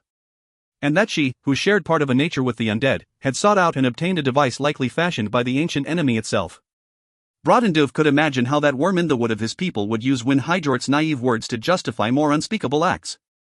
For Brotendove himself had carried out some of those acts in service to his caste, his people, before he had met Eileen. Not all of this he regretted, and of what he did regret, most was due to the excess of what most aged father had requested. This excess would only become more extreme once the journal was exposed to the council. Already, carefully manipulated wars were spreading in patches throughout the Farlands inland in southern reaches. Brotendove slipped from the shadow of one ringed oak to the next, until he reached the rearmost position behind most aged father's massive oak. There he climbed, working his way through the interlinked branches above, until he gained a clear view of the entrance into most aged father's massive oak. Settling there, he watched and waited. Over the following 2 days, his confusion and suspicion grew. Few in Kreitschich ever came or went from the great oak, for the old worm preferred to cultivate his image of mystery. But over those 2 days, his home was as busy as a workday morning in a port. It was not the number of Anmaglac who arrived and later left that caused the most concern, but rather who was coming and going. On the first day, Danvarfage spent half the morning within most aged father's home. When she re-emerged, another named Risus, whom Brotendove knew only slightly, came to meet her. "We will have a team of 11, she told him. "Gather supplies for a long trek following our ocean voyage to the central continent. Get started on basic necessities and have them barged up to the coast." Brotendove remained still among the leaves as Risus left. 11 Anmaglac were to cross the ocean to the central continent, but to what purpose? He was even more taken aback by the next visitor's arrival. Crippled Frethfair, once Kovarliza to most aged father, hobbled into the green between the encircling oaks. An attendant followed, always tensely ready should she falter or lose her grip upon her short staff. Frethfair entered the tree, left her attendant outside, and did not emerge for the rest of that morning. With what little Brotendove had heard earlier, he wondered of what use she could be. In mid-afternoon, an old comrade named Iwooden arrived, followed shortly by the tempestuous young Nish, who had recently been cast aside by her Geoan, Urkarasiferin. How she had first attracted the attention of that grey mascot still puzzled Brotendove. Anmaglac of various aptitudes continued to appear throughout the next day. Most aged father Sycophant and new Kovarliza, Wanyar, busily shuffled them in and out. It was unprecedented, and Brotendove's frustration grew. He had learned nothing of the journal's whereabouts, though he suspected all of this activity was connected to it. It was not difficult to reason that most aged father was in a panic. Something more had happened for him to summon such disparate members.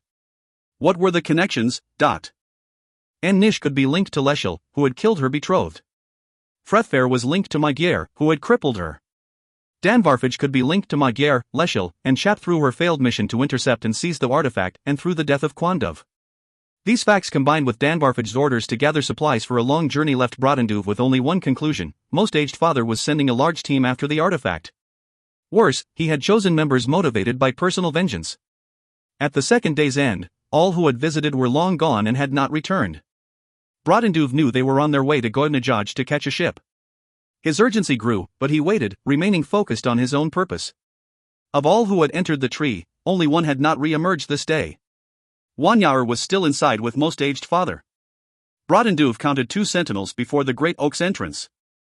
No others were in sight, and this disturbed him. If the journal was within, there should be more guards, but he had no more time to waste. It took him longer than expected to work along the branches of the ringed oaks and leap to the lowest limbs of Most Aged Father's home. As he landed, the branches' leaves shivered and rustled. He quickly turned inward to flatten against the tree's immense trunk. One Anmaglac sentinel rounded the trunk below him and peered about.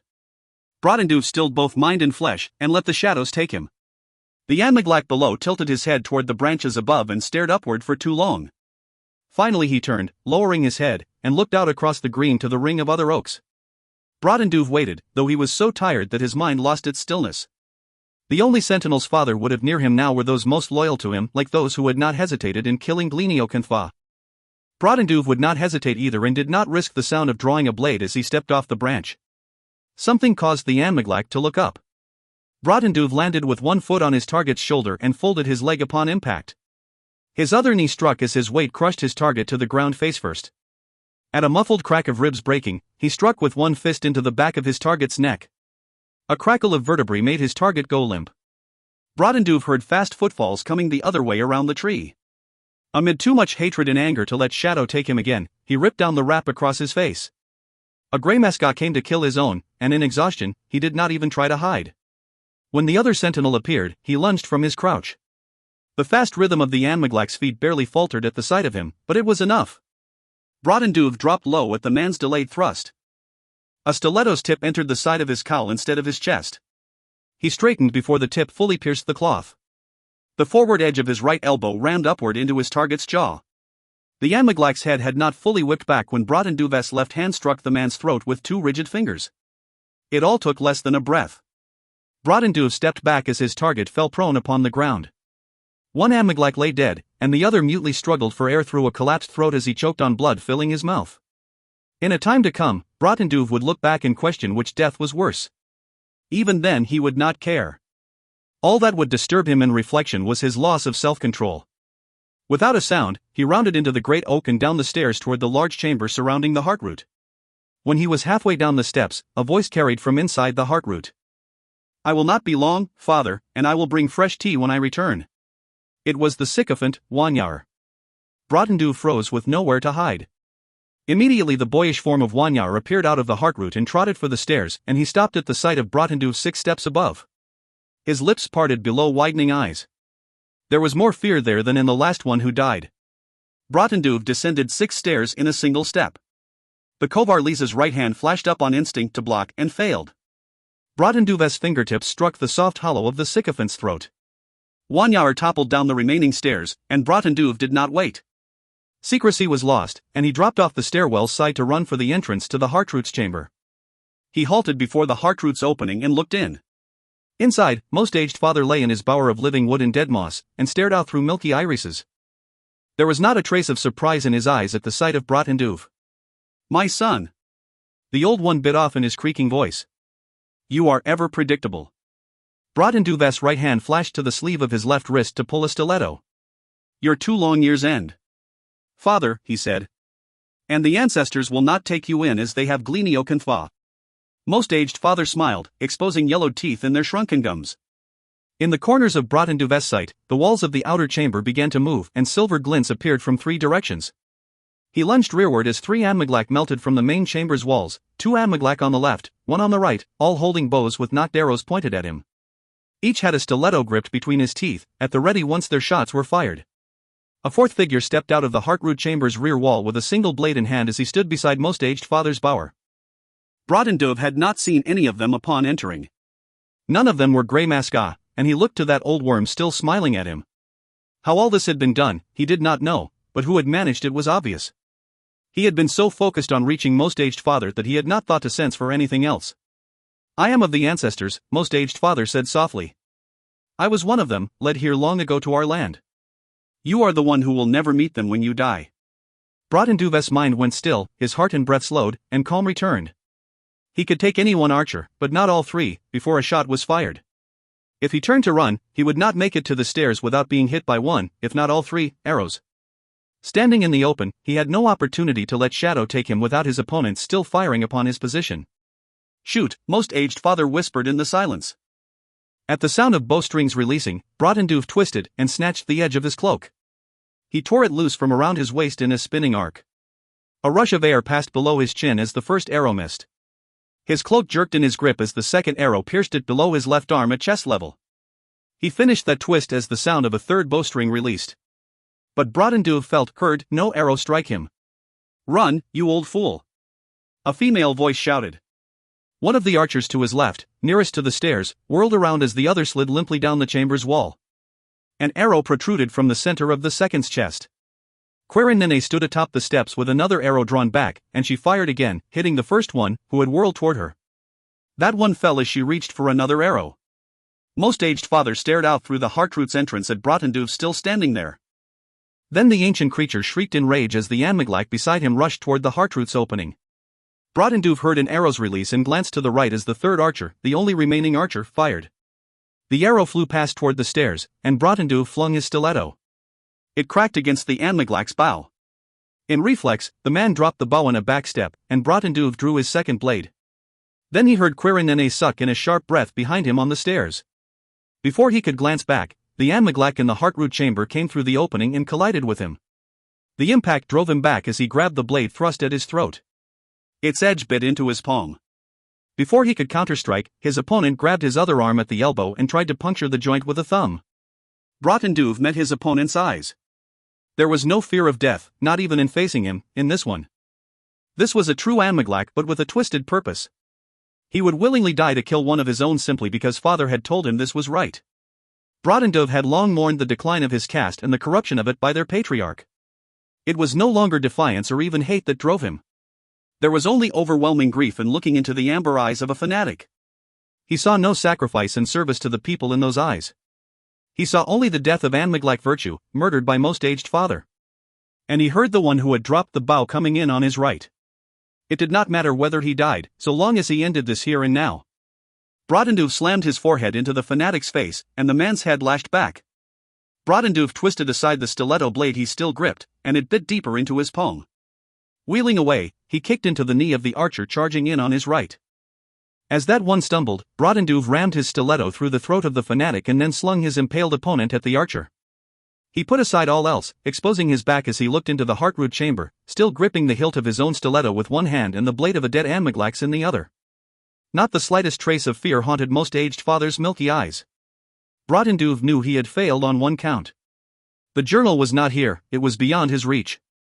It would not matter if someone else put the journal before the Council of Elders, for he would silence the one voice that could truly twist Win Hijort's words. Most aged father smiled. This was one of the only moments in which Brodenduv had ever truly hesitated, and he would regret it for the rest of his life. The entrance to the dark wood of the Heartroot trembled like a mouth made of flesh. It snapped closed before Brotenduv's eyes. "No!" he shouted, and slapped his bloodied hand against the wood as he dropped one blade. Even the pain of that did not break through the shock. "Do not move!" Quirinene shouted. Only that violent command broke through to him. He turned to see the last archer, the last Anmiglak, rising as he pushed off the corpse of his ally. Both other archers lay upon the chamber floor, both with arrows dead center in their chests. The feathers of those arrows were not those of an Anmiglak. This one remaining Anmiglak, with the lower half of his face still obscured by a wrap, continued backing away to the main chamber's far side. But his eyes were focused on someone else. Brodenduv followed the path of that gaze. Quirinene crept in around him with a stiletto in her right hand and the feathers of an Anmiglak arrow protruding from below her left shoulder. "What part of run did you not understand?" she hissed at him, and then looked beyond him to the Heartroot. Brodenduv could not look at it again. Astonishment passed quickly across Quirinene's face and was replaced by a trace of anguish. "We are undone," she whispered. "You have ruined and exposed us. There is now no doubt that we stand against him." He said nothing. There was only the need of this moment to which he could attend. They must flee and warn all those who stood with them to go deeper into hiding, and Quirinene was wounded. Brodenduv turned away, reaching for her, but she lifted her blade to point the stiletto at the last Anmiglak backed against the far wall. "I know your eyes, Machinek," she said. "Do not follow us, and you may live a little longer." Brodenduv pulled her away, and, leaping over Wanyar's slumped form, they fled up the stairs. There was no one outside in the green between the great oak and those who ringed it. He bolted north, leading the way deep into the forest and putting as much distance as possible between them and Krychish. Later he was unsure how far they had run when he heard Quirinene stumble behind him. Slowing, he forced her to rest, hidden beneath the low branches of a fir tree while he backtracked to make certain they were not pursued. Returning, he knelt beside her to inspect the arrow she had taken in defending him. "What did you think, if anything?" she asked. "That you could break in there, into his home, and kill him? Why do so with so many present? Even you could not have reached past them to him in such a space." It had not occurred to him until then that she had not seen what he had. When he told her of Anmaglak stepping out of the walls like spirits, she only stared at him. "And what were you thinking," he added, "when you killed an Anmaglak in Gleniocanthva's home?" She glanced away. Broughton sighed. The situations were not truly comparable, for she had probably had little choice unlike him. But there was still the question of the sentinels hidden like grey masca in the shadows of the walls. "How could we, at least you, not have known this?" she asked, as if knowing his thoughts. Broughton had no answers for her. Most aged father was too long-lived. It appeared that time and the tree of his home allowed him to do more than thrive beyond his fair share of years. "It is done," he said, "and we have killed our own, regardless of the fact that they are counted as enemies. Any uncovered dissident, Anmaglak or otherwise, will suffer for that as much as we will, if we are caught." He paused. "And I may also have killed a Kovarliza." "Wanyar still breathes," she replied flatly. "I checked him on my way in to make certain." Broughton raised an eyebrow. "I left him alive for the fear he may spread," she explained before he asked. "The dead do not spread that as well as the terrified living. I knew what you attempted before I entered. Wanyar, sycophant that he is, will know fear in that father could not protect him from us." Quirin looked up at him. "And that lackey will chatter," she added, her voice turning bitter. "So will Makanek. Let them fear us even in failure. For the sake of the others we have now exposed to open persecution, let them flinch at every shadow in the silence." Broughton grew still, watching Quirin glare off into the dark. The war in silence and in shadow had begun this night, yet she thought of those she was born to protect. Like his lost Eileen, she thought of her people, and in that she was her mother's daughter. For all of his failures this night, he could not have had greater pride in her if she had been his daughter as well. Broughton turned his attention to Quirin's wound and peeled away layers of shredded and earth-stained cloth. The arrow had gone through but, judging by its angle, had only pierced flesh and not bone. Gripping the shaft's front close to her skin, he snapped off the protruding point at her back and jerked out the shaft all in one movement. She barely flinched. "I will dress it with moss and try to stop the bleeding," he said. They were both quiet while he tended her. When he finished, he rocked back on his heels and was uncertain what to say. "We cannot risk a fire," he finally said. She tilted her head to one side, and some of her anger had faded. Like him, she understood that the past could not be changed. What was done was done. "Were you truly going to kill him?" Puzzled by such an afterthought, Broughton studied her. "I came for the journal and failed in that, but knowing he would use it against us, yes." He was still stunned by the sight of the Hartroots' entrance closing before him. Quirin struggled to sit up, and he almost stopped her. All she did was reach behind herself and dig beneath her cloak. When she withdrew her hand and settled back, she thrust something at him. It was the journal, and in all his long life he had seldom been at such a loss for words. "How? Where?" "From Wanyar," she said. "I told you I checked him. He was carrying it." In near disbelief, he slowly reached out for the book. She did not release it when he pulled. "I did not do this for you, but for those who walk with us," she said, and then let go. When he fully held the journal, he felt an awkward bulge in its worn cover. Flipping it open, he found a small polished oval of dark wood or wordwood. "A number of dissidents sought haven with the Alachben clan," she said. "They are with us and have escaped suspicion so far. One of their shapers could rival Gleniocanthva in her skills. As with all of our groups, she has been making these from a tree home in one of their own outer enclaves." But he closed his hand around the wordwood. There was at least some relief in the fact that they might still communicate as needed. "You and Gleniocanthva knew of this?" he asked. She had the good grace to pause before saying, "He felt it best to keep such knowledge limited, for the protection of individual factions among us, especially the Alachben. Of all the dissident factions, those among that clan have succeeded in escaping most aged father's scrutiny." Though troubled by being kept ignorant of this, Broughton turned his thoughts to greater matters. "Did you find the girl and get her to safety?" Another pause followed. "Yes." Her hesitation meant not all had gone as planned. "Did you see Urkarasiferin?" "No."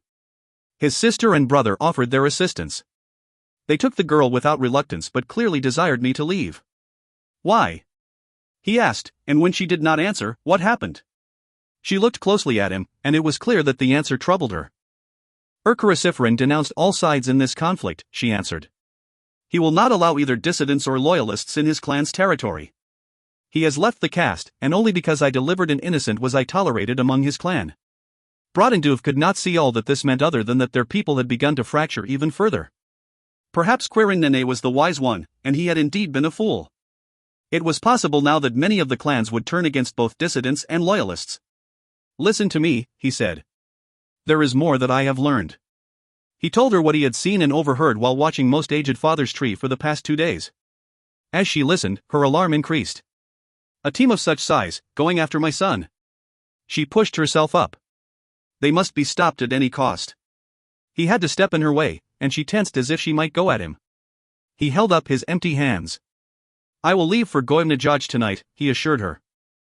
They are already well ahead and will likely be gone before I reach our port. But I will pursue them alone. No. Now get out of my way. Quirin. Though she stalled, he knew that his next words, both a truth and a trick, were all he had to keep her from the one thing that mattered more to her than pulling down Most Aged Father. Someone must remain, and Anmiglak must remain to coordinate those from inside the caste who have joined us with the greater number of dissidents among the people. There are others. She snarled at him and tried to push past. This is about my son and our greater hope in him. Brotenduv did not relent. Anmiglak have killed their own. And they have killed a healer, a shaper, an elder of a clan. Among those who have joined us, what will they think of this? They will look upon any Anmiglak with suspicion as their world fractures around them. There is only one among us they would trust, but... Quirin's jaw clenched as she shook her head. You were imprisoned for 10 years, he went on, yet father gained nothing from you, not even enough to hold you once your son returned. You are known and trusted for this among our own. Her fury escaped in harsh breaths through her nostrils. You must hold us together in my absence, Brodenduv whispered, and he watched her face as his words sank in. Spread word of what truly happened among the Koilikrotal, and why I acted as I did. Quirin's breath hissed out between her clenched teeth. It was not at all like an Anmiglak to be so affected, but on this night he was unsuited to admonish her. You may reach me among the Alachben, she whispered, by the word would you now have. In relief Brotenduv nodded and began to turn away. A hand latched on to his arm. Find my son, protect him. And if the chance comes, guide him to his purpose, or whatever happens here will not matter. But Brotenduv offered a slow bow of his head. Then he turned, running north for Goimnajaj. ****. On the deck of the Cloud Queen, Brotenduv fell silent. He could recall every detail of what had come next, but he said no more. He had not related all the finite details in his story, only the general truth of what had happened. He had not mentioned anything concerning. Leshel was not ready, as yet, to face his fate. You sent my mother back among your dissidents? Leshel asked in shock. You left her there in the middle of what you'd stirred up. Brotenduv did not answer. Along the run to Goimnajaj, he had hoped fervently that word of his treachery would not reach the port by the time he arrived. You left her, Leshel pressed, his anger growing, in the middle of a civil war that you started. Brotenduv looked upon the grandson of Eilean.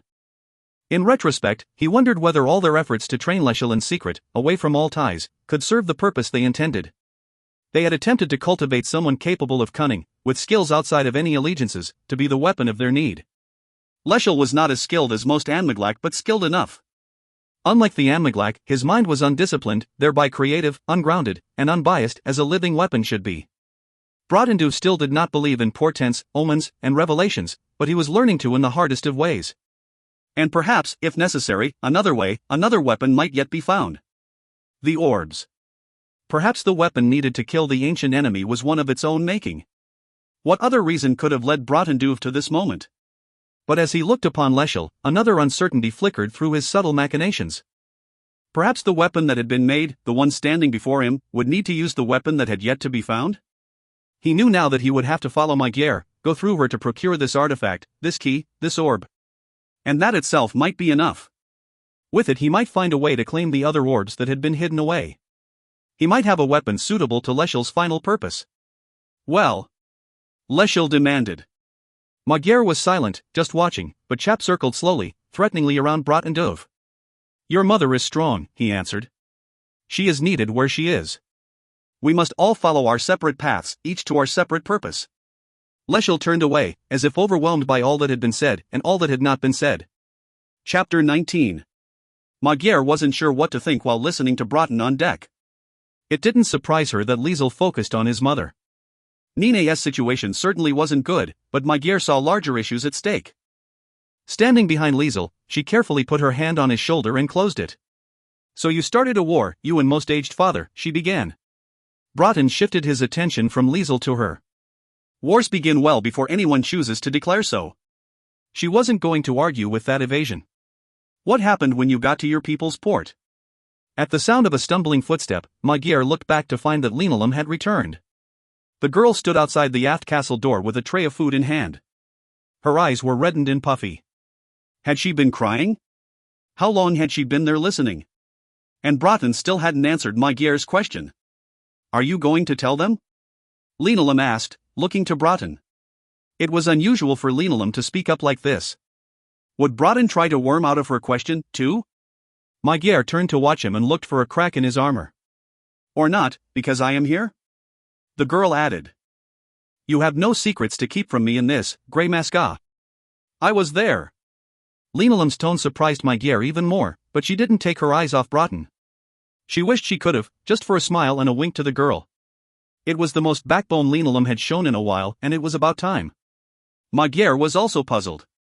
How could Linoleum have been at the port with Broughton if she'd been stowed away with Urker's people? "Do not ease up, you have them both ready to tell all." At Chap's instructions, Magyar knew he was right, despite the risk in dredging up more pain for Linoleum. None of them could truly help the girl until they understood more of what had happened to her. Still, Broughton said nothing. Fair enough. Magyar glanced back at Linoleum. "Why don't you tell us, if you were there?" This time she did wink at the girl. "And you can keep quiet," Liesel snarled, likely at Broughton, though the shadow gripper hadn't made a sound. Linoleum swallowed hard. Stepping a little closer, she set the tray atop a water barrel. She hesitated again, watching Magyar with those suddenly frightened and reddened green eyes of hers. Magyar didn't like having to do this, but she nodded slowly, urging the girl on, and Linoleum began to speak. Asterisk asterisk asterisk. It took the girl that everyone called Linoleum almost 8 days to reach the coast. She had barely eaten anything. What little food she carried was gone, and she knew almost nothing of how to find more in the wild. Upon reaching the inland outskirts of Goivnajaj, the one true city of her people, she hung back among the trees. Quirin Nene must have learned by now of her disappearance. Would Leshel's mother have guessed where she had gone? Was Quirin Nene already here, somewhere in the shadows, waiting to take her back? The possibility did not seem as unlikely as it once had been. Exhausted and hungry, with no notion of what to do, Linoleum was certain only that she did not belong among the people anymore. Never having begged for anything in her life, she begged a wheat roll from a small baker's shop as she had nothing to barter. She had never seen anything like this city. To her knowledge, all inland in Crowan lived in cultured wild groves of living tree dwellings. This place, which stretched so tall and wide, was made of ornately carved wood, some stone, and other materials she could not name.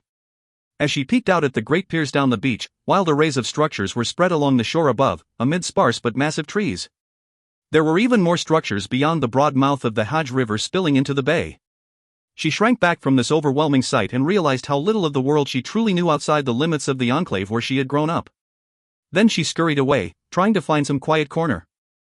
Beyond one living structure, a tree more massive than that of most aged father, with curtained openings into its huge trunk and walkways the size of bridges among its branches, she found an open garden. Settling near its central pool, she looked down to where fish of glittering colors swam in dusky water. After using her cupped hands to take a badly needed drink, she bit into the roll. Its crust was hard from having sat out all day, but there and then it tasted like the best thing she had ever eaten. Upon finishing, she returned to the waterfront and walked down the shore toward the beach and the long piers stretching out into the still bay. The ships of her people were harbored here and there. One of those would be the best way for her to leave, but how would she know whether any of them were sailing into human waters? How could she even gain passage in order to obey the ancestors? "Are you lost?" Her breath caught at the voice, and she turned. A young fisherman with a string of flounder over one shoulder walked toward her. If he noticed her darker hair, her green eyes, he did not show it. Still, she was filthy and tattered and had no idea how to answer. Lost? She was more lost than anyone could be. I need, she began, and could not get out anything more. A ship? Passage? She nodded. North, and then around to human waters. He straightened. No ships, not even for cargo, go as far as human waters, unless they carry emissaries with clan warriors or the Anmiglak. She looked forlornly about the bay. How was she to ever leave here? She was trapped between mountains on the western and southern sides of the territory and an ocean to the east and north. You do not want to go among humans, he admonished. My father sells our fish in the city, and we need someone to help clean fish. Do you need dinner and a place to stay? He was kind, but he was in Crowan.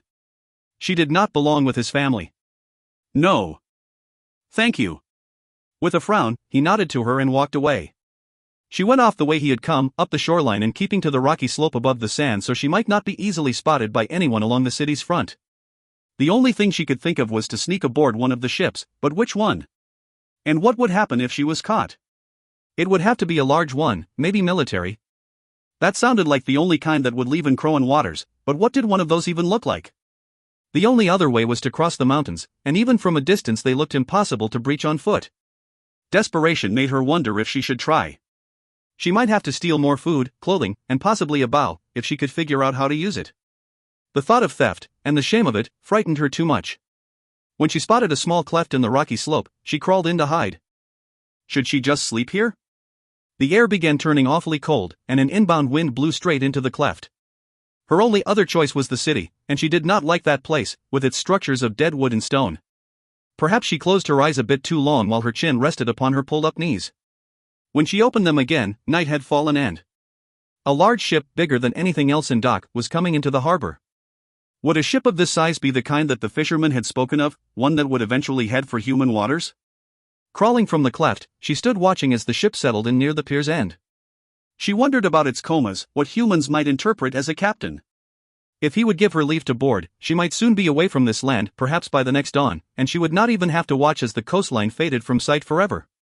Once the vessel docked, a ramp was lowered. Within moments a tall man walked down and onto the long pier. Even from a distance she could see there was something unusual about the way he moved. She could not hear his footfalls upon the planks, and the manner in which his left arm swung with his loose white blonde hair pricked her awareness. When he passed beneath a lantern along the pier, her breathing quickened. Strangely, he no longer wore an Anmiglak's garb but only the breeches and tunic of a coastal clan. His cloak was brown, and the end of a long and narrow canvas-wrapped bundle, tied to him by a cord, protruded over his shoulder. With his gaze fixed hard upon something beyond the pier's end, he did not see her until she cried out. Osha! ******. Magyar stiffened as Linoleum fell silent. What? She asked. What was he looking at? Linoleum pointed to Broughton without a word, and Broughton sighed. Magyar could see this was taking its toll on the old shadow gripper as well. What happened? Magyar insisted. With a brief pause for another breath, Broughton picked up where the girl left off. *****.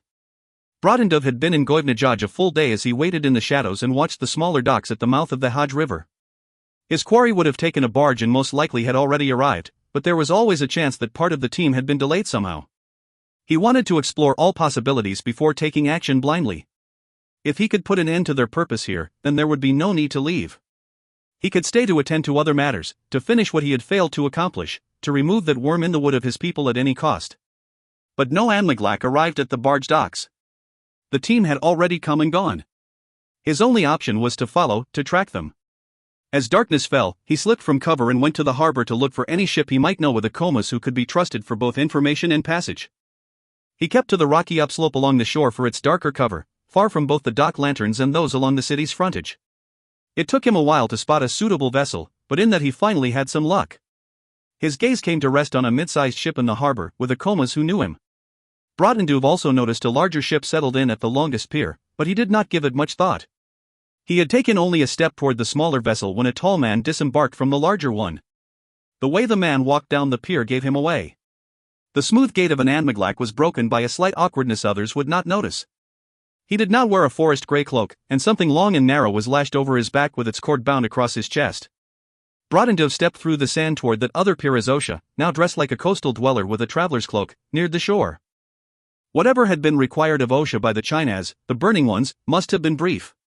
Even for all the time that had passed, he could not have come all this way otherwise.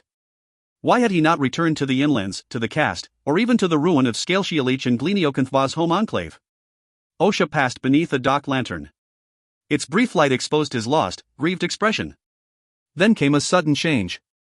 His head barely turned, or perhaps it was only his eyes that did so. Sorrow shifted to anger so spiteful that Brotendove knew the young one had spotted him, though he did not know what he had done to deserve such venom. Then a cry broke over the soft lap of water upon the shore. Osha! Brotendove's gaze shifted to the cry's source. Linolum came out from the shadows of the rock clefts and ran toward Osha. Brotendove stalled where he stood. How could the girl be here? Osha halted, eyes widening at the sight of her, and another movement in the night pulled Brotendove's focus. 3 forest gray forms, nearly black in the darkness, rushed out of the trees between 2 buildings up the shore. Linolum was only halfway to Osha when they leaped, clearing the rocks to land upon the sand, and they raced to close in on the girl. Linolum! Osha shouted. He glanced once more, accusingly, at Brotendove and broke into a run. Brotendove quickly scanned the city's front. Only 3 Amyglac were visible, but he had no notion of how many Most Aged Father had sent, as they were no doubt after him. Perhaps upon not finding him, they had instead focused on the girl. He knew he should flee. He should do anything necessary to remain out of their sight until he caught a ship to pursue his quarry. His purpose was worth more than 2 lives among the people, even 2 lives he knew well. One Amyglac caught Linolum up in his arms, lifting her off the ground. She kicked and squirmed in fright as Osha shouted something. The other 2 closed in to cut him off. Brotendove unsheathed a stiletto and palmed it with the blade's tip between his fingertips and its handle flattened against his forearm. Asterisk asterisk asterisk. Brotendove paused, looking beyond Magyar and Leschel to Linolum.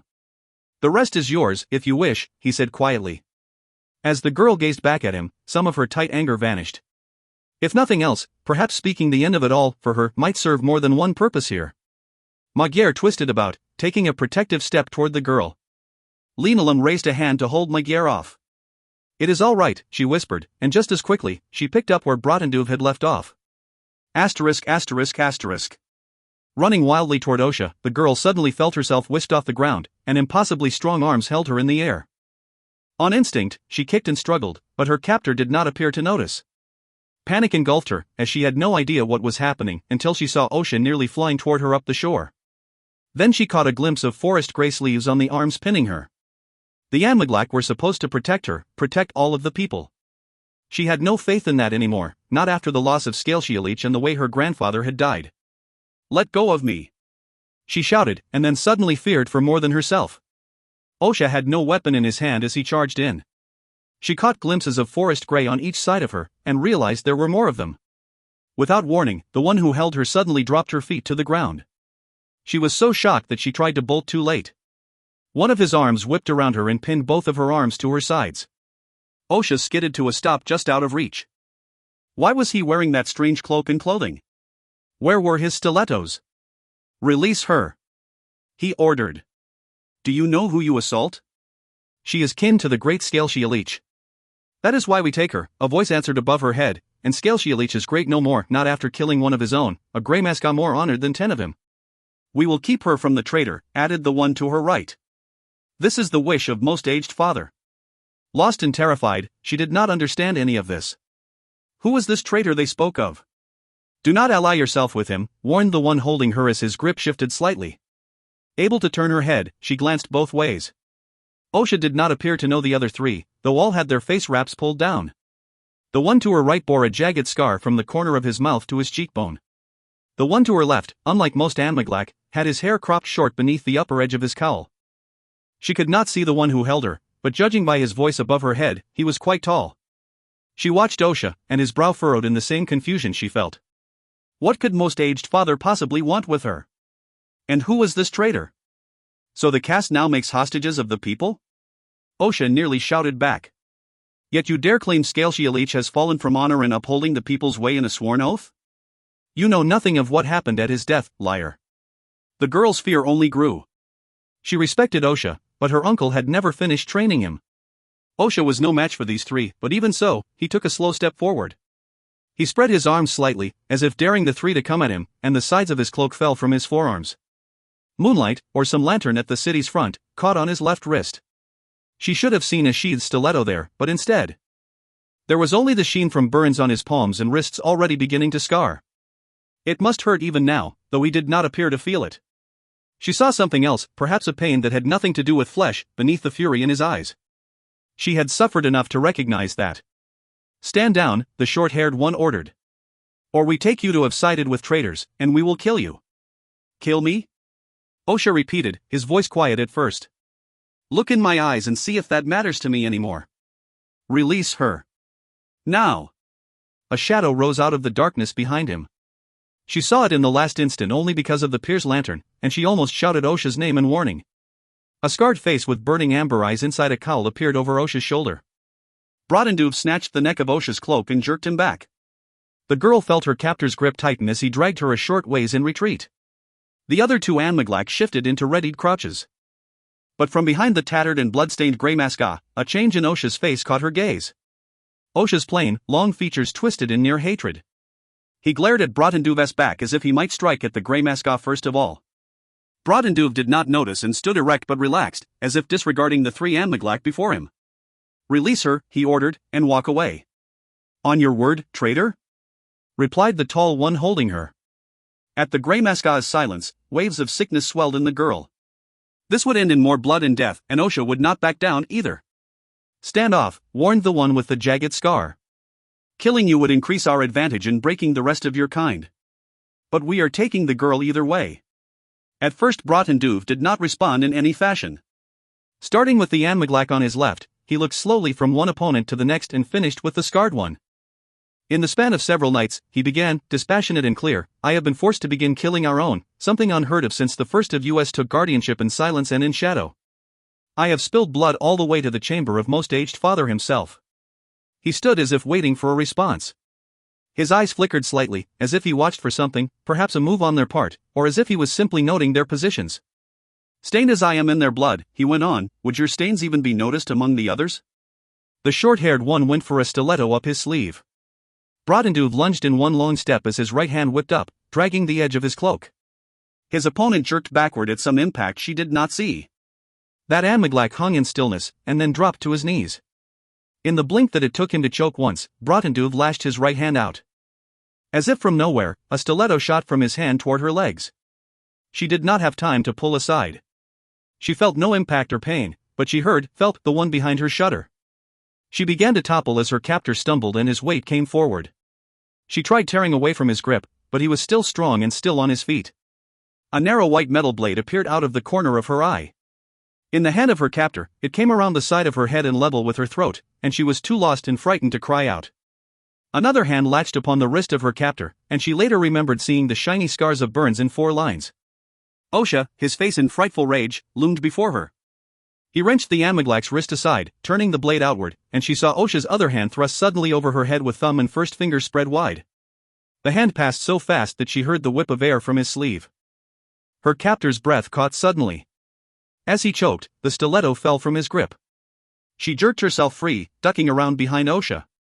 The Anmaglak toppled, holding his throat as he gagged for breath. A stiletto like Brodenduv's was deeply embedded in his right leg above the knee.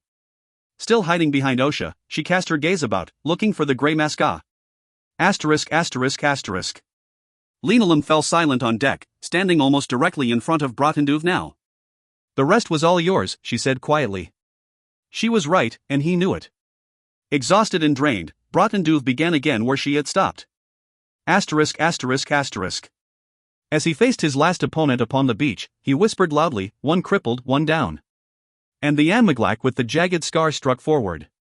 A stiletto passed a finger's breadth before Brodenduv's left eye as he lightly turned his head away. Even without a line of sight, he needed only the angle of his opponent's arm and shoulder. Brodenduv rammed the heel of his left palm into his opponent's jaw before the blade withdrew. The Anmaglak's head snapped back. All of them were trained to withstand blunt impact so long as they survived it. At the crack of bone, that one crumbled upon the sand. But then the short-haired man rolled to one knee and thrust a blade upward toward Brodenduv's abdomen. He parried with his empty hand, deflecting the blade. In the same motion, his left hand came back, fingers curling in to pull the leather tie string at his wrist. His other stiletto slipped free of its sheath under the momentum of his arm's movement, and the blade's hilt hit his palm. The short-haired Anmaglak whirled around on his knee and came back for another thrust. Brodenduv steered his opponent's arm upward and rammed his second stiletto through the man's wrist. It happened so fast that his opponent did not even cry out. The only sound was the wet crackle of cartilage. And another hobbled, Brodenduv whispered, jerking his blade out. Break off! Someone shouted. Brotendove slapped the Antmaglak away and turned to find that the one who had held Linolum was limping backward up the shore. Osha had retreated to the water's edge and was holding the girl behind him. The one with the scar struggled up as well, shaking his head to clear it. Blood ran freely from his mouth and down his chin. Teeth lay in the sand at his feet. Go! The tall one shouted again. The short-haired one backed rapidly away, clutching his maimed and bleeding wrist. As all three fled, they did not take their eyes off of Brotendove until they had to scurry over the rock slope like so many grey rats. They rushed for the city and vanished between the buildings and into the forest beyond. Brotendove let them go for now. Let them run in fear, wondering when he would come again. Let them whisper that fear to most aged father. In this, Brotendove purchased Quirin time until the loyalists learned too late that he was gone. And then would most aged father truly know the worst of fear. Brotendove, the dog in the dark, hunted those that the worm had sent out into the world. He turned to the young pair staring at him, one with fearful green eyes and the other with spiteful hate he did not yet understand. He pointed toward the far pier and the mid-sized ship that he had sought. Go and board. Tell the comas there that I sent you. Wait below deck until I come. I am not going anywhere with you, Osha hissed. I have lost everything, so it costs me nothing to be rid of you as well. Brotendove had no notion what this meant. The mere look of Osha, from the young one's plain attire to his missing weapons and the strange parcel on his back, raised a dozen questions leading to a dozen more. Brotendove did not entertain even one. Then you will be dead, if you wish it, he returned, pointing with his blade at the girl cowering behind Osha. You will be hunted as much as she is, more so for having been seen with me. You will be pursued as much as any true dissident. That final word did not appear to register at first. Confusion certainly filled the girl's green eyes. But finally Osha's features went slack as realization appeared to sink in. Yes, I am one, Brotendove confirmed, and now I am more than that, a traitor. So there is nothing left here for either of you, so long as most aged father lives. Osha looked him up and down. What have you done? Brotendove closed on him. Get to the ship, now. The girl shrank back. He had no authority over her. She was not and never had been Antmaglak, dissident, or loyalist. But she was no longer innocent, whether she wished to be or not. He had done difficult things in recent days, but he could not force her on this journey overtly. It would be dangerous for you here, he said to her. You may stay if you wish to risk it. The very words implied that she would be a fool to do so. He could only hope that after all she had been through, she could take the pain of such a hard choice. She looked up at Osha. I would go if you will. Osha hung his head, and Brotendove knew he had them both, whether he wanted them or not. Though a burden to him, they would be safer abroad than they would be remaining here. Osha turned away, grabbing Linolum's hand as he headed toward the piers. Asterisk. The rest you know, Brotendove finished, looking at Magyar. We followed the team hunting you. Once they reached this continent, I began eliminating them at any opportunity until I tracked them to you in Calmseat. That's everything? Leshel asked. Before Brotendove could reply with a nod, Alai Magyar came at him. No, it isn't. She insisted. What about Osha? In all this time you must have learned something. Why did he run into you at the port? What did they, the Burning Ones, do to him? And why did you cast him out of your caste? I did not cast him out, Brotendove answered.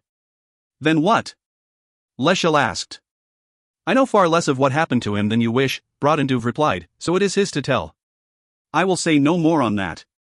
If either Leshel or Magyar thought of forcing the issue, neither did so. What he had said was the truth for the most part. There was much concerning Osha that he did not know or understand. But at least those here were distracted from what more he had left out. He had given only the details that served him and not what had come next. He did not tell them that he had waited until Osha and Linolum were safely aboard the ship and then changed his mind concerning one thing. He did not tell them that he had turned his eyes upon the forest as he had run through Goivnajaj. Only one survivor need reach most aged father. The old worm would hear but one voice carrying the fear of three after watching the other two die in the dark. It would be had been a long while before anyone knew that Brotendove left his people's land. Most aged father would have a new fear to grow into a new paranoia. But long before that, Quirin would be in hiding with the others. In silence and in shadow, fear was a weapon of the Antmaglak, though none had ever wielded it against their own until Brotendove. Asterisk. Liesel was quiet as every word spoken about his mother stuck in his head. That world was no part of his. He understood it a little because of her, what she had taught him in his youth, and how she had trained him. But he'd never understood her ways, her people, and didn't want to. Just the same, he couldn't stop the guilt over what had happened to Linoleum. Another innocent was caught in the middle. How many others had suffered because he, Chap, and Magyar, and even Win had passed through their lives? Then it struck him that Chap had been quiet during this entire exchange. The girl went for name-taking. Chap's sudden words made Liesel feel as if he'd been punched. What? He exhaled, turning on the dog. Before she went to Edge of the Deep. It took a moment before that last part made sense. It was the meaning of the name for the Encroans' one city by the bay. Facing the serpent, the father of poison guarding the burial grounds, had been a terrifying moment for him, mostly because Magyar's life had depended on his not failing to get in there. He turned to the girl. Linoleum, you went to your ancestors? With a sudden expression of horror, she quickly looked at Chap. Then came the panicked anger of her fast breaths. What? Magyar whispered, and then louder, when? Still breathing too hard, the girl looked from Chap to Broughton, who said nothing. Magyar closed on the girl. What were you thinking? Your uncle had his reasons, Lionel. Do not call me that. The girl shouted, and backed away. Do not call me anything. I want no more names. Liesel was at a loss as the girl glared at Chap, and there was no awe for him in her face this time. There was only panic amid accusation, but for what? Perhaps all this brought back too many memories from which she'd been hiding. Something had driven her to leave her people after the death of Gleen, her grandfather. Something to do with the ancestors. They all knew what the name Linoleum meant, child of sorrow. How any mother could do that to her child was beyond understanding. She had lived with that name on top of being one-quarter human among a people who distrusted or hated anyone who wasn't purely Encroan. If she could choose a new one, what could be worse than that name? To Liesel's best reckoning, aside from his own experience, all who went for name-taking in the ancestors' burial ground saw visions by which they chose a name to replace the one given at birth. He hadn't been so lucky, those damn ghosts had put a name on him. Leshier Layak, Sorrowtear's champion. It is time. Shelley Calhoun, Broughton whispered. Linoleum stiffened all over and screamed something in Elvish at Broughton. Yes, now, Broughton returned flatly. You can no longer run from who you are. Liesel couldn't possibly pronounce the name Broughton had just spoken. Out of everyone here, someone else had been holding back, and Liesel turned on Chap. Out with it. What do you know about this? Chap retreated a step. Not my place, too. Don't give me that, Liesel cut in. You've been digging around her memories. Now, what did Broughton call her? To a lost way, Broughton supplied. Liesel looked up in bafflement. What's that supposed to mean?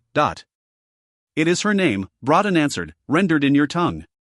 Linoleum buried her face in her hands, and Magyar grabbed the girl by the upper arms. Look at me. Magyar said, but the girl wouldn't. Don't you listen to those ghosts. There's nothing in a name, especially from them. You don't have to be anything you don't want. The girl wouldn't lift her head. It is her name, Broughton said, given by. Shut up. Liesel shouted. This was why Linoleum had run from her people, the ancestors had driven her out. She was lost in a world not her own, lost between a name that cursed her from birth and another that banished her. Yet she was still Encroan, a people for whom taking a name meant everything about their identity. And Broughton had done nothing for her suffering. Liesel had to find her a way out quickly, and he turned on Chap again. You give me something else. Chap blinked, looking between him and the girl, and not a word rose in Liesel's head. Don't play dumb with me, mutt. He warned. All those years with my mother, being born among those elves, you speak their tongue as well as they do. Give me something better than Broughton's meaning. Chap snarled at him, clearly no happier about this, but as much at a loss as Liesel. Something had to be done if Linoleum was to find even temporary peace. Way toward. What? Asterisk. Magyar looked at Chap as her head filled with his fumbling attempt to find another meaning. Then she turned back to the girl and shook her once. Listen to me, please, she whispered. No names. The girl cried. Magyar knew what it was to be exposed for something she didn't want to be, that other half inside of her. Even the old word from her land's folklore revolted her, damper. Everywhere that she went, it followed her. Any stranger who learned of it, and understood it, looked upon her as only that. It was what she saw whenever she glimpsed her own reflection. She didn't want this for Linoleum, and to a lost way was worse than child of sorrow. But to the Encroan, that second name they chose or had forced upon them, as Liesel had, meant everything about who they became. They couldn't let go of it. Like Liesel and then Chap, Magyar wanted some better meaning for a name the girl couldn't bear or deny.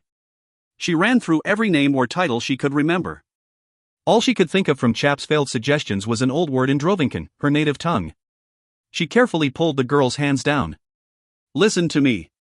Chichitash," she whispered. The girl's tear-streaked face wrinkled in confusion, but there was still fright in her reddened eyes. Magyar faltered, and then Chap barked. "Yes, but too foreign, simpler." Magyar kept her eyes on the girl as she explained. "Chichitash are wanderers with purpose. They find new or even lost paths, and some map their travels. They find ways so others do not become lost. They're wayfinders, who can always find their own way home." Liesel and Chap were quiet, but Magyar didn't dare look away. The girl everyone called Linolum opened her eyes wider, though tears still ran down her tan cheeks. "Wayfarer," Liesel said. Magyar didn't know that word. At her glance, he nodded, and she hoped her fumbling had led him to something better. "You're not lost." "Wayfarer," Magyar said, still holding the girl's face. "I will never let that happen by any name." The girl was still too much an Encroan and still too young to see she could make any choice she wanted. She didn't have to be shackled by a bunch of ghosts, and almost anything had to be better than what Broughton, what she had called herself. "Wayfarer?" the girl whispered. Magyar grabbed hold of her and pulled her close. "Yes," she answered in exhaustion. "Not to a lost way but toward a new one that you find for yourself, starting from me. I am your home now, to always return to." Magyar cast a dark glance at Broughton. All he did was look out over the water rushing by the ship's hull. "You will call me this?" the girl whispered. "Only this name?" "Only this." "Wayfarer," Magyar assured her. Chapter 20. As the Bashir entered the harbor in Drist, Dean Varfage kept her expression impassive, though she was tense. All of her team except Frethfair was up on deck and awaiting her orders. Dusk had come, and daylight was fading quickly. On the journey from Chathbur, they had passed several large cargo vessels but from too far to read the names painted on their hulls. She had delayed her team from taking this ship and staked everything on beating the Cloud Queen to this destination. If she had miscalculated, the ramifications could be severe. Frethfair would likely wrest control from her with the support of all, but perhaps I wouldn't. Dan Varfage cared nothing for herself in that, but Frethfair would lead them only to failure in their purpose. As the Bashir drifted into the docks, Dan Varfage focused on what lay ahead. Under the light of massive pole lamps, 6 long piers jutted from the waterfront, and vessels filled nearly every available space. A massive ship flying a yellow and green flag was docked at the third pier's end, and its name was painted on the prow, the Bell Tower. She had rarely seen ships so large allowed to dock rather than anchor farther out and use skiffs for transport. Other differences here became readily apparent. Chathbur had been a sprawling port city. This place was compact but unnervingly busy, even with nightfall coming. Dock workers and sailors clambered along piers, ramps, and decks, hauling cargo to and from vessels, teaming the moorings and riggings as they shouted over the general dull din. The milling crowds might prove an advantage or obstacle. A small schooner pulled away from the far side of the second pier and drifted out to sea. Down on the pier, a dock worker waved and shouted to the Bashir to take the open spot. "Gently in," Samara called.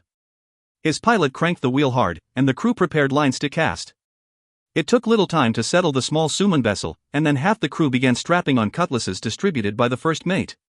Normally the crew settled down once they reached a port, or prepared to go ashore in shifts. Something was different about Drist. One sailor scrambled up the central mast to a watchman's platform barely big enough to sit on with dangling legs. With a case of quarrels strapped to his shoulder, he began cranking back the cable on a large crossbow. As soon as the ramp was lowered, 2 armed sailors ran down to take posts at its bottom and watch everything around them. Dan Varfage saw similar safeguards on all the other docked vessels. Perhaps Samara's mention of an unlawful place had been more serious than she first thought. She leaned out over the rail. The city loomed between high, dark hills cresting above the shore to both north and south. Buildings of mixed sizes and shapes, dingy and worn by coastal weather, were so closely mashed together that only a few inward roads showed between them. Typical for a port city, the air was tainted by the stench of fish, salt brine, livestock, and smoke. If she stayed on this continent 100 years, she would never grow accustomed to the smell. This place was the worst by far. "Look at them." Dan Varfage resisted being startled, finding Rices suddenly beside her. Arrays of people hurried along docks or milled about the bay doors of large warehouses. Carts and bearers vied to get in and out. Every color and form of attire that Danvarfage could imagine was scattered among them. Caramel-skinned Sumans in earthy-colored garb led goats harnessed in lines. A small number of even darker-skinned people, with tightly curled black hair, were dressed in one-piece shifts of cloth, or in pantaloons and waist wraps of stronger colors beneath black patterns. These tried to navigate a cart of shimmering cloth bolts around clusters of armored men. The number of Newmans was almost overwhelming. Some dressed like vagabonds, while others wore finery beneath voluminous cloaks. Danvarfage heard clear footsteps coming across the deck. "We will not stay long," Captain Samara said as he approached. "I hope to resupply and finish a small cargo exchange by mid-morning tomorrow. If you wish to stay here and wait for your family, you should disembark and find lodgings by then." Glancing at the city, he shook his head. "But I do not recommend it. Perhaps you could catch your kin at the next port?" Danvarfage had no intention of disembarking, but she feigned a polite smile. "No, we wait here, but can we spend tonight on the ship?" "Leave tomorrow before you sail?" Samara nodded. "Of course. It is senseless for you to go out there at night." "My thanks," she said. The captain walked away, and Rhyssus whispered, "When?" Danvarfage returned to watching the port. "Not until the crew is asleep, those on watch grow weary, and fewer people are out there." "Can you kill the one up in the mast without him falling?" "Yes. And Nish and I will handle the two at the ramp's end. The rest should be simple." Asterisk asterisk asterisk. And Nish had seethed over the pointless delay in taking this ship. Now she partly saw how they had a better opportunity. Halfway between the mid of night and dawn, the piers were almost empty. Well before that, most ships, including the Bashir, had pulled up their ramps. Besides the armed lookout up in the mast, only 3 humans, 2 on the aft castle and 1 at the prow, were on deck. Danvarfage had asked the 3 on watch whether she and hers could stay up and observe incoming ships to spot the one bearing their family. The guards did not find this strange and assented without even bothering to ask their captain. Perhaps Sumans valued kin and blood more than humans did, and Nish committed this to memory for future use. The rest of the small crew was below, likely asleep, and the captain was in his own cabin. Iwooden and Tabid stood near the aft castle door to below, and Nish, with a blade held reversed and hidden behind her forearm, waited beside the aft castle stairway. Rhyssus leaned against the starboard rail with his assembled short bow hidden beneath his traveler's cloak. He looked up now and then to the sailor with the crossbow upon the mast's platform above. Nish watched Danvarfage near the prow and waited long for the signal to act. She slipped her other hand around her back and beneath her tied-up cloak to grip the handle of her bone knife. Tension was not appropriate, but it quivered in all of her muscles. A soft chirp carried across the deck. Iwooden and Tabid slipped below for the sleeping crew. Rhyssus knocked an arrow, raised his bow, and fired. Nish heard a soft thud from above, but the man did not fall to the deck. She spun and rushed up the ladder steps onto the aft castle. Neither sailor on watch would be alarmed. She had purposely done this several times in the night, always hurrying to the ship's rear as if she had heard the snap of sails in the wind or the call of a crew inbound from the open waters. The 2 sailors stood close together at the aft with their backs turned. Only one glanced aside at the last instant. Nish thrust her stiletto through the base of his throat before he offered a greeting, and she slashed the other's throat with her hooked bone knife. The latter's eyes turned vacant as he dropped. It was over too quickly. She should have volunteered to go below instead of remaining up here. Not risking the noise of toppling the bodies overboard, she left them and hurried down to the deck. Danvarfage, with a bloodied stiletto in hand, came toward her. Then Rhyssus joined them. "Weight the bodies," Danvarfage instructed, "and lower them quietly over the far side, away from the dock." Rhyssus nodded and turned toward the aft castle. Nish followed. By the time they finished and returned, Iwooden and Tabith had emerged from below. Even in the dark, Nish could see they were stained. 10 left alive for our need, Iwooden said, including the cook. They are locked up, and I convinced them of the wisdom of silence. The captain? Danvarfage asked. Still asleep in his cabin. We made little sound. He knows too much about us. Gripping her stiletto, she started for the stairs. He should be silenced. Then I will report to Frethfair. And Nish watched her go. It was done, and they had finally taken the ship. But she raised her bone knife and studied the streaks of blood across the silver-white metal. It had all gone perfectly, quickly, and quietly, with too little satisfaction for her. And it was not the right blood on her blade. Asterisk asterisk asterisk. 2 evenings later, the Cloud Queen reached the harbor in Drist. Liesel stood beside Magyar and stared out at the massive activity, with its assault of colors, noises, and smells. Ah, dead deities, he murmured. I thought Chathbur was crowded. Where's the captain going to dock this hulk in there? Magyar shook her head. I don't know. Wildly busy, the port boasted only 6 overly long piers. All of the docked vessels except for one were smaller than the Cloud Queen. But Liesel's question was soon answered.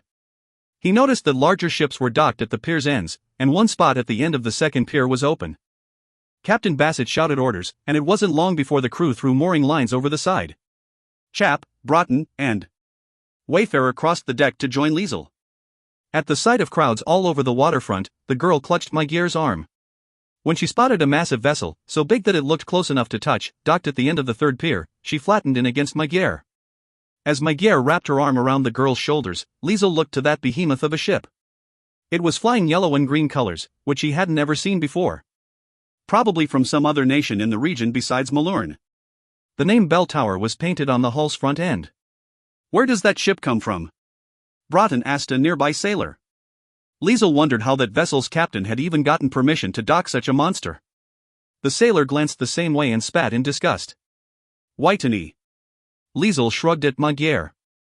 Whitany must not be popular with the people of Malurn. But any chance to converse with the crew vanished as men on deck began strapping on weapons and loading crossbows. What now? Broughton said, watching it all closely. Liesel was baffled, as the crew had never done this at any other stopover. As soon as the ramp was lowered, 2 sailors with loaded crossbows jogged down to take positions at the bottom. He noticed the same at every other ship in sight, and he started to get a bad feeling about this place. Captain Bassett came striding over, and Magyar intercepted him. What's going on? She asked sharply. Why are your men arming themselves? Bassett scowled, and it wasn't hard to guess that he didn't care much for her attitude. A brigand's port, he answered, but still worth the stop. Goods traded here are hard to find elsewhere along the coast. Liesel didn't like the sound of that, either. We have major cargo to exchange, the captain went on. Several days' worth, so it would be best if we weren't juggling a big job around passengers. Magyar raised her brows and glanced at Liesel. Wayfarer had already tucked in beside him as Chap started grumbling. Again, Liesel understood Numanese better than he could speak it. They were somewhat politely being told to go ashore for a few days.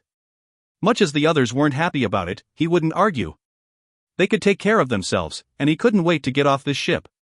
He hoisted up his pack, already prepared to disembark. Not problem, he said quickly.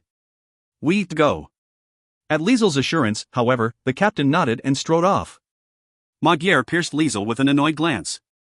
This was likely a mix of uncertainty in taking Wayfarer into such a seedy-looking place and the captain rushing them off. She wasn't one to be pushed anywhere. Broughton peered around the harbor as if looking for something specific. Wayfarer backed up, crouched down behind Chap, and planted herself so firmly that Liesel wondered whether he'd have to pick her up and carry her off the ship. Chap looked up at him. What advice, for here, from Wynne? Liesel unslung his pack. Hang on. He dug inside and pulled out the scant papers Wynne had sent with them. Paging through notes scrawled in Balaskian, he found something and frowned. Some place called Delilah's. She says it's expensive but the safest, although... What is wrong? He wasn't about to read the rest out loud and quickly stuffed the pages into his pack. Nothing. Just more boring stuff about the place's history, nothing of worth. Magyar stepped closer. Nothing else? Liesel sighed. Just 2 short lines. She said when we get to the front desk, whatever Makila asks us to do, we have to do it. Apparently it's the only safe place here. I do not like this, Broughton put in. Frankly, neither did Liesel, but the captain had made it clear he wanted them out of the way and Liesel wanted off the ship for a few days at least. Let's go and get some rooms. As annoying as Wynne can be, she's usually right about these things. When he looked down, Wayfarer's breath was coming short and fast. He flipped a hand toward Chap and Magyar. You think anyone's going to bother those 2? He asked, grinning at the girl. Even if so, who do you think would get the worst of that mistake? Chap licked his nose at him and glanced down the ramp. You're not funny, Magyar growled over her shoulder at Liesel. No, indeed, Broughton added. With a wink, Liesel whispered to Wayfarer, I am so. She rolled her pretty eyes, but at least he'd broken her panic, and he held out his hand. She took it, and he pulled her to her feet and kept her hand in his grasp. Shifting his pack, he started down the ramp into the crowds. Don't let go, he said. I will not, the girl answered, a bit of a quaver in her voice. Moments later they wove down the pier between sailors and dock workers. The crowds grew only worse as they neared the waterfront. The people of various races and occupations, not to mention goats, sheep, and several large dogs on leashes, were almost more than Magyar could navigate out front without stalling again and again. On their way, they passed a small, odd vessel with its ramp drawn up and Bashir painted on its side. Something about it stuck in Liesel's head, as if he had seen it before but couldn't remember where. He held tightly onto Wayfarer's small hand as Magyar and Chap cut them a path and Broughton followed behind. Asterisk asterisk asterisk. And Nish crouched on a warehouse roof and watched the port. In 2 days her team had accomplished much. Risus was positioned a few rooftops to the south. Iwooden and Tabith remained on the ship to keep it secure. At regular intervals Iwooden would bring a few of the crew on deck to feign duties and maintain an appearance of normality. And Nish had no idea what he had said to them, but they obeyed without question. He kept the ramp up, but a number of ships in harbor did so as well, so it did not appear strange. For the most part no one even glanced at the Bashir. Humans here kept to their own, in personal and other matters. The team had also arranged quarters on land, and Frethfair and Danbarfage were now in a filthy two-story inn at the port's north end. Iwooden was certain he could manage the vessel with a crew of 10. The team was prepared to either abandon the ship or use it in pursuit, as need be. Frethfair and Danbarfage wanted all possible outcomes covered. They could not fail again, and this time their quarry would not escape. Still, confidence in their arrangements did little to quell Nish's urgency. The traitor must die. Leschel and his tainted mate must be taken for their secrets. And she would make Leschel watch his love die, as hers had at his hands. Only then would she take his life. A large cargo vessel drifted into port and docked at the end of the second pier. Every nerve in Nish vibrated once she made out the Newman letters on the hull's prow. The Cloud Queen was here. Nish remained crouched, waiting and watching. A light sound reached her ears as Risus landed beside her on the rooftop. Neither spoke yet. Iwooden and Tabith would have seen the ship as well but could not leave their posts. I will report to Frethfair and Danbarfage, Risus whispered. Follow any of our quarry if they come ashore. Learn their final location, but do not engage them alone. She nodded once, and then he was gone. Nish watched for anyone familiar among the crowds on the second pier. Asterisk asterisk asterisk. Liesel pressed on behind Magyar and Chap, and pulled Wayfarer along as he studied their surroundings. When they reached the waterfront, he spotted a floating walkway along the rock wall beneath the piers. Between every other pier post were switchback ramps and ladders leading upward from lower floating platforms for small boats. With little choice, they pushed through the throngs until their group reached the city's edge. A few streets in, they left the thickened masses behind for more sparse passers-by in the growing dusk. Wayfarer had kept pressing up behind him along the way, but now she peered about, a little more curious. Better now? He asked. Yes, she said barely loudly enough to hear. Chap watched everywhere as well, turning all the way around at least once. It was pretty clear to Liesel that the dog was less than pleased. Which way now? Liesel took a breath to remember Wynn's instructions. Inland a few blocks and then to the left. The farther they went, the fewer people they saw, and after a little while this began to concern Liesel. Where was Wynn sending them?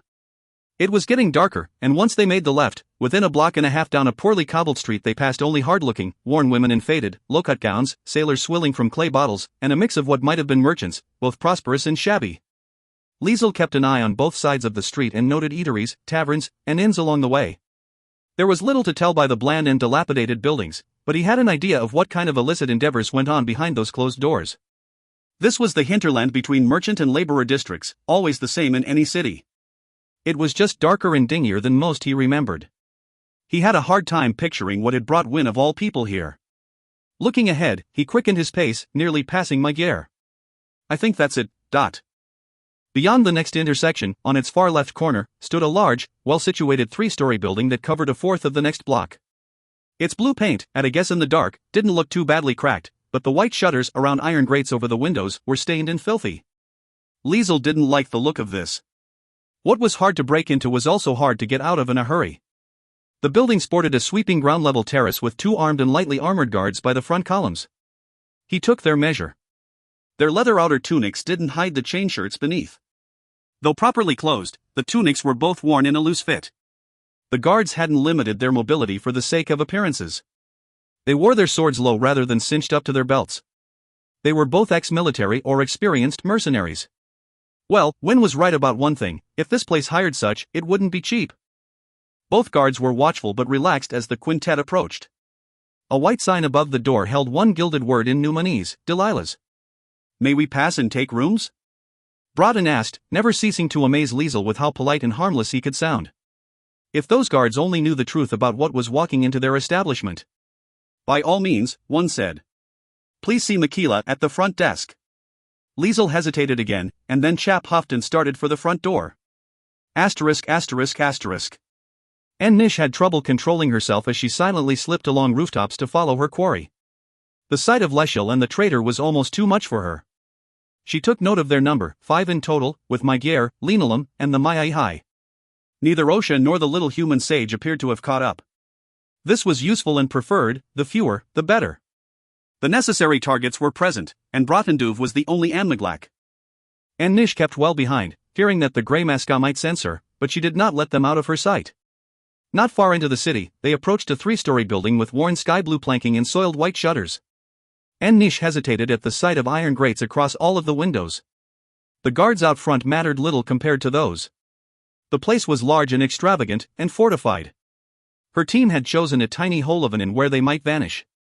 Yet this place would not be so easily invaded, and likely not in stealth. She waited as the quintet stopped, all gazing upward. Finally the Mai took the lead toward the door.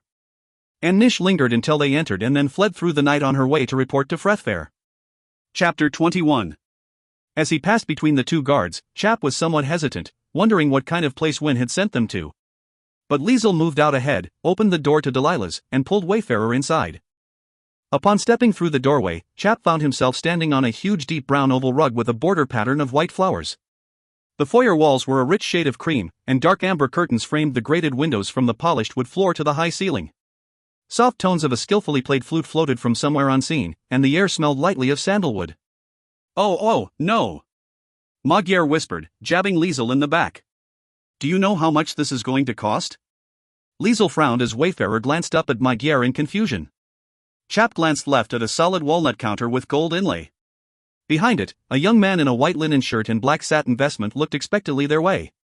Chap heard Wayfarer whispering to Liesel. "He looks like. The young man had the look of Wynne, with an oval face of olive-toned skin and light brown eyes and hair to match. "May I help you?" he asked. "I am Michaela. What do you seek this evening?" The question was oddly phrased. What would travelers seek here but lodging? Two men dressed similarly to Michaela passed by into a wide parlor on the right. Neither was armed, and Chap stepped forward to peer after them. Low, plushy padded couches around small tables bearing glass or crystal vases with fresh flowers filled the room. On the walls were painted seascapes of detailed clarity, and he spotted another archway opening into another room at the chamber's far side. Therein, 4 well-dressed men sat playing cards at a polished black table, while a tall, lovely woman circled them and poured wine. Her gown of layered gauze was a bit too revealing. "What kind of place was this?" "We would like 2 rooms, Broughton said, striding to the counter. "Of course," Michaela answered, picking up a quill and opening a very large black book. Chap was more aware of their financial situation than Liesel or Magyar realized. They had coin, but they also had to make it last. A few nights here would take a sizable stack. After scribbling whatever names Broughton gave, Michaela looked all of them over. "You will need to relinquish your weapons while inside the establishment," he said politely. "You can retrieve and return them upon coming and going." Magyar stared at him. "I don't think." "That is acceptable," Broughton cut in, and he pulled a small pouch out of his shirt. Chap had never seen this before. So, the old assassin carried some coins. How he had acquired such was better left alone. "I'm not turning over my sword," Magyar stated flatly. Though he hated it, Chap was in agreement with Broughton, and he looked up at Magyar. "Guards at the door, guards inside, and grates on all windows. Wynne sent us here with good reason." Magyar made no move to hand over her falchion. "I want to talk to the owner, this Delilah," she demanded. "I'm sorry, but Madame is not available," Michaela answered. "I assure you, the rule is without exception. I also assure you that first and foremost of all services to our guests is their safety." He paused briefly and became firmer. "You are safe here. Now, please?" The young man held out his hand. It was directed toward Magyar's falchion, and he did not retract it at her hesitation. "Oh, just give it up already," Liesel muttered, but, strangely, he locked eyes with Broughton, not Magyar. Chap neither liked the house rule nor Liesel's duplicity. Certainly the old assassin's own weapons were well out of sight unless the host called the guards to search him. Liesel broke the standoff and unstrapped his blades to drop them on the countertop. When he turned back, Magyar followed suit but with obvious resentment. Liesel joined Wayfarer, who was now staring off into the parlor. Michaela cleared his throat audibly, and Magyar halted. Her unnaturally pale face darkened, but she finally reached behind her back, beneath her cloak, for a weapon the young man must have spotted. Magyar pulled out the white metal battle dagger, sheath and all, at her back and slapped it down on the counter. Chap looked back over his shoulder and, with Wayfarer hanging on Liesel's arm, they both gazed through the parlor into the room beyond it.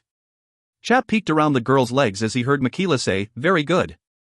I will show you to quiet rooms on the upper eastern floor."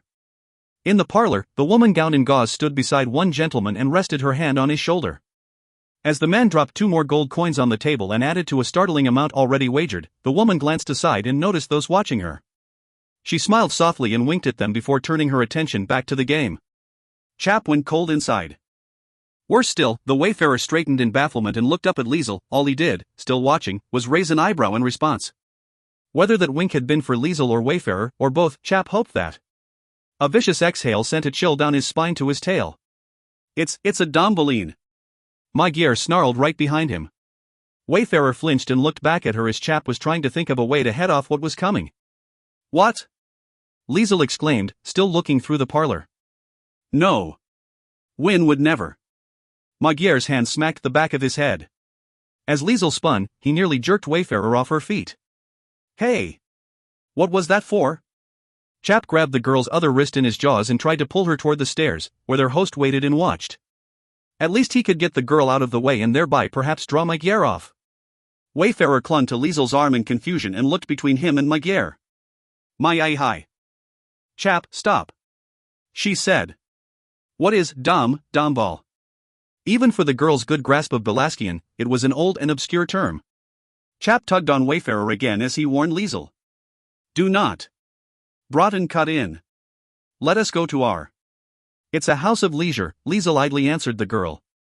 Magyar, incensed, shot back at him, "It's a brothel." Chap wanted to groan. "What is a brothel?" Wayfarer asked. Everyone, even Magyar, stalled in silence, and then she stormed off up the stairs past a visibly uncomfortable but smiling Michaela. Wayfarer glanced after Magyar, looked at Liesel, and then stared once more at the scantily clad woman in the far room. The girl's mouth slowly dropped open. Oh, you!" she gasped. Liesel frowned and then suddenly turned aghast. "No, wait. I wasn't looking at the..."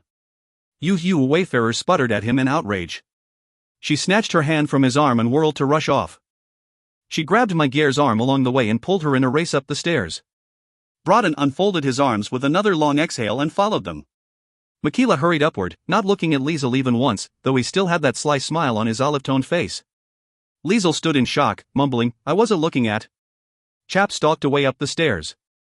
Liesel did not catch up until the host had walked them to their 2 rooms down a long hallway. Michaela opened both doors and handed a key to Magyar and then Broughton. "Please let me know if I can have food sent up or anything to make your stay pleasant." Broughton stepped into the first room. Magyar entered the second, and Wayfarer followed her. But when Liesel tried to enter, the girl turned on him through the half-open door. "You, shame," she accused. "And Win, too, shame for this place, and you for..." "Oh, you."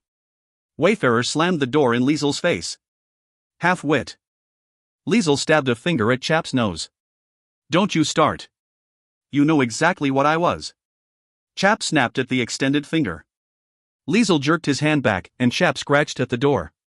Before anyone answered, Liesel opened it and stormed inside, and stopped cold. Wayfarer sat on the end of a huge, fluffy bed, while Magyar stood beyond, with her back turned, at the grated window.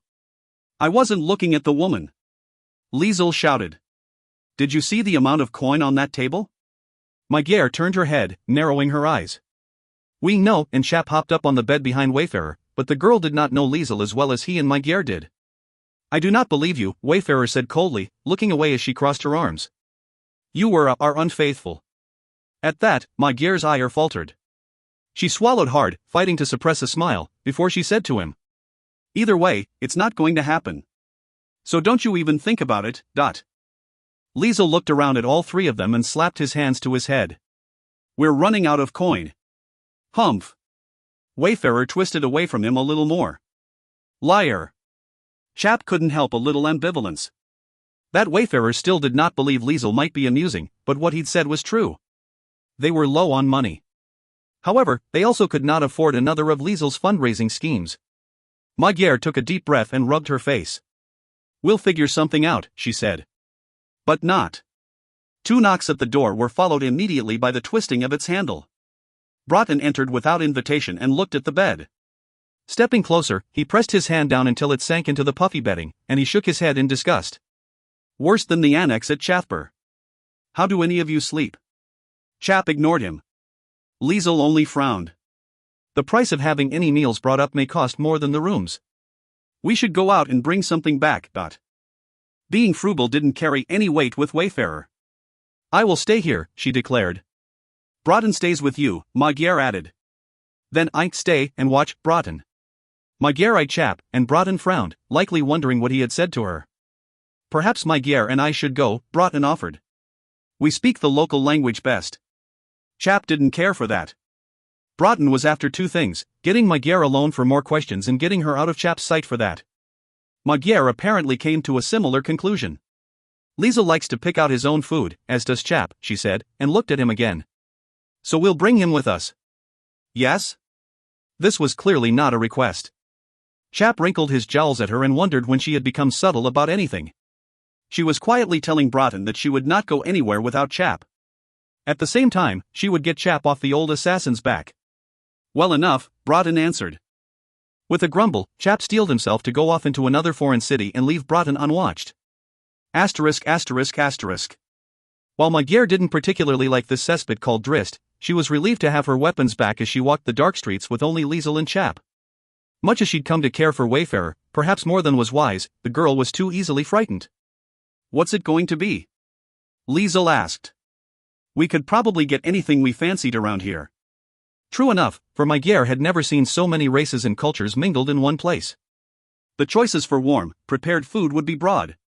She tried to smile at him. Just follow your nose, she quipped, and then added more seriously, but don't think you're settling in for anything else.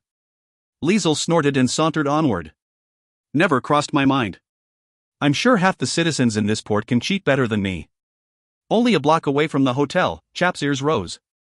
He began drooling like a hog at the sight of a slop bucket, and Magyar shook her head.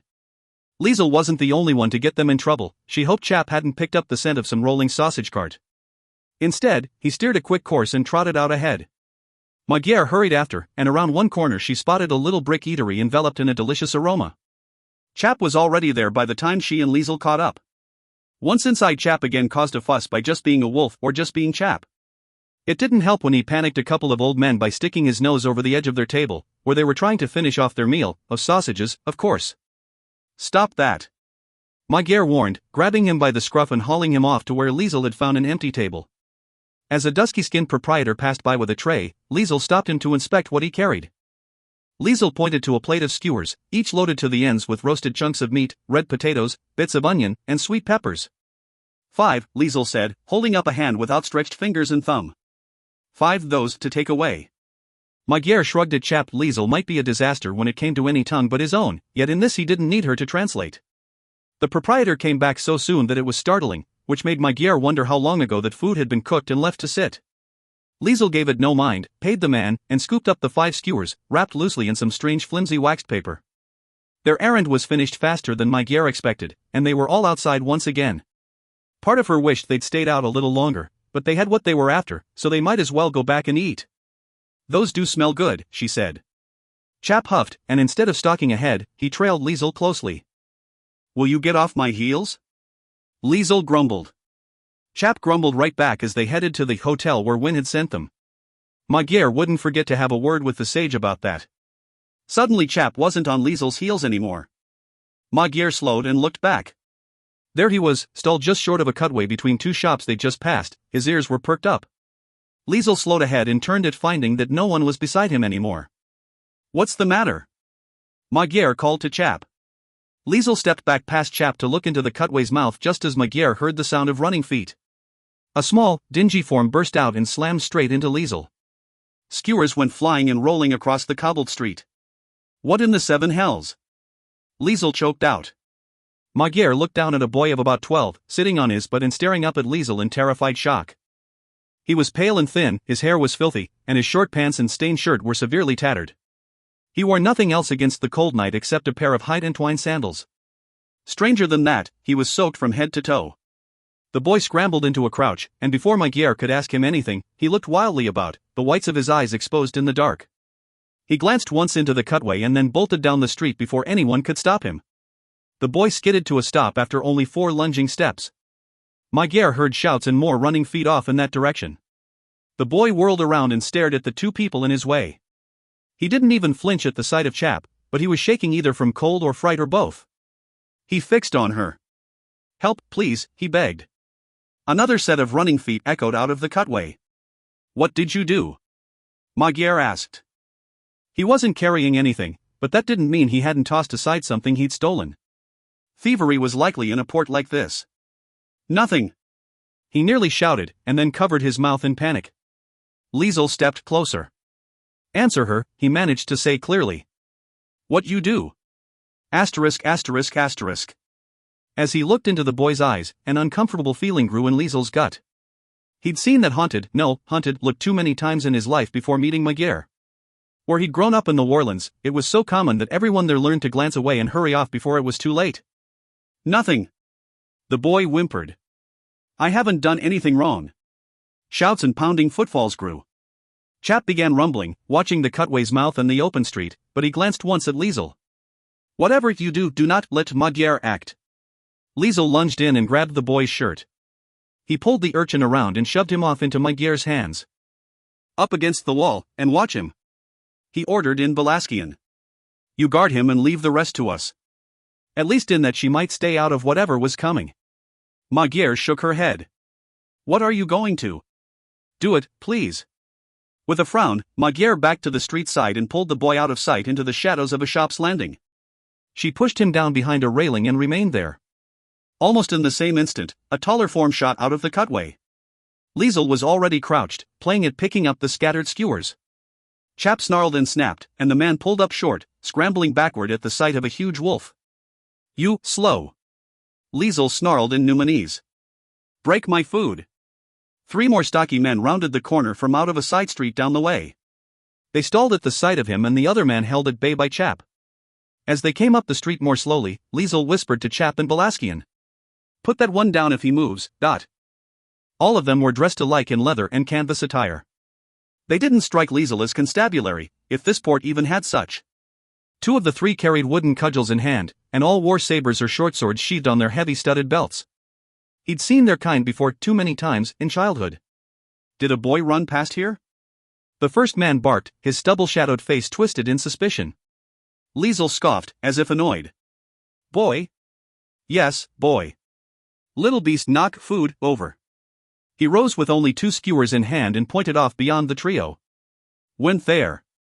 At a mumble from the one without a cudgel, the other 2 took off down the street.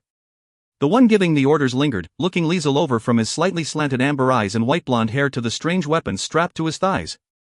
"Come on," he barked at the one Chap had cornered. Stupid Runt doubled back toward the docks without knowing it, but the one at the cutway's mouth inched away but kept his eyes locked on the large, growling wolf, and then he took off after the other 2. The apparent leader looked Liesel over once more and followed the rest. Soon they were gone from sight. Magyar came out into the street, pulling the boy along by the shoulder of his shirt. "Why are they after you?" she asked him.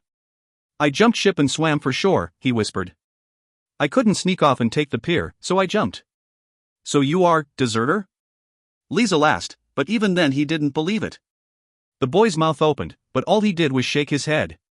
Liesel looked down the street. 4 armed sailors were chasing a boy for jumping off a ship? The uncomfortable feeling in his gut began to burn with anger. "Why you on ship if not want be?" He asked as best he could, not certain he wanted the answer. "Where family?" "Where you live?" At the mention of family, the boy winced. Liesel waited for Chap, whose eyes fixed on the boy's face. "I think those men were slavers, we should not get involved." Something inside Liesel snapped. "We're taking him with us." Magyar's brow wrinkled. She glanced once at Chap, likely when he was explaining to her, and she exhaled, shaking her head. But Liesel knew she wouldn't argue. No, we have enough problems. Those men will find him, Liesel countered in Belaskian. The boy hasn't got a wit in his head the way he's running around instead of finding a hiding hole. The boy appeared even more leery at Liesel's talking to a wolf in some strange tongue. He clutched himself in his wet clothes. What's your name? Liesel asked. Paulo, the boy whispered. Come. You safe. Asterisk asterisk asterisk. Danvarfage hoped they might turn failure into success this night, but she held that hope at bay. There was much to do. She had been more than relieved when Rices had earlier arrived at the Shabby Inn to report that the Cloud Queen was in dock and Nish was watching for their quarry. Soon they would know how to proceed. Even Frethfair was less free with her barbs and focused on their purpose. Hunched in the room's one chair and obviously in pain, she listened silently to everything Rices reported. Perhaps the Excovar Lisa might for once use her influence to genuinely help. While waiting, the three of them talked of possible tactics, depending upon what Nish reported upon her return, to trap their quarry. Danvarfage's relief came when Nish finally swung in through the open window. They are on land, she said immediately and looked to Frethfair. Danvarfage swallowed an irritated reply to this obvious comment, otherwise the small one would still be watching the port. Is the traitor still with them? Frethfair asked. Yes, but they are only 5. The traitor, Magyar, Leschil, Linolum, and the Mayahai. Not Osha? Danvarfage asked. No. This troubled her. An outcast Anmaglak was loose, unwatched and unaccounted for, in the world. There are issues with their quarters, and Nish went on. It is a large hotel of 3 stories. I do not know their location inside, and there are iron grates on all windows and armed guards at the entrance. We cannot take the guards without being noticed. Their presence and the windows suggests further security within. Danvarfage took a slow breath. If this was the case, their quarry could not be attacked within the building, even if the targets were located before Danvarfage's team entered. She glanced at Frethfair. What do you counsel? Frethfair hesitated. Additional surveillance. We must know more, such as their length of stay. 1 on watch there, 1 at the port, and 1 to gather information regarding their ship's schedule. If the vessel is to remain several days, we have time to study our quarry's movements and plan their capture in the open. Agreed, Danvarfage said, for it was what she had calculated, and that boded well for later cooperation. And Nish, watch the hotel. Rices, to the port. I will check in with Iwooden and Tavith, and then gather information about the Cloud Queen.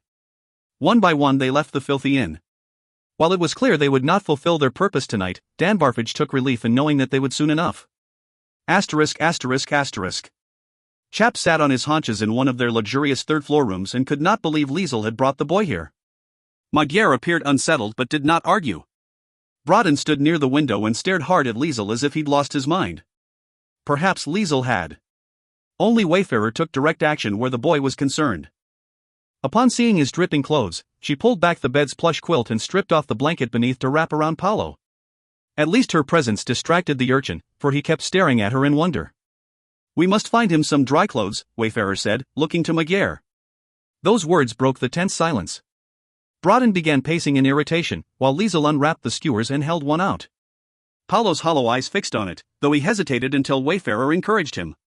Then he grabbed it and tore into the meat and vegetables with his teeth like a starving cub. Wayfarer watched him with a startled expression, but for once she did not appear remotely afraid of a human stranger.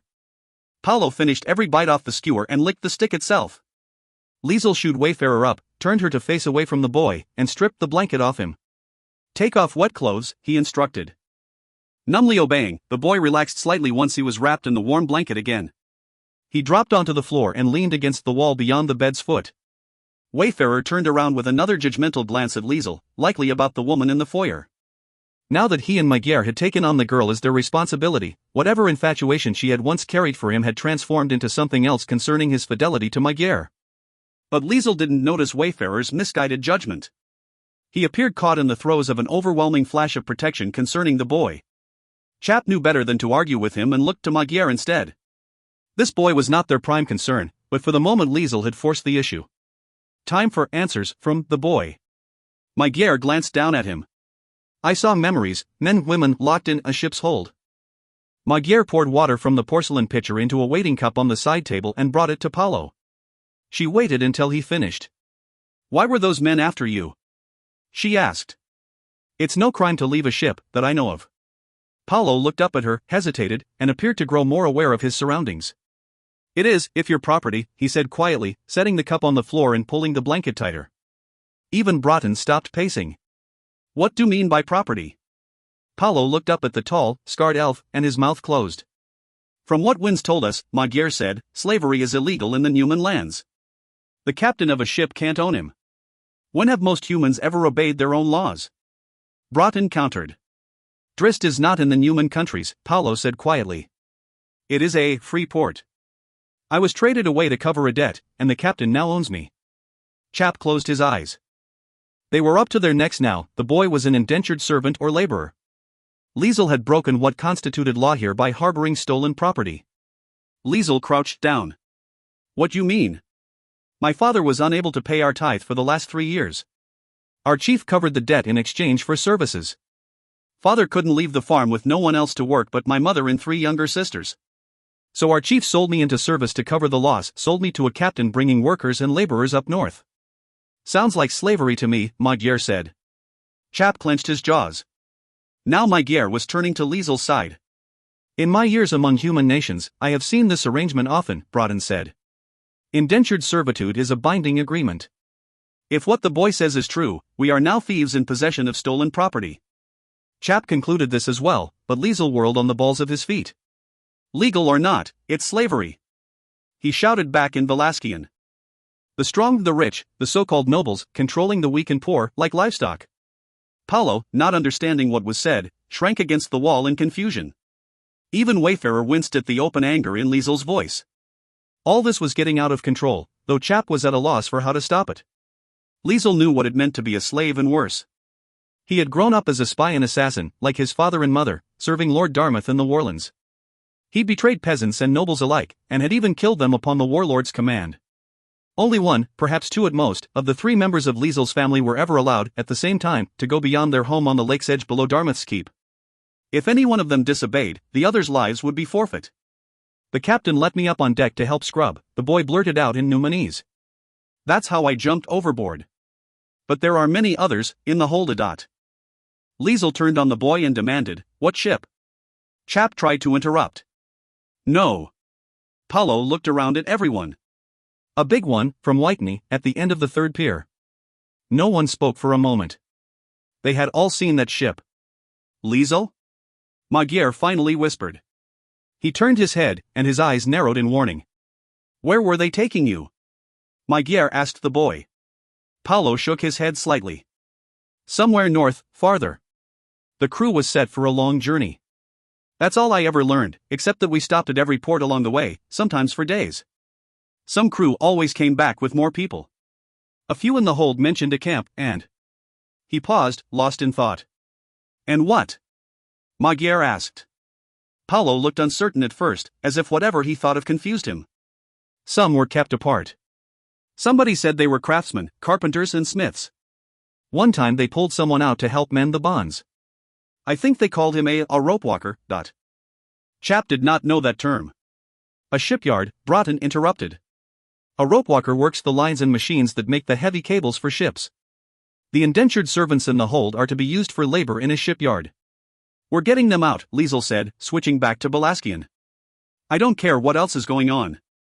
I'm not letting that slaver leave the harbor with anyone in its hold." Chap had had enough. "No, I feel for them, but we cannot stray from our purpose."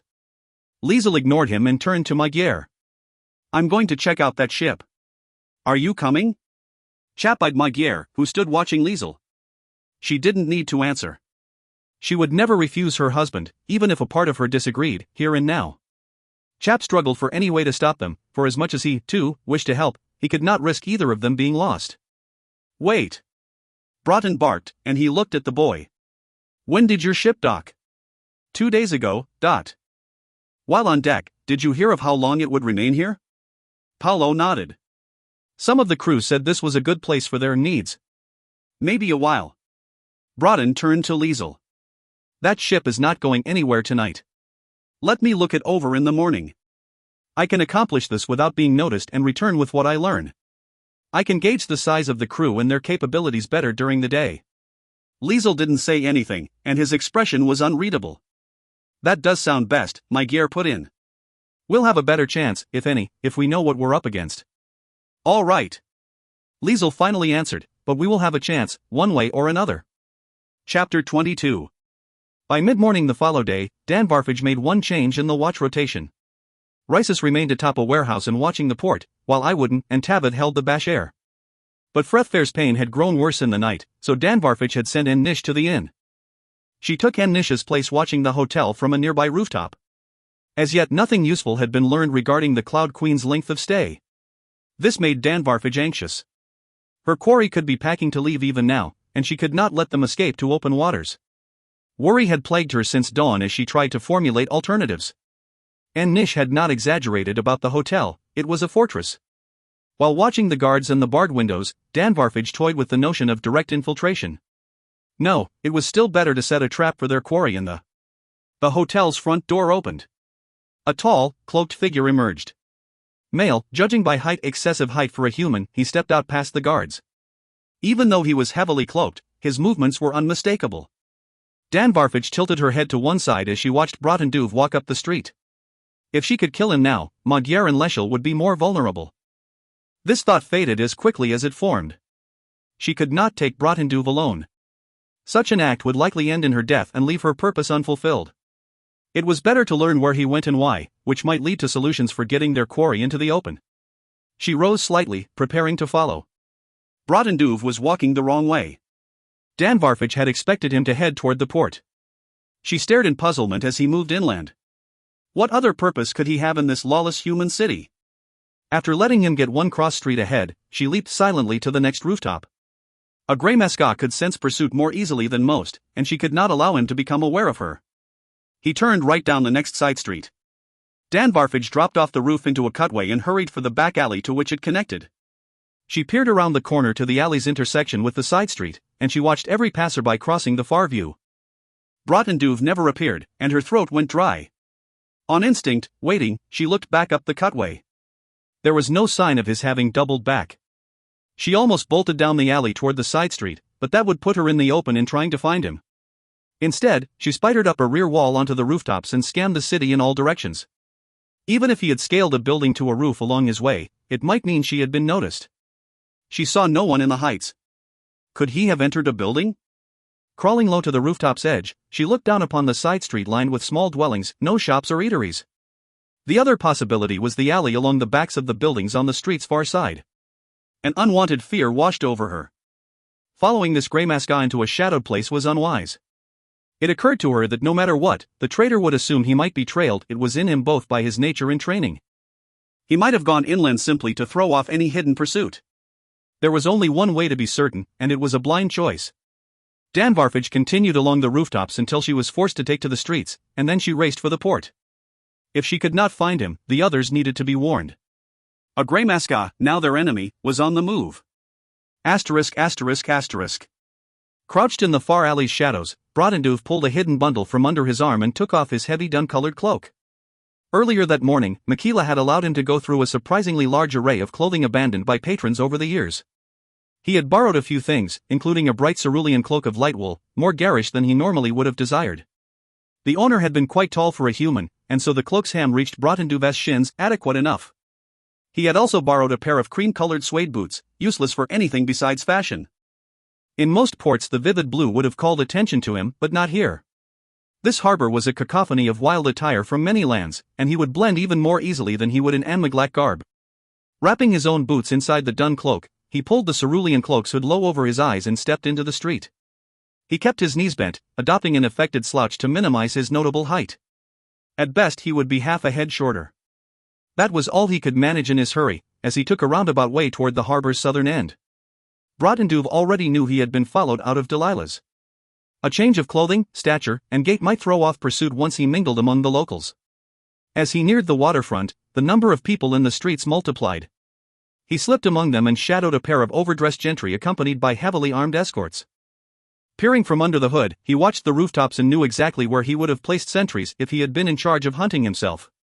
The barest hint of a figure wearing dark blue rose slightly over the crest of a warehouse roof. It was sensible to assume that his enemies had abandoned their attire for disguises as well.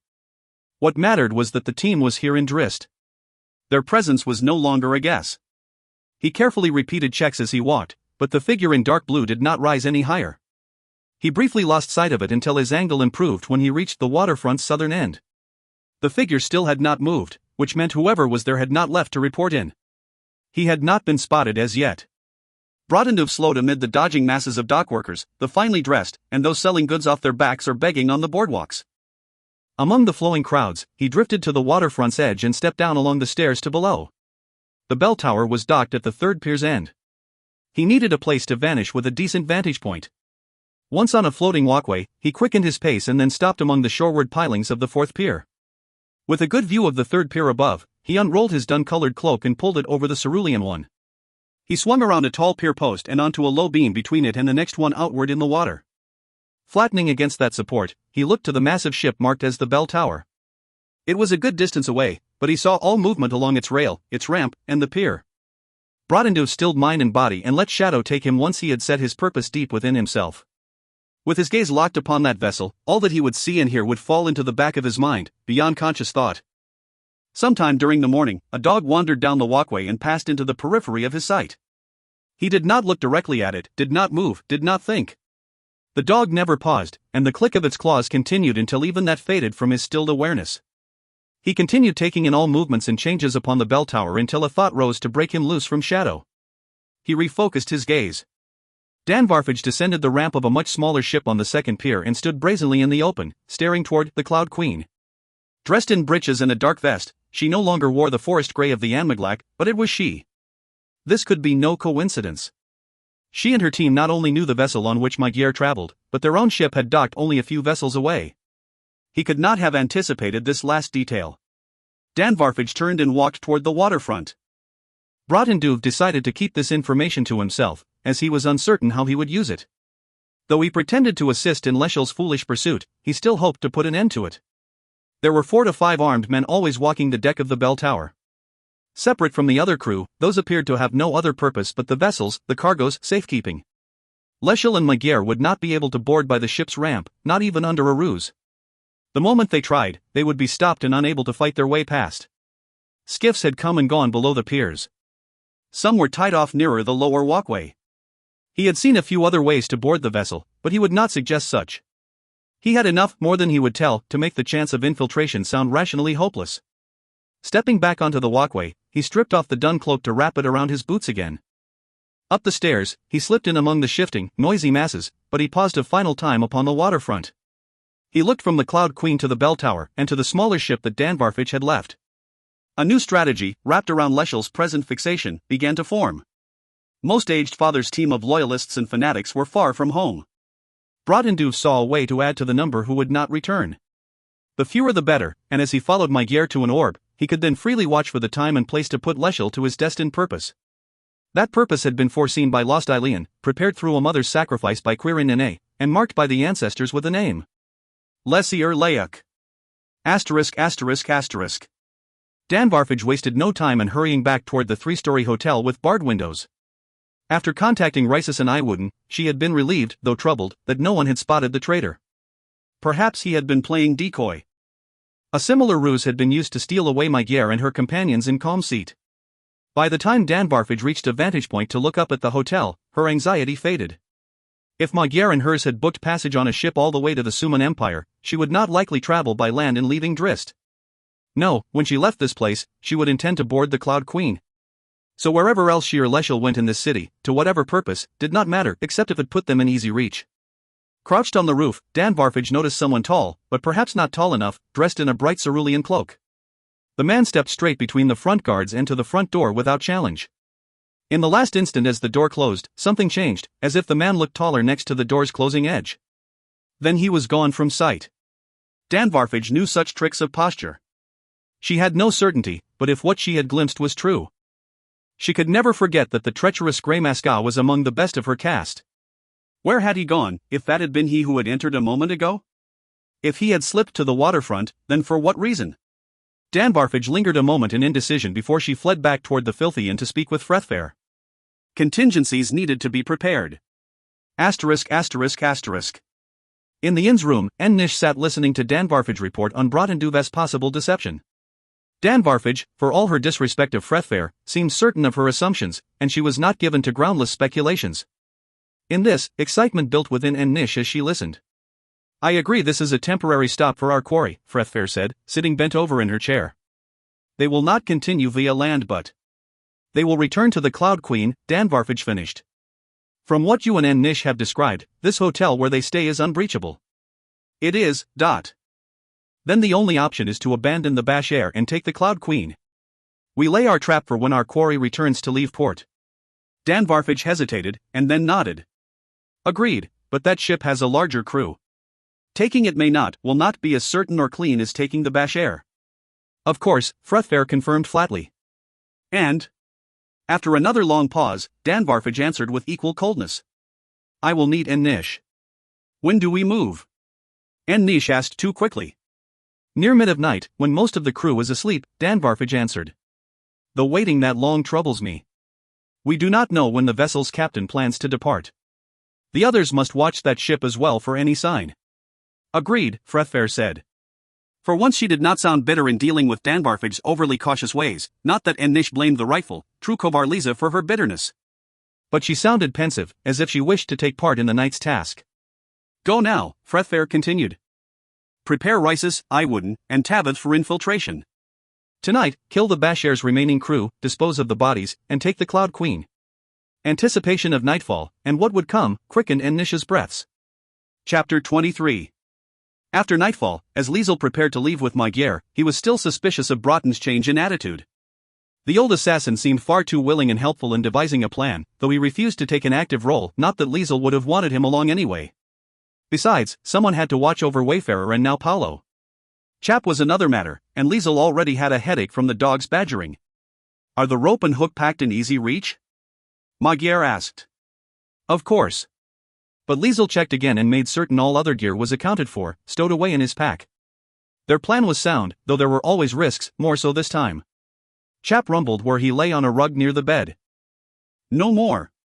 Liesel growled back. And you know why you're staying behind. The dog snorted twice in place of huffs or barks, but raised no memory words in Liesel's head. In fact, Chap had stopped talking to anyone. That wasn't a good sign. He was to remain behind to help guard the young ones in case anyone came searching for Paolo. More to the point, tonight's attempt to rescue a ship full of slaves was going to involve climbing up the hull. They didn't have time to hoist an oversized wolf in complete silence. It had taken both Liesel and Magyar to argue this point, with Chap nearly throwing a full tantrum and calling up memory words that had previously been shouted at him, and shouting the words back in pieces that suited his own point. It was the most bizarre, irritating, tiresome argument Liesel had ever had. One more reason to give Wynne a kick or two for teaching Chap such a trick. The real problem wasn't that Chap wanted to come along, he didn't want anyone going at all. You can change now, Wayfarer said. The girl laid out 2 sets of clothes on the bed. Broughton had somehow borrowed them from Makila that afternoon. However, Magyar frowned as she looked over the new attire. What makes you think we might be watched or followed? She asked Broughton. You should take precautions, regardless, he answered. This establishment is busy at night with people coming and going. In those clothes, and in following my instructions, you should reach the waterfront unnoticed and then return as someone else to any watchful eyes. Magyar frowned, unconvinced. Liesel would never admit it, but he found Broughton's suggestion sound. He began unbuckling his hauberk as he joined Magyar beside the bed. A stylish black velvet tunic, well-tailored breeches, a charcoal cape, a hat, and a polished walking stick awaited him. Wayfarer politely turned around while he and Magyar began assisting each other in removing their hauberks. Once he was in the tunic and breeches, she helped arrange the cape. Then he sat down on the bed, and she twisted his hair into a tail and tucked it all up under the hat. Paolo stood by, watching all this with quiet interest. He'd said little all day but had eaten every bite of food offered. Magyar studied Liesel. You look like a dandy. That's the idea, he answered. Your turn. Her mouth tightened under a scowl. They'd both agreed not to wear any armor. If things went badly, they'd have to jump overboard and swim for it. And they needed absolute silence while skulking about. A creak of leather or click from hauberk rings or studs could give them away. Only down to your shirt and breeches, Wayfarer told Magyar. Step into this, and I will fasten it. Wayfarer picked up a voluminous skirt of purple silk, and Magyar reluctantly obeyed, glowering the whole time while Wayfarer dressed her. Once the skirt was in place, the girl draped a crimson velvet cape over Magyar's shoulders and closed the front so that it covered the white shirt. The skirt wasn't quite long enough, but at least it covered most of Magyar's high leather boots. Wayfarer turned for the last item on the bed. "I'm not wearing that," Magyar warned through her teeth. "Oh, yes, you are," Liesel warned back. "Now sit down." Fuming, Magyar dropped onto the bed's edge. Wayfarer arranged Magyar's long, loose hair around her shoulders and picked up a delicate silver tiara. The girl set it atop Magyar's head and began pinning it into place. At night, her red tints wouldn't show much except in some lantern's light. Liesel had already noted a number of lovely, overdressed, pale-skinned women floating in and out of the hotel. Up close, Magyar wouldn't likely be mistaken for one of them, but someone watching from afar wouldn't notice any difference. Broughton had advised that if they tried a full hood, she might stand out as someone attempting to hide. Dressed like this, she fit in as a patron or someone who worked here, leaving for the night. "Perfect," was all Liesel said, appraising her disguise. Without answering, Magyar rose, so Liesel grabbed his prepared pack and the walking stick. He almost thanked Broughton for the arrangements but then thought better of it. The notion that Broughton was up to something still nagged him. Instead, Liesel turned and found Wayfarer watching him with worried green eyes. "If we're successful," he said, "this shouldn't take long. We'll be back before the mid of night." He looked to Chap. "We've managed worse than this, and you know it." Chap didn't respond, and Liesel headed out. Nothing was going to stop him from freeing those slaves. Magyar pulled the door closed, and they made their way to the stairs. Once they reached the front desk and retrieved their weapons, Liesel strapped on both of his blades beneath his cape. They were still visible to anyone looking closely enough, but most gentlemen here carried weapons. Magyar put her battle dagger at her back inside the velvet cape, but there was no way she could completely hide the sword as well. Liesel held on to her falchion under his cloak, and they were ready. "You're up first," she said. "You know the tavern Broughton mentioned?" She nodded. "I'll see you there." Michaela looked over the front desk and assessed her attire. "Very nice," he offered. Liesel swallowed hard, hoping the man didn't get punched. Leaving Magyar behind, he walked out the front door and headed off into the night. Events were underway. He carried the walking stick in one hand and clutched Magyar's sword beneath his cape in the other. He carried his pack over one shoulder. Half a block down the street, he spotted 3 well-dressed young men coming toward him. They were a bit loud and wandering in their course. He instantly affected the dandified movements of an overbred nobleman who'd had too many drinks. "Gentlemen," he slurred. "One of you help?" Taking in the sight of him, they stopped, swaying a little. "Can you point?" "Three-leg horse, tavern?" he asked. The second one, the most steady on his feet, raised an eyebrow. "Are you certain, sir? That is too uncouth a place, by the look of you. And you are obviously not from around here." Perhaps that one wasn't as drunk as he'd seemed. Liesel blinked twice, feigning a bit of trouble in understanding. In truth, he did have trouble understanding some of those words, but he nodded. "A lady wait for me," he whispered.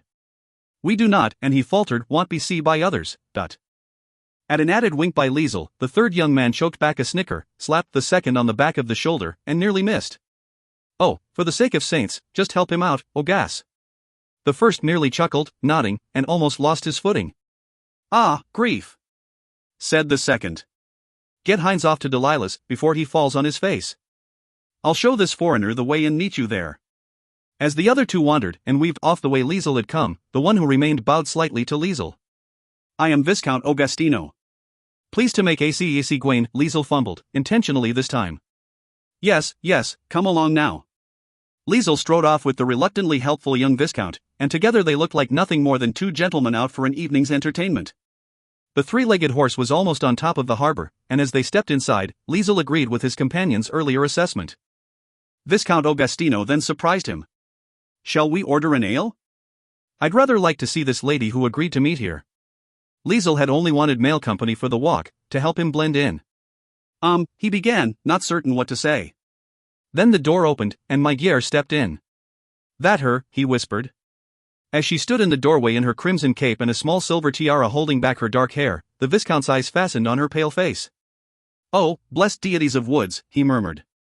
"There's a forest bride I'd have met up with anywhere." Liesel didn't like that insinuation about his wife, not at all. "Yes, forest bride." He tried agreeing with that lewd remark. "She want not be seen." "You go?" With that, the Viscount composed himself and nodded. "By all means." Have a pleasant night. Magyar was already on her way through the smoky tavern. As Augustino passed her on his way out, he looked her up and down with a smile that made Liesel tense. What was that? She asked as she joined him. Forget it, Liesel grumbled. Just something to throw off anyone watching. Let's get out of here, she whispered. I want a dark alley to get out of this damned dress, and get my sword back. Liesel loved her fierce side as much as he did the rest of her. For the first time since launching this undertaking, he looked into her eyes and was unable to forget what happened in Chathbur. There are lives at stake, she whispered, as if knowing his thoughts. I'm in control. Liesel tried to smile. I know, he agreed, hoping they were both right. Asterisk. Once Danvarfage gauged that enough of the night had passed, she led her team down to the floating walkways below the waterfront. All were once again garbed in their traditional forest grey of light wool. With matching scarves over their faces and only their eyes visible, they slipped among the deeper darkness below. Rysas untied a skiff beneath the first pier, and they boarded. Tabith and Iwooden oared the small vessel, making barely more sound than a seagull swimming upon the briny water. They worked the small craft out beyond the first pier's end into open water and kept well clear of all docked vessels. Earlier Danvarfage had noted that the men on watch up in the masts kept their eyes on the waterfront and other ships, and almost never looked out to the open sea. The skiff slipped by unnoticed all the way to the starboard side of the Cloud Queen at the end of the second pier. Danvarfage's confidence in their plan grew a little with each passing moment. Of all that Brotendove might suspect, he would least fear allowing Magyar and hers to reboard their own ship. They would be taken in complete surprise. A number of the Cloud Queen's crew had been seen going ashore earlier that day. They had not been seen to return as yet. Danvarfage estimated that less than 2/3 of the crew remained aboard. Before embarking this night, Rysas had climbed the Bashair's central mast for a look. He had reported only 6 men, counting one up the main mast, on deck and watching over the Cloud Queen. Rysas and Tabith had their short bows assembled and quivers of short arrows fastened to their hips under their cloaks. Both shouldered their strung bows, and, once the skiff floated up beside the vessel's hull, Rysas took the end of a rope and hook in his teeth. He pulled his bone knife, took the one Danvarfage handed him, and began the painful process of scaling the hull as quietly as possible. They could not risk throwing the hook over the rail, silence in that was impossible. In addition, should any sailor come along, this way he would not see a hook and line or hear Rysas until too late. Once he was up and over the rail, he set the hook and dropped the rope over the side. And Nish climbed up to join him. Tabith went next, followed by Danvarfage, who had a stiletto already clenched in her teeth. The last to follow was Iwooden, as Danvarfage retrieved her bone knife from Rysas. After that they made no effort to remain unseen, and events sped up quickly as they came out into the open on both sides of the aft castle. A sailor at the prow on the forecastle spotted them first and shouted. Rysas ignored the man and aimed his bow up along the main mast. As soon as a sailor above looked over the crow's nest wall, Rysas's bowstring thrummed. Danvarfage was already running. The first crewman who had shouted never reached the main deck. Intercepting him, Danvarfage drove her stiletto inside his guard and through the hollow of his throat, and then watched him drop. From the top of the steep forecastle steps, she looked away from his corpse to survey a silent ship. Only the forest grey forms of her own team moved among motionless human bodies lying upon the deck. All of the Anmaglak were barely visible by the light of 2 hanging lanterns, and the smallest was the first to reach the portside door below the aft castle. And Nish stood waiting, flattened against the wall. As the door opened, voices could be heard before anyone came out. I'm telling ya, I heard Ethan shout, one said. 2 disheveled men stepped out, and Nish let them both fully emerge. She sidestepped in around the open door and slashed open the second man's throat. As the first one turned at the wet sound, Iwooden appeared from the door's other side and struck the man's temple. The crewman's eyes rolled up, and his back hit the deck. Such a strike would render him half unconscious, and Nish, with her wet blade still in hand, was instantly on top of him. Danvarfage quickly closed, but Iwooden was quicker. Bithna! He hissed at Nish. The crewman's eyes fluttered as Nish's slash halted with her blade merely hovering near his throat. Is your captain here? Danvarfage demanded. The man's eyes finally widened. He looked up at her, and then at Iwooden, and then at Nish, whose half-covered face was barely a forearm's length above his. In his cabin, the man answered. Danvarfage scanned the deck and glanced back to see Nish clamp her free hand over the man's mouth and thrust her blade between his ribs. No more footsteps carried from below, and the deck was theirs. All of the team gathered around Danvarfage. Rysas, Iwooden, and Tabith, go below and finish this, she instructed. Lock the captain in his quarters. And Nish and I will stand watch here to take any crewman who might return from on shore. All 3 men slipped through the door to the stairs. Half the crew would be kept alive to rotate up here for the illusion of normality. But Nish, who blared in hungry rebellion once they were alone, clearly wanted to take part in the killing below. For a moment Danvarfage thought Nish might argue, even now that they were halfway to completing their purpose. Nish finally dropped her gaze and looked away.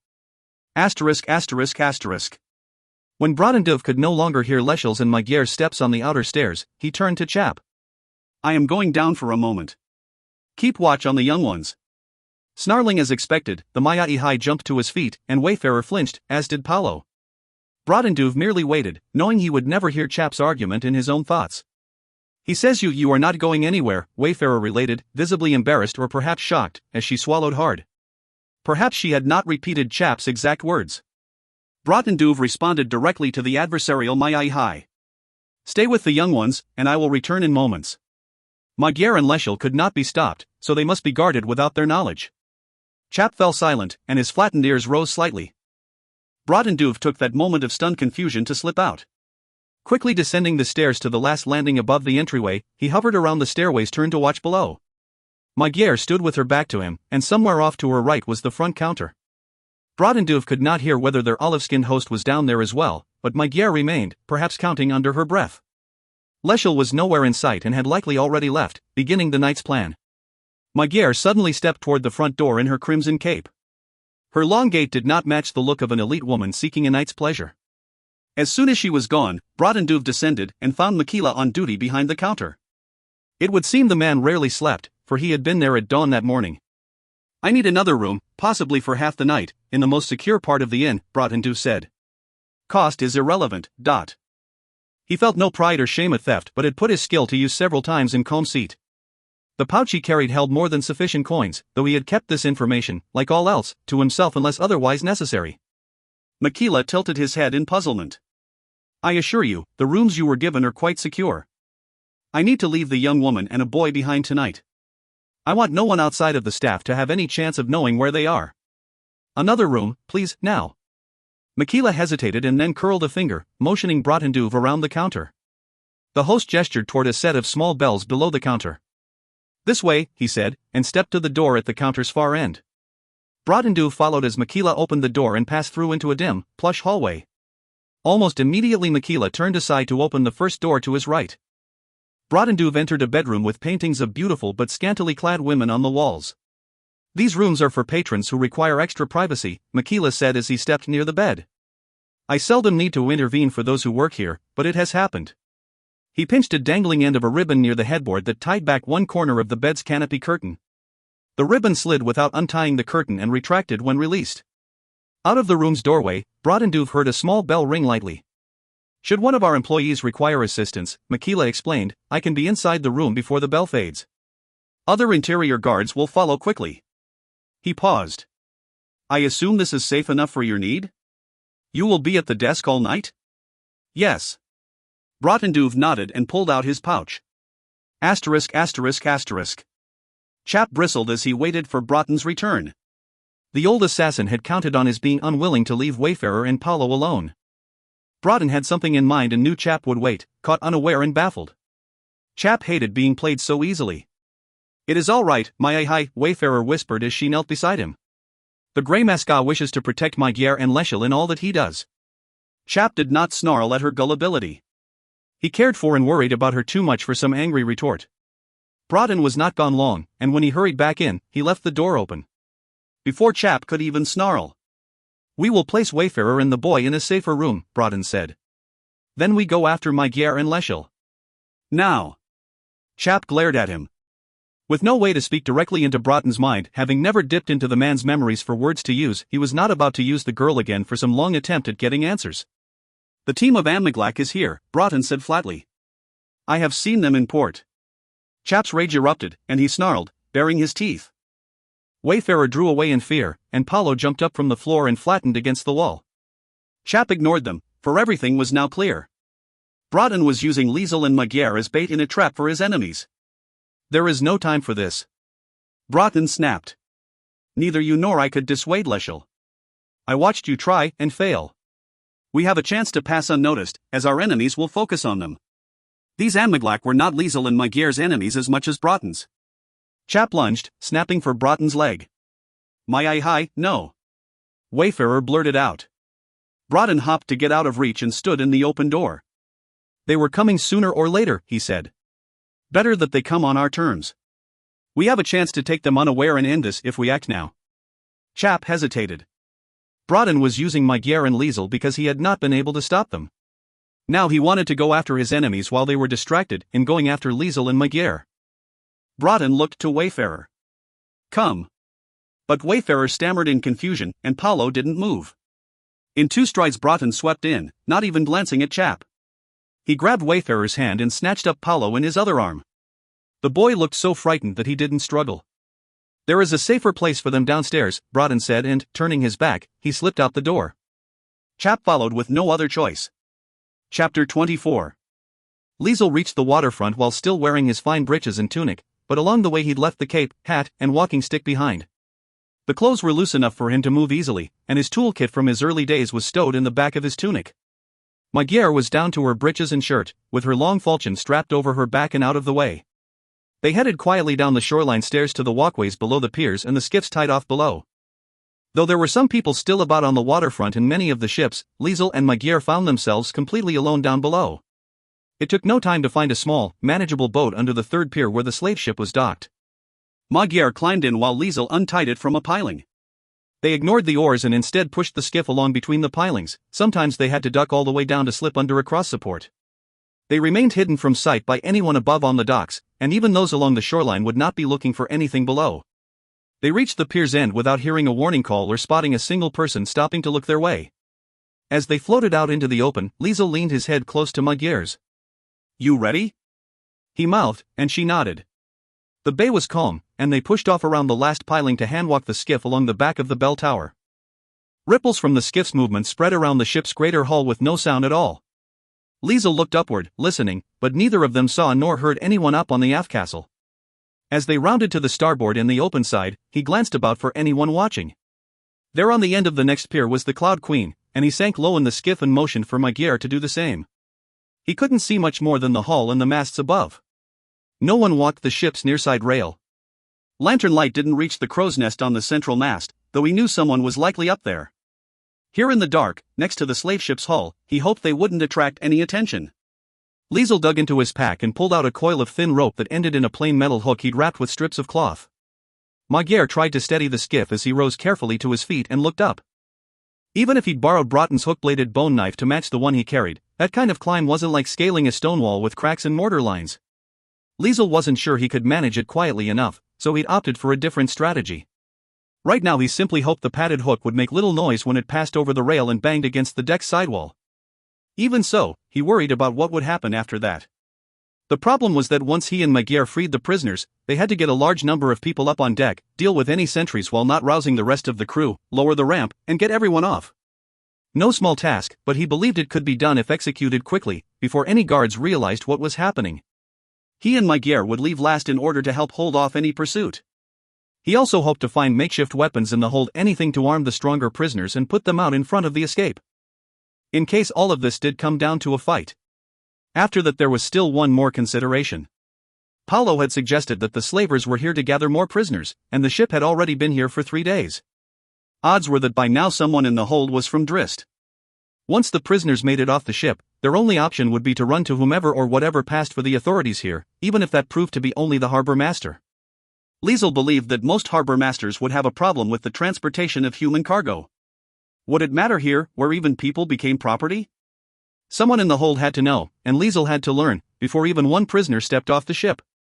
Liesel? Magyar whispered. He flinched, looking down to find her watching him. He shook himself to clear his head and slowly swung the hook on half an arm's length of rope, then whipped it upward along the hull. With the rope sliding through his hands, he prepared to stop it when the hook dropped over the rail so that he could pull it short of striking the deck. Asterisk. Enish surveyed the Cloud Queen's deck as Tavith and Iwooden walked opposite circuits 3 strides in from its rails. A few terrified crewmen stood in plain sight of the shoreline and remained obediently silent. With the ship secured and its ramp lowered, any returning crew might find the lack of sentries at the ramp's base to be odd. But they would simply come up to see what was wrong instead of calling out from below. And they would be dealt with. Everything was quiet and controlled as Enish glanced shoreward in anticipation. No one worth noting wandered the waterfront, but after 2 steps toward middeck, she stopped and looked shoreward again. Something had not been right. Moving closer than she probably should to the rail, she realized it was not the waterfront wanderers that had caught the corner of her eye. As if gliding upon the water between the pilings, shadows moved beneath the base of the next pier. She was not even certain what it was as she walked rearward until she had to stop at the aft castle wall. A bulky, low shadow glided along beneath that other pier and vanished behind the massive vessel docked across the way. Tabith, Nish whispered sharply, not looking away. What? He asked, now standing beside her. Nish kept her eyes on the other ship. Find Danvarfage. Something strange is happening over there. His soft steps rushed off, and she walked back along the rail and peered all ways and over the Cloud Queen's side, in case this was some human criminal element working to raid ships in the harbor. She found nothing until she raised her eyes again and froze. A skiff slipped out around the huge ship's rear end. She heard no oars dipping the water. The shapes of 2 figures, as best she could see, were pushing the skiff along the waterline of the bell tower. Nish could not make them out, but who would round a ship in the dark in such a fashion? She watched to see whether the little boat would keep on along the ship's hull. The skiff stopped at a point directly below where the towering aft castle's wall met the deck. One figure remained low, perhaps seated, but the other rose. Nish heard something like a soft whirl of air in the night. Then the standing figure began climbing up the ship's outer hull. His white blonde hair gleamed as his head rose above the rail's edge. Liesel grabbed the rail and pulled himself up to peek over the edge for any crew nearby. There would be one in the crow's nest above, but most likely all eyes were turned to the ship's dockside or toward the waterfront. With no one close in sight on the deck, he slipped over the rail and tugged the rope sharply twice. The rope pulled tight. He looked over the side and watched until Magyar rose from the darkness below and climbed upward. He glanced out over the port for anyone watching, and as he was about to look down again, he noticed something that startled him, as if he'd walked into a dark room and caught the reflection of something there in a mirror. Across the way, another skiff floated at the waterline of a large vessel. It took him a blink to remember that the vessel was the Cloud Queen. He couldn't see the ship clearly, for there were fewer lanterns hanging over its deck than there were on the other ships about the port. It was too dark to spot anyone in its upper crow's nest. Magyar's hand grabbed the rail next to Liesel's. He reached down to help pull her up and over, but he left the rope dangling by its hook. It could serve in a hasty retreat if necessary and was less noticeable than if coiled on the deck. A door waited 3 strides away along the aft castle's front wall. Looking toward the nearest mast, he spotted the first of 3 broad hatches along the deck center. Those probably dropped directly into the hold, or an upper one if the ship's belly was multileveled. If only he and Magyar could reach the first hatch unseen. Now! Magyar whispered. He was pondering their next move when a stocky man with a cudgel tucked in his wide belt came around the mast. The man stopped at the sight of them. Perhaps the ship had never been boarded before, for he just stared. The last thing Liesel wanted was a fight attracting other sentries. The man shot past and Liesel charged. As the crewman grabbed the head of the cudgel to pull it, Liesel ducked into a slide across the deck. His right foot extended first, with his booted toe outward. As that foot passed the man's right boot, the man faltered with his cudgel half drawn. Perhaps he was caught between shouting, pulling the weapon, or even trying to hop aside. Liesel twisted to the right on the deck. As he flopped over, his extended foot hooked the back of the man's right boot. Liesel flattened his hands to the deck and pushed up as his left foot shot upward. His left heel slammed in under the stocky man's chin. The maneuver was among a few that his mother had taught him in his youth, though he hadn't learned a name for it until later. She, with her long legs, could use it to even greater effect as an anmaglak. Scale had once called it the cat in the grass. The stocky guard never even grunted. The worst of the noise was the guard's body toppling on the deck. That couldn't be helped, and Liesel rolled into a crouch and listened carefully as he looked about. All he heard was Magyar scurrying in low behind him. He saw no one else, even up in the rigging. Magyar helped him shove the unconscious guard in against the first cargo hatch's frame sidewall. The hatch wasn't that large. In place of netting or a grate, it was covered with a lashed-down canvas. Liesel undid one corner to peek in, and Magyar tapped him on the shoulder. She pointed around the hatch's side, and there was a rolled-up rope ladder. *****. Danvarfage stood beside Nish at the rail and stared toward the great ship at the end of the next pier. What do you mean, someone with white blonde hair climbed that hull? Yes, Nish answered sharply, and when they were under the lanterns, I knew the second one by the sword on her back. Liesel and his woman are aboard that ship, unguarded by the traitor. There, Rises said, pointing. A loose skiff floated at the waterline of the bell tower, and Danvarfage was at a loss. Though she believed what Nish claimed, she did not understand it. Leschel and Magyar had boarded another vessel in secret. Had they arranged other passage in trying to flee the port unseen? Were they after something on that other ship? The latter seemed unlikely, and either way, why had Brotendove let them go alone? Or had he? It left only one tentative conclusion. They know we are here, Danvarfage whispered. Worse, there was only one way they could have found out. Brotendove must have spotted her when she had tried to follow him. But why was the traitor not with Leschel and Magyar? Had they tried to leave the Grey Masca behind? If so, why abandon the Mayaihai as well? If they are not fleeing by arrangement, I wouldn't posed, then they are at risk of discovery. If they are killed before we can extract the information they have, then we fail in our purpose. Danvarfage had contemplated this as well. Even if Leschel and Magyar were only captured, they could be locked away out of easy reach. That they had pulled their skiff around in plain sight of the Cloud Queen suggested one useful thing. They did not yet know their own vessel had been taken. Rhyssus, get over into that ship's crow's nest, she commanded. Cover us from above as we board it. I wouldn't remain here and lock up all of the crew. We need somewhere close to bring captives and quickly take them out of sight. Glancing at Tavith, she added, bring your bow, remain out of any conflict, and wound either of our quarry for easier capture. The team broke apart as Rhyssus rushed to climb the Cloud Queen's main mast and Iwooden began herding the few crewmen below deck. Danvarfage led the way as Nish and Tavith followed her over the side, into the water, and then into their own waiting skiff. Once aboard the skiff, they pushed off with their hands and drifted to the starboard side of the bell tower. Boarding was easier for the rope that had been left dangling, but Danvarfage did not climb over the rail when she reached the top. She hung there against the hull and out of sight from its deck, and looked back to the Cloud Queen. It was too dark to see Rhyssus go up into its rigging, but she heard the whir of a rope followed shortly by a quick clatter overhead. Rhyssus had already gained the heights and had cast a line between the two ships. Before the lookout in the crow's nest of the bell tower even saw him, the man would be silenced with an arrow. Danvarfage rolled over the rail into a crouch and waited for Nish and Tavith to follow. Asterisk. Magyar would do anything Liesel asked of her, but as she climbed down the rope ladder into the ship's hold, she wondered about the wisdom of what he did tonight. He knew what it was to be a slave in the Warlands, to be used as a weapon. Once he'd escaped that life, he'd drunk himself to sleep for so many years, even after they'd first met. Dreams of his victims could be smothered only by strong wine or worse. Magyar knew something of servitude from her own youth as a peasant caught between the feuding would-be grand princes of Droavinka, her homeland. She understood the guilt that now drove her husband, determined to carry this through.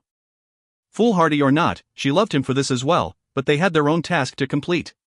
The weight of that grew each time they thought they had finished after too many years far from home. And now here they were, risking their lives to free indentured servants off a ship. Much as she would have done the same at some other time and place. Magyar kept silent as her right foot stepped down and found the hold's floor. There were no lamps, and barely any light from the deck filtered through the corner of the peeled-back hatch cover above. She saw the barest movements, like black shadows deeper than the dark, in the hold. She pulled her falchion over her shoulder, and then she clapped her other hand over her nose and mouth. The place reeked like a fetid pig barn, with the stench of urine, filthy and sweating bodies, and rotten swill or food. All of her senses began to sharpen, and she swallowed hard. A whimper, like crying, rose from somewhere in the hold and then choked off in a fearful draw of breath. Who's there? A frightened voice whispered. The voice sounded young to Magyar, belonging to someone no more than a child. We hadn't done nothing, the tiny voice whispered. We been quiet, so quiet, please. Magyar felt tears start rolling down her face as her irises expanded. The scant light slipping through the open canvas above showed them to her eyes. Dozens and dozens of bone-thin people, young and old, in threadbare clothing, huddled against the walls and between the barrels and crates. Tight and thick ropes were knotted about their arms and ankles.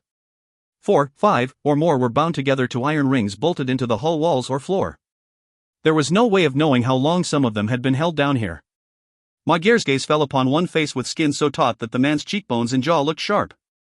He wrapped his arms around a woman and tried to pull her farther back between a stack of lashed-down casks and the hull wall. When his gaze dropped down, Magyar remembered the falchion gripped in her hand. She pulled it behind herself and hid the heavy blade with her leg as she looked at all of them trapped here in the darkness, which slowly grew brighter in her sight. Her jaws began to ache under a fury-fed hunger. She wanted to kill someone for what had been done here. A hand latched down hard on her shoulder and jerked her around. You keep yourself whole. Liesel whispered. If we have to kill, we do it cold and quick my way. You understand? Magyar looked into his amber eyes. He was right. The last thing he needed now was her losing control. Yes, she got out in a stuttering breath.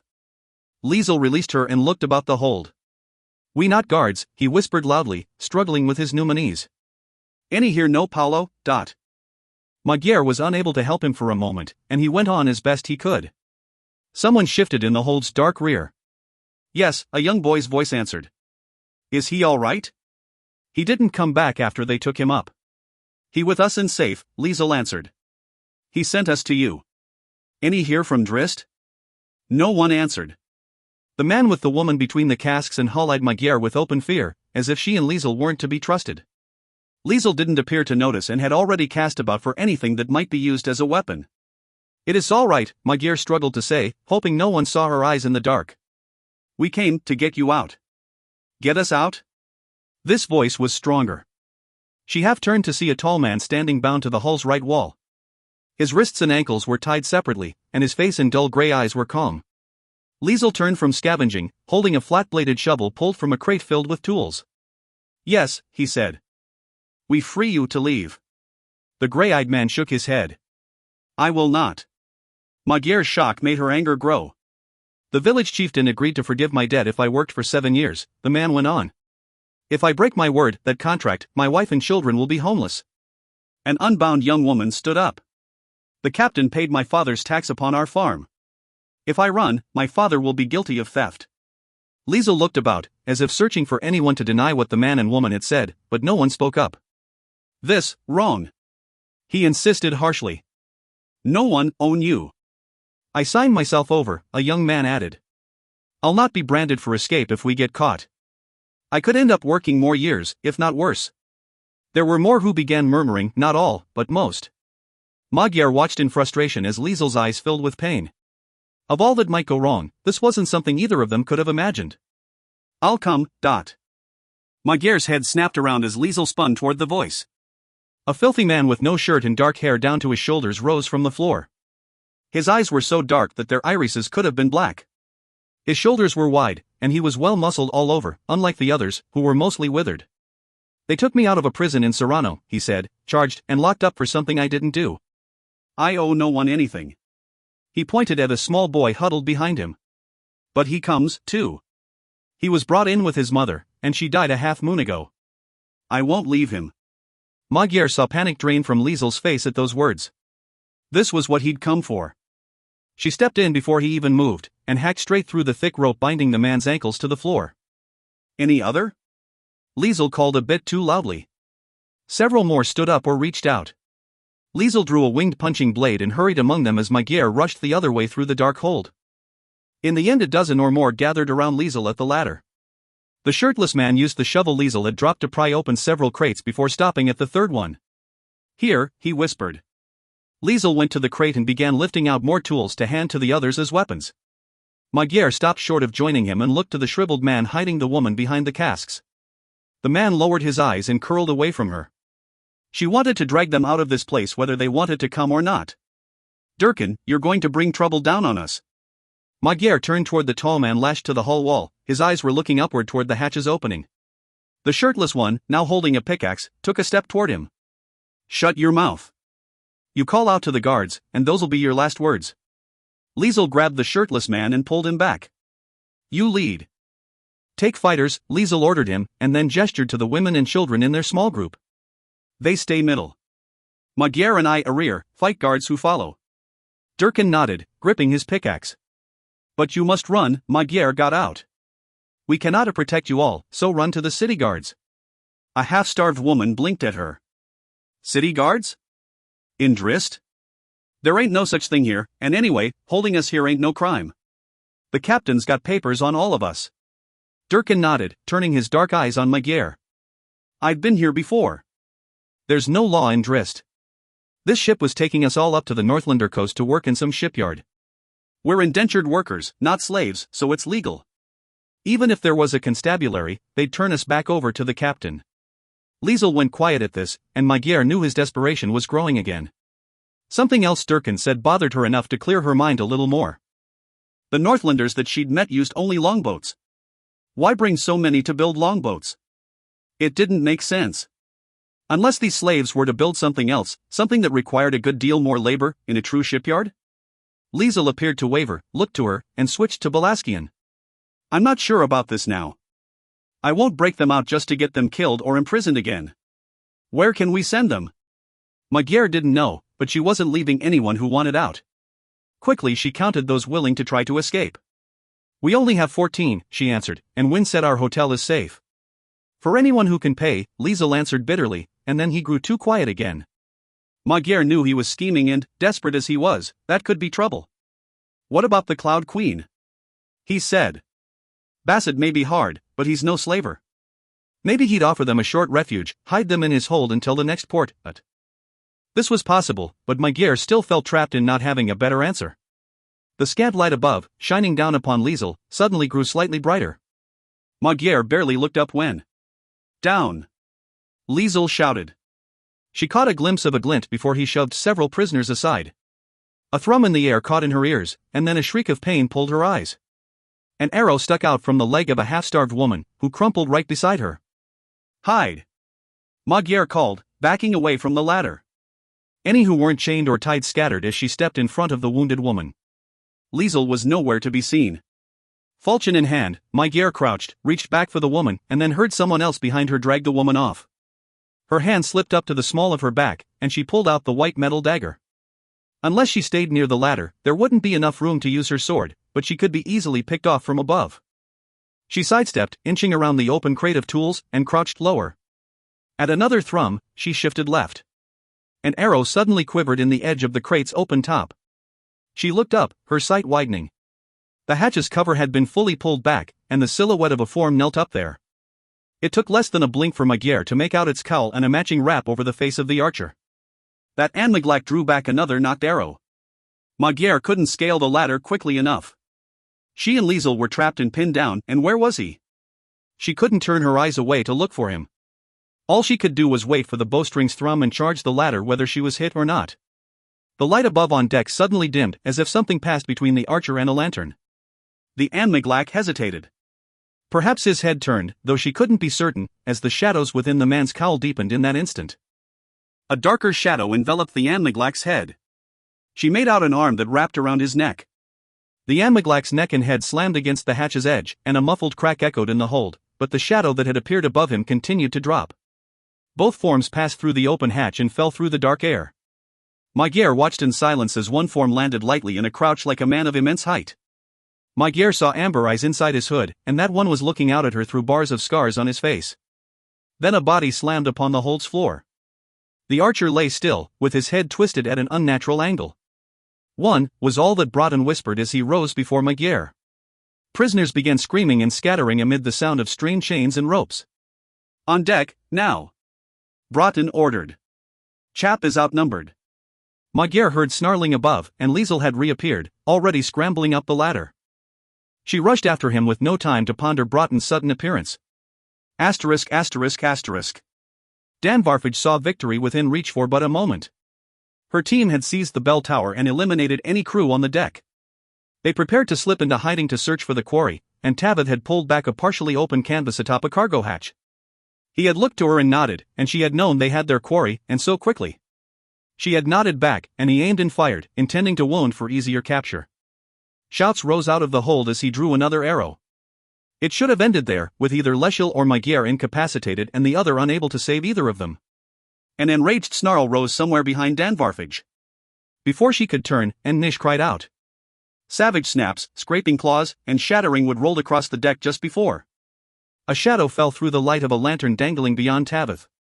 Danvarfage never finished her turn. Tavith was slammed headfirst against the hatch's edge. She lunged for him and then heard his neck snap.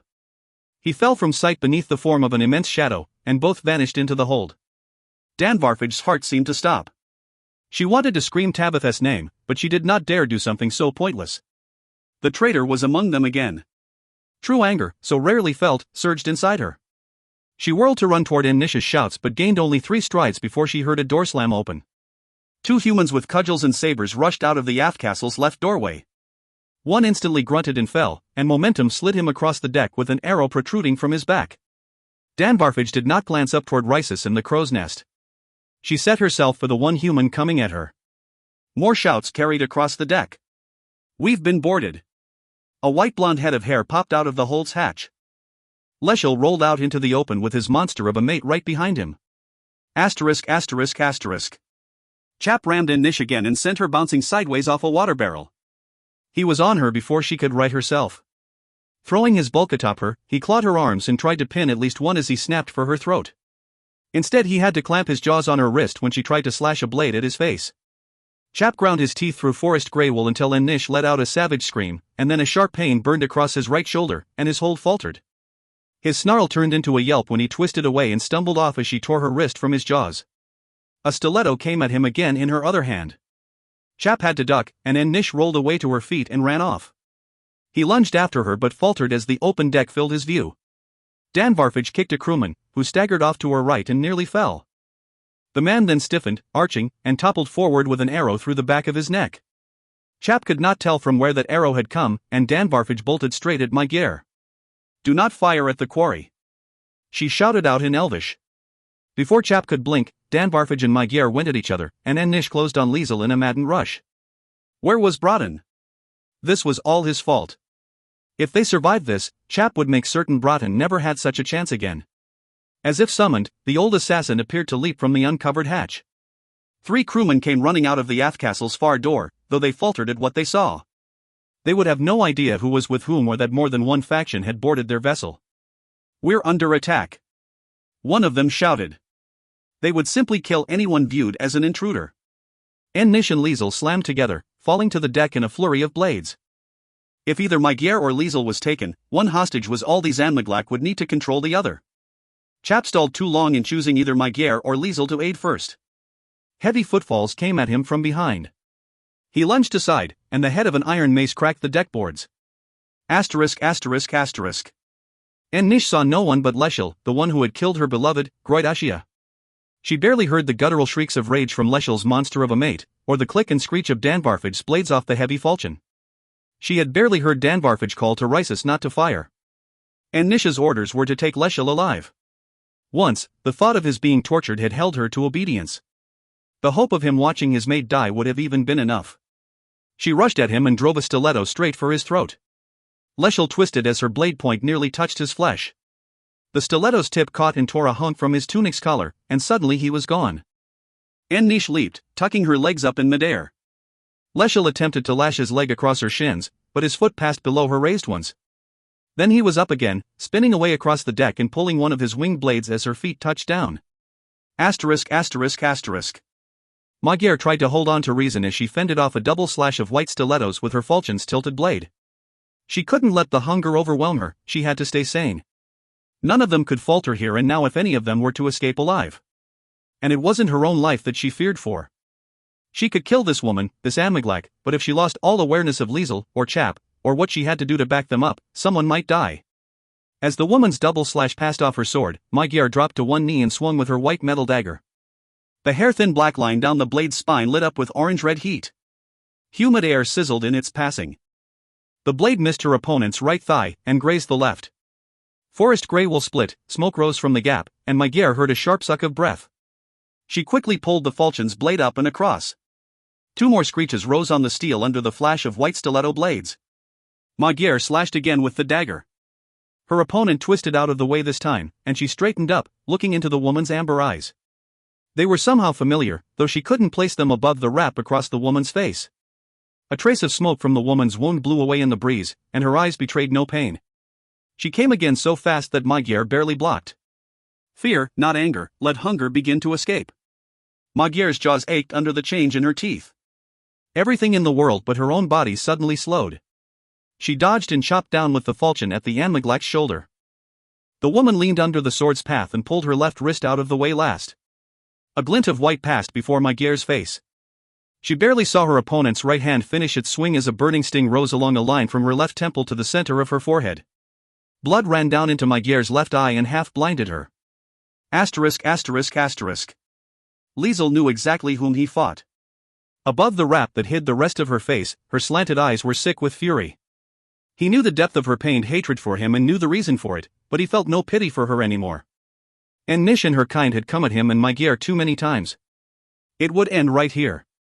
He held on to control and grew coldly calm, as in his youth. He could taste those nights that had haunted him for so many years after. Carrying a thin blade between his teeth or a garrote wire coiled between his gloved fingers, he would crouch in the dark or scale a wall to slip into a bedchamber. And Nish tried to get inside his guard, to strike for his throat, his heart, his abdomen, and finally the inside of his thigh to pierce an artery. He kept her going with feints of his own but had no chance to pull his second blade. When her speed waned, when the fury used her up, he feinted straight at her this time, as if to aim a kick and expose his left side. She took the bait and lunged. Liesel spun in his false kick and turned his back to her. The winged blade he held in his right hand swept around, and he heard his blade clink against one of her stilettos. She had tried for his heart again, as he knew she would. It was the only kill point of which she could be certain in a fast attack from behind. He dropped to one knee as he came around with Nish's blade still grating on his own, and he punched his free hand under as he swept her blade upward on his. His fist cracked against her small knee, and she began to buckle as he slashed down. The point of his winged blade tore open her tunic, down her abdomen, and off her right hip. She staggered back. Shock rather than pain washed the malice from her eyes. Liesel felt nothing as he pushed off, rising to finish her. An arrow hit the deck right in front of his foot, and he jumped back, looking up. Asterisk asterisk asterisk. Never looking at the man, Brodenduve rammed two straightened fingers into the right eye of a crewman. As his target fell, dropping both cudgel and sword amid a scream, he unfocused his sight and took in the whole deck at once. He had expected Danvarfage to send 2, perhaps 3, to take either Leschel or Magyar. Only one need be seized to subdue the other. He had taken out one Anmaglak, but 2 were left. Danvarfage was obviously one and Nish the other. Brodenduve had planned to take those 2 and then kill the others one by one when they came to investigate. Now the crew had been alerted, and 2 more men rushed out of one aft castle door. He saw Danvarfage's blade slash Magyar's forehead. Leschel split the front of Nish's tunic and stepped after her as she retreated, and an arrow sprouted from the deck at his feet. Brodenduve ducked under one crewman's cutlass as he kicked out the knee of another. He rammed an elbow into the back of the first one's neck and peered upward into the rigging. 4, not 3, Anmaglak had boarded this ship. There was an archer above. Everything had come apart for both sides. In these circumstances, if he were the one coming after Leschel and Magyar, at this point he would try for a kill instead of a capture, at least of one of them.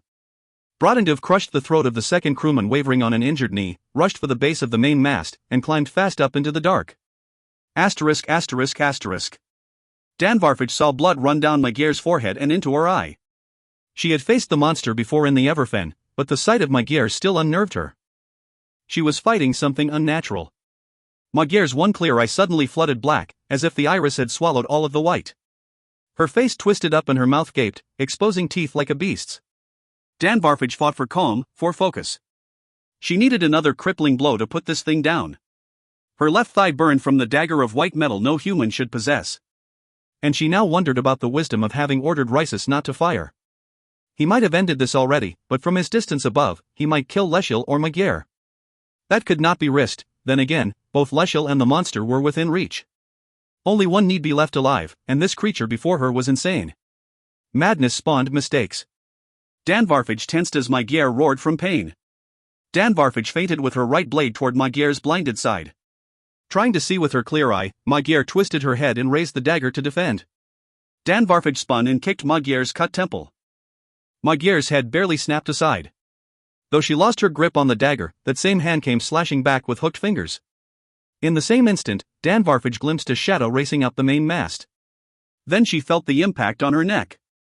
Fingers, nails as hard as claws, raked her skin but failed to dig into her throat.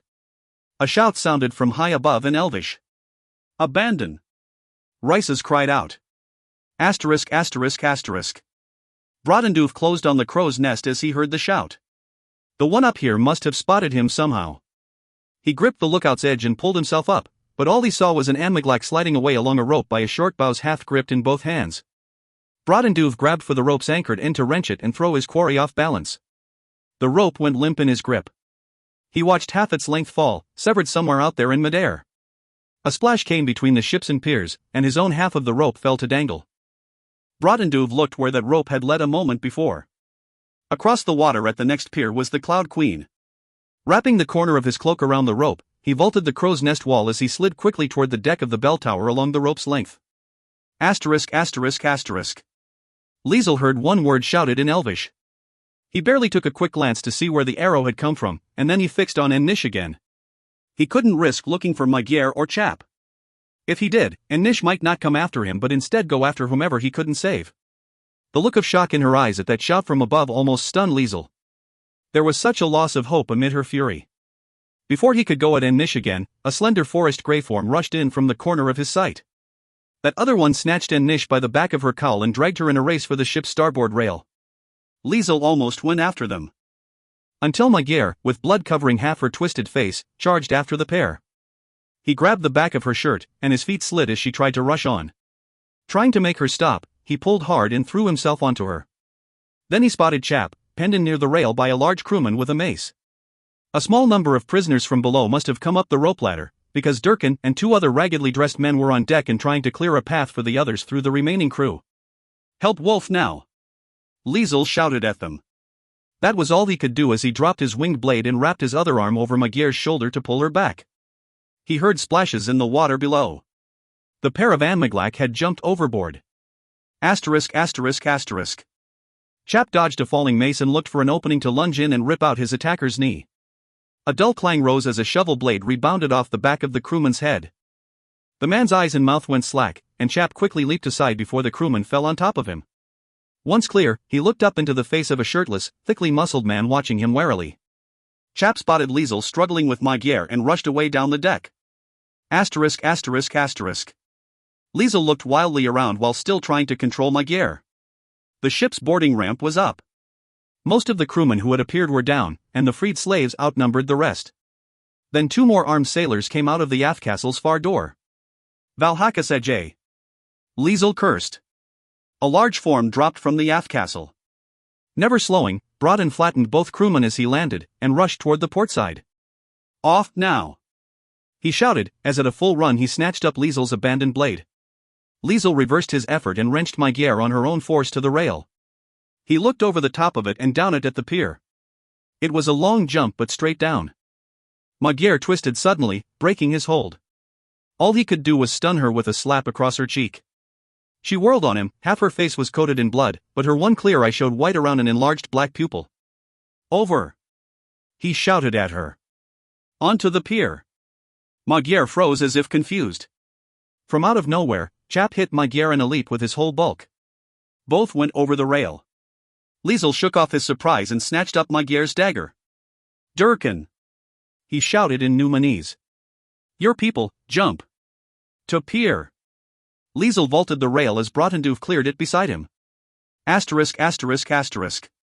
The world went black as Magyar hit the dock and air rushed out of her under Chap's crushing weight. When her sight returned, Chap was gone, and someone grabbed her arm and shouted at her, "Get up!" She heard others landing roughly on the dock as she was hauled up. Her scalp and forehead burned as if she'd been cut, and through one eye only, she saw Chap take off down the dock as ragged people rushed by, following his path. A vaguely familiar shirtless man carried a boy in his arms. "Run!"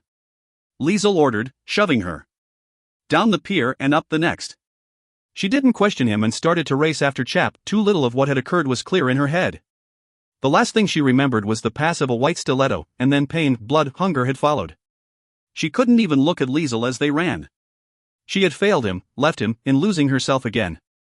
They ran onto the waterfront, hurried to the second pier, and broke into a full run again.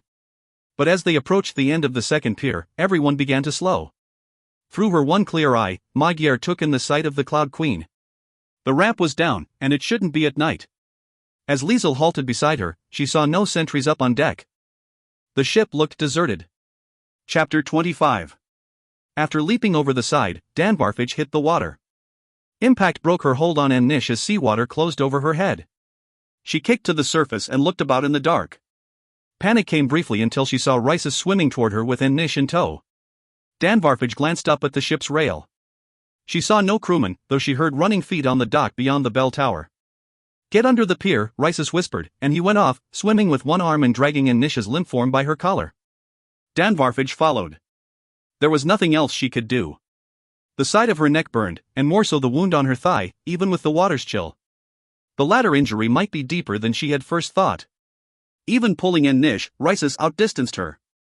He stopped, treading water, to look back. "Can you make it?" he asked. "Go," she urged.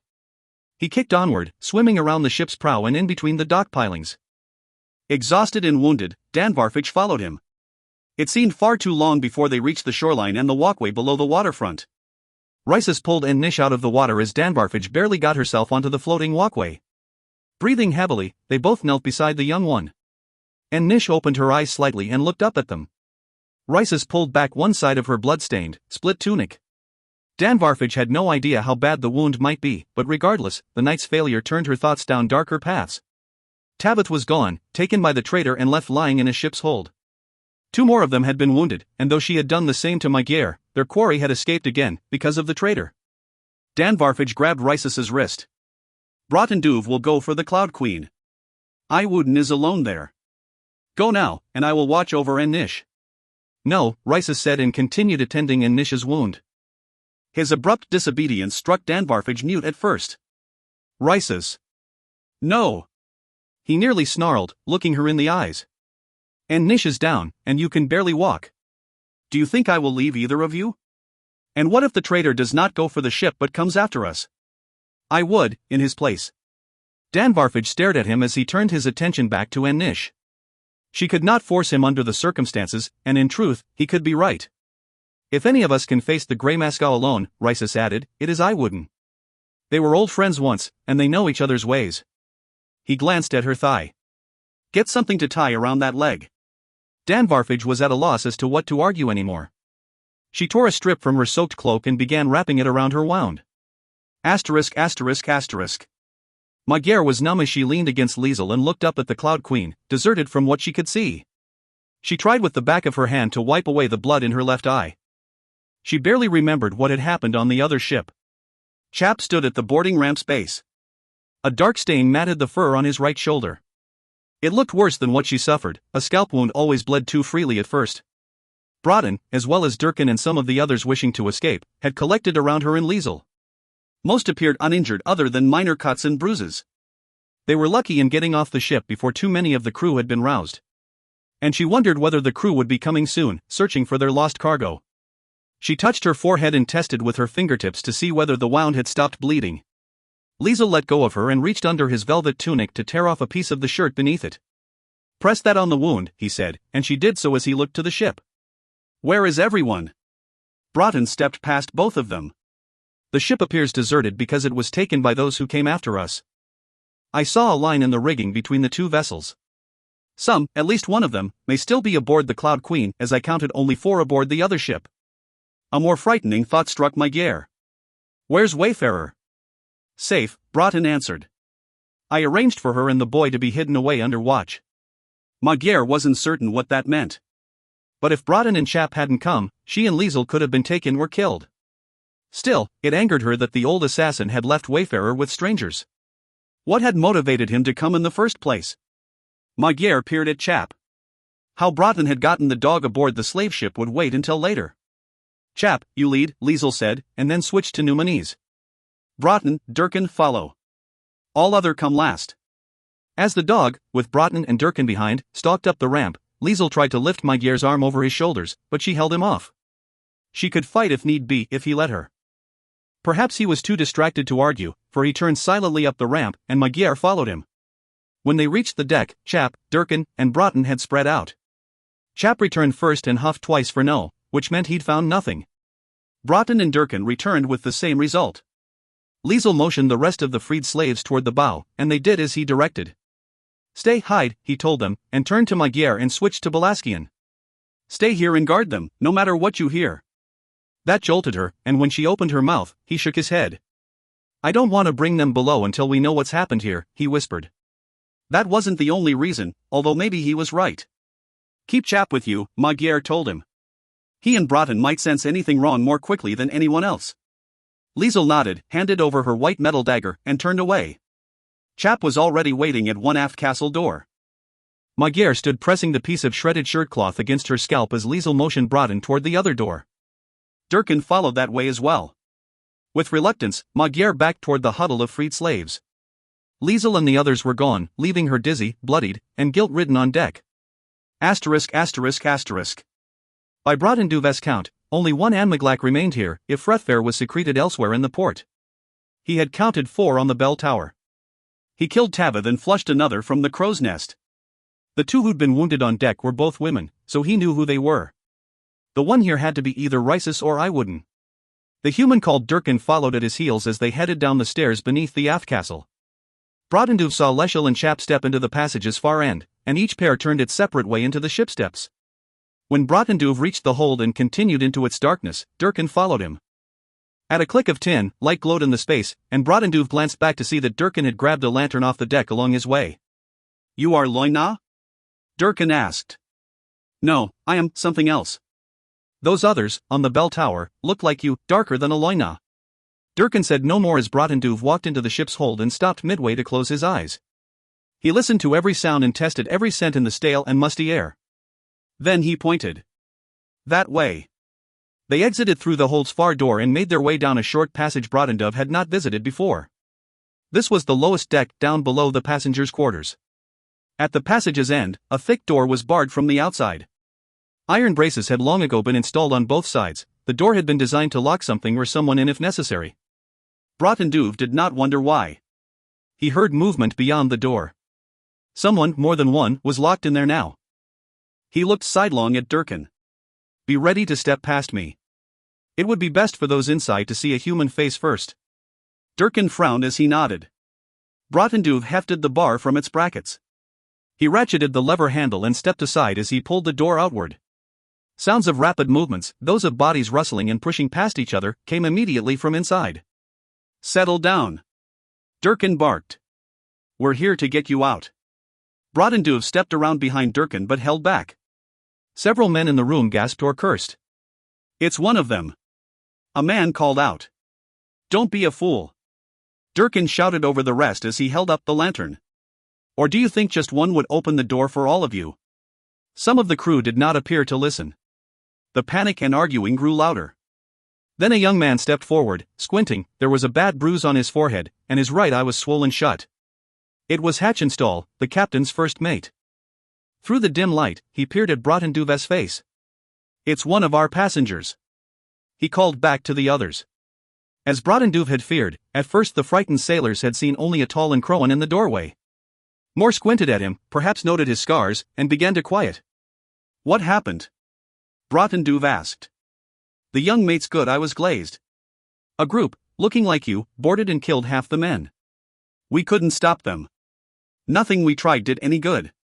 "Where's your captain?" Hatchenstall shook his head. "Don't know. They dragged me down here but not him. Maybe they locked him in his quarters." Brotendove took a slow breath. That was where Leshel would go first. "Get them up on deck," he told Durkin, and then turned down the passage at a run. A hostage kept separate in upper quarters accessible to the deck would be guarded. Asterisk. Liesel hadn't expected to find anyone in the passengers' cabins. He and his companions were this ship's passengers. But as he and Chap turned the other way from where Broughton had headed, the notion of where to look first came to mind. Any crew left alive for future needs would be locked away below. Less than a handful would be needed to manage the vessel. But one, most of all, would know the routes and ports along this coast. Silence in the first level below deck ate at Liesel's nerves. Chap was the first to creep in on the door to the captain's quarters. Liesel waited as Chap sniffed the space below the door, and the dog lifted his head back up. 2 inside, 1 elf. Liesel wondered how Chap could know that by smell, though the dog probably could tell by strength of scent whether anyone was in there. Then again, if even one was in Crowan, well, one of them wouldn't be here unless someone else was present. Liesel reached back and under his velvet tunic for his box of lockpicks. "No, a blade." Liesel blinked. Chap couldn't possibly know the door was unlocked. "Why lock a blade now?" Liesel reached for his right-winged blade. "No, Anmaglack blade." Liesel hesitated. In calm seat, Broughton had given him Anmaglack weapons, a stiletto and a curved bone knife, when they'd gone to get Win out of her own guild's keep. He hated those weapons and had disposed of his own long ago.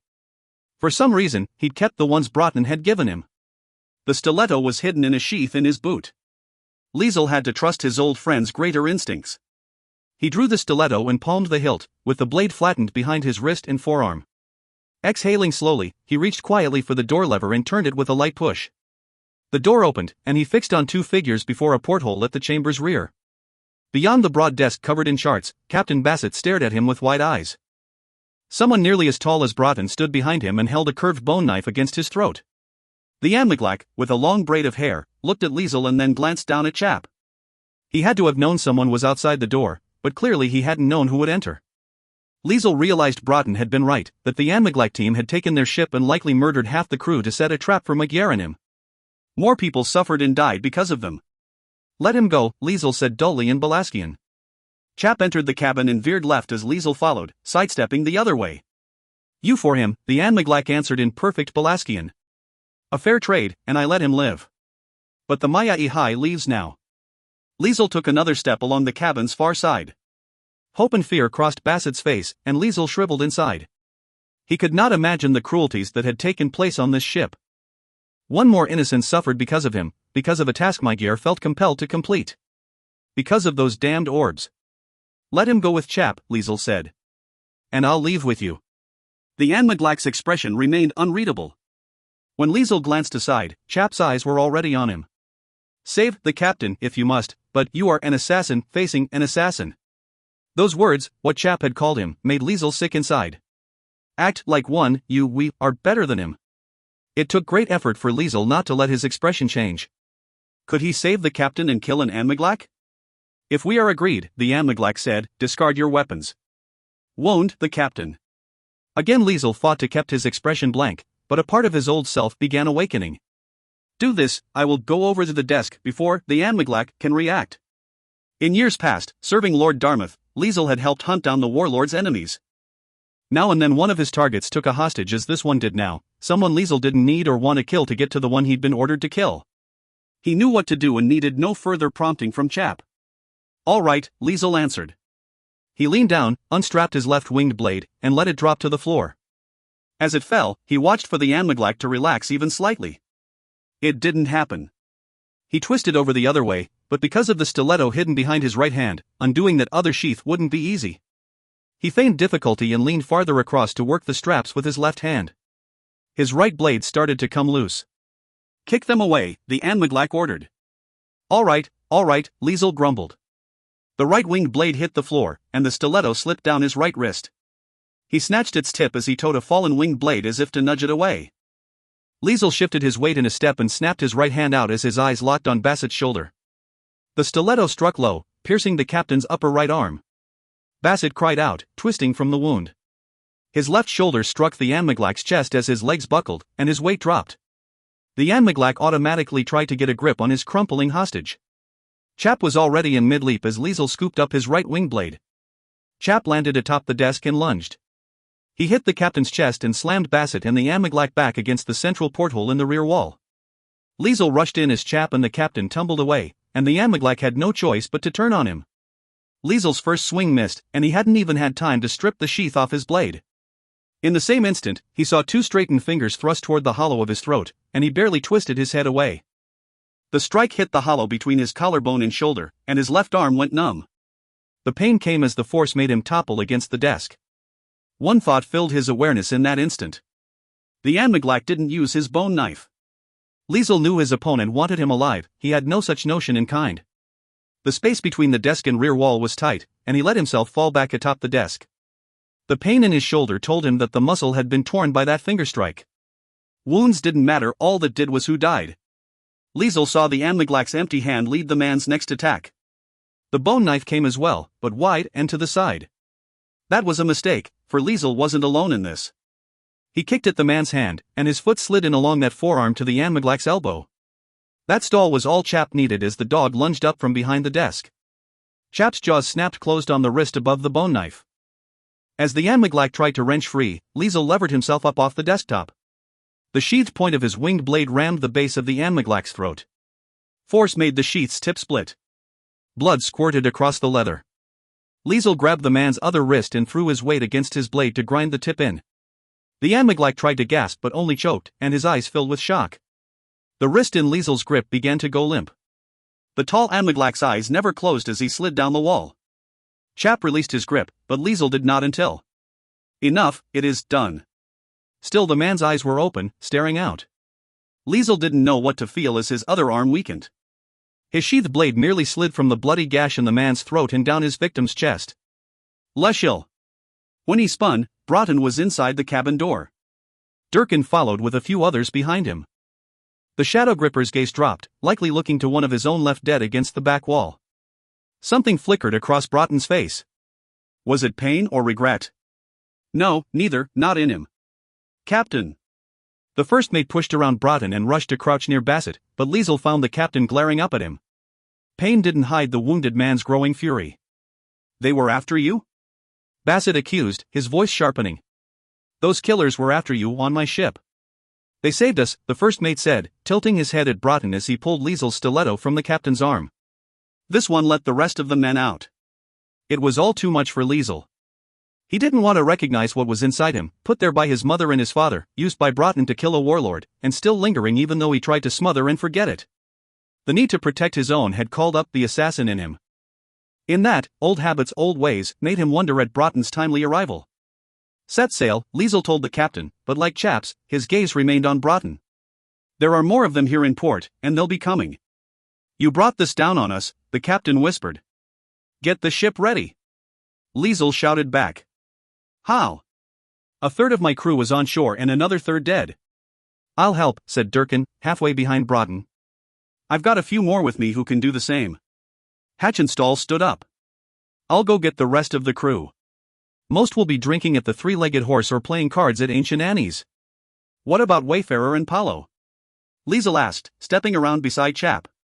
I will retrieve them, Broughton said quietly. These were the first words he'd spoken besides a name since he'd appeared in the cabin. Do not let the captain sail until I return, Nut. To Liesel's surprise, Broughton stepped around him and went to crouch down and heft the body of the dead Anmaglac. The Anmaglac master walked out without looking at Liesel again. Chap took a step to follow, but Liesel put a hand on the dog's back. No, that's enough for now.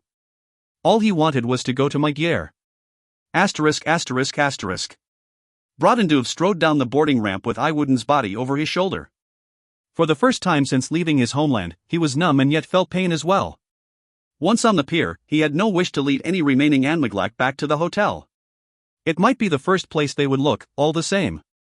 He needed to retrieve Linoleum, Wayfarer and the boy, and leave this pit of a city behind.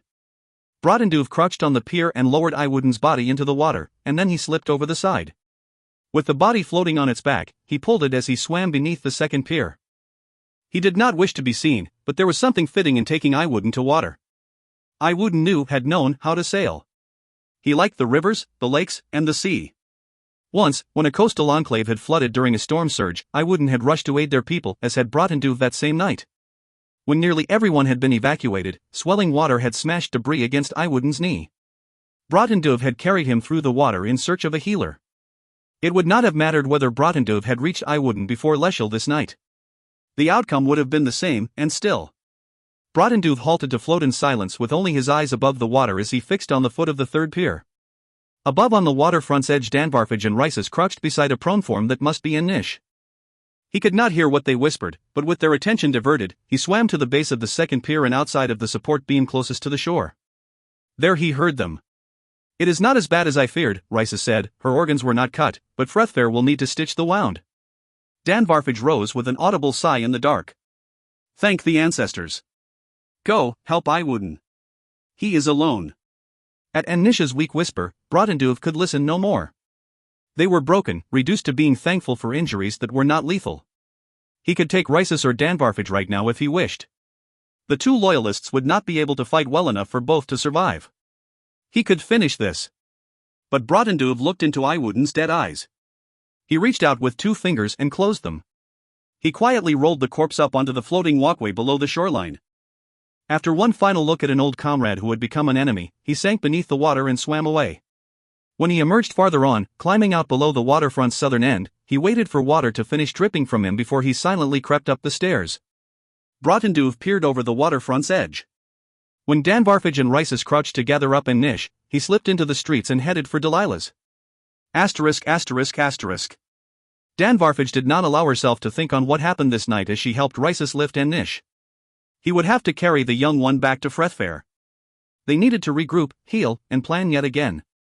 Danvarfage had never seen enough value in Nish to outweigh her faults. But as Rhyssus picked up the youngest among them, Danvarfage took Nisha's hand. Rhyssus will take you to Frethfair to be tended. I will go for Iwooden. Nish squeezed her hand. Wounded as Danvarfage was, she could accomplish that much. But when she turned to head up the waterfront, the flapping of a gull below on the walkway pulled her attention. The bird stood perched on a large bulk and pecked at it. Danvarfage squinted in the night. The whole waterfront except for the bird's squawks grew too silent in her ears. She drew a stiletto and let fly. The gull's piercing screech was cut short as the stiletto struck and its body skidded along the walkway. Danvarfage stood there breathing too quickly as Rhyssus stepped near. When he saw what she did, he spun, looking all ways. Danvarfage never took her eyes off Iwooden's body. The traitor is here, Rhyssus said quietly. No, he is gone, Danvarfage whispered, numb, shaking her head. Had Brodenduv left the body as a warning? Proof that he could slaughter any of them any time he wanted? Or had he simply had his fill of killing his own for one night and made the choice to slip away? She did not know the answer. Chapter 26. 3 days later, Magyar stood near the front mast of the Cloud Queen as the ship sailed south on its long run toward the port of Serrano. The deep cut above her temple was healing quickly, though not immediately as had other wounds she'd taken before. Her world had settled into a brief calm. No, not like that, Wayfarer said. Use smaller stitches. I am. Retorted the small boy who was sitting beside her and helping her mend a fishing net. He's doing fine, Paolo put in, sitting on her other side and peeling potatoes. Stop bossing him around. He needs to learn, the girl insisted. Magyar almost smiled. On that last terrible night in Drizzt, Broughton had retrieved Wayfarer and Paolo, and all their gear, with astonishing speed. Not long after, Hatchenstall had returned with the crew who'd been on shore. Durkin and a few freed slaves had filled in the lighter duties requiring less skill. With a skeleton crew, the captain had set sail. Paolo had taken over as the cook's assistant, along with the boy, named Alberto, whom Durkin had brought. For some reason Alberto was quite taken with Wayfarer, he was likely charmed by her strangeness and beauty. When Liesel mentioned trying to get the two boys home, Durkin had shaken his head. Alberto has no home, Durkin explained.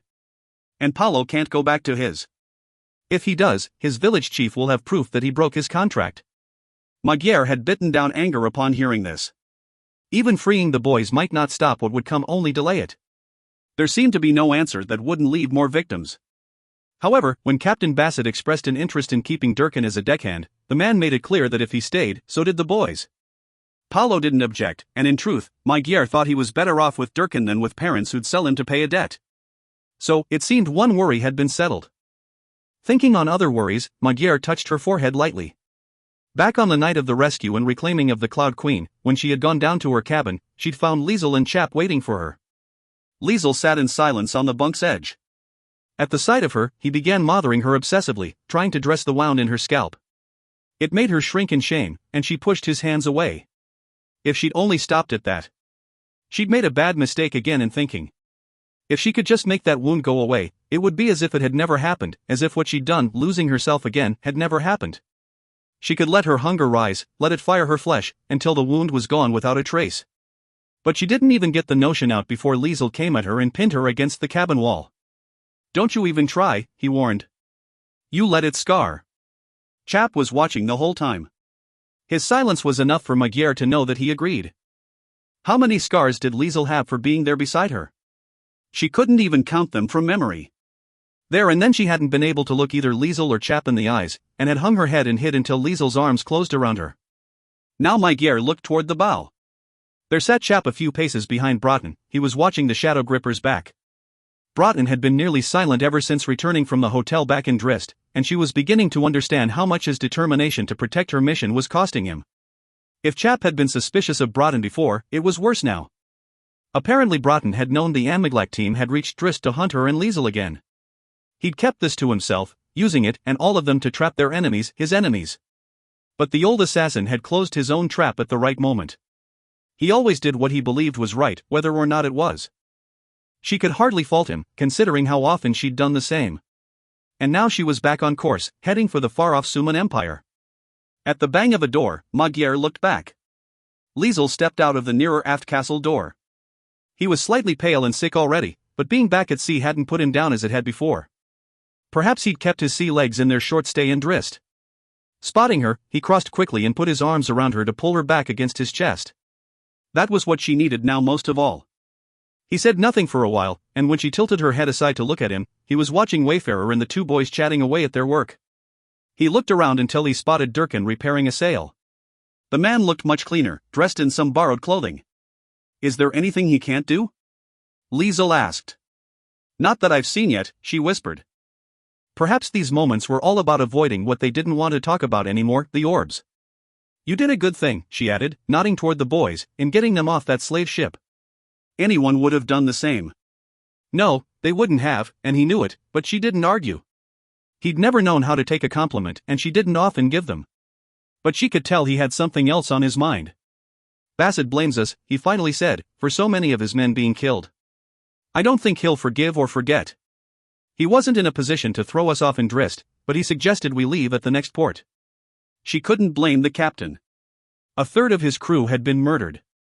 It doesn't matter, she said. We'll find another ship. Turning around, she pressed her face into his shoulder. They'd survived another day, and he was still here beside her. A short-sighted way to look at things, but she didn't dare say or even think more than that as she held onto him.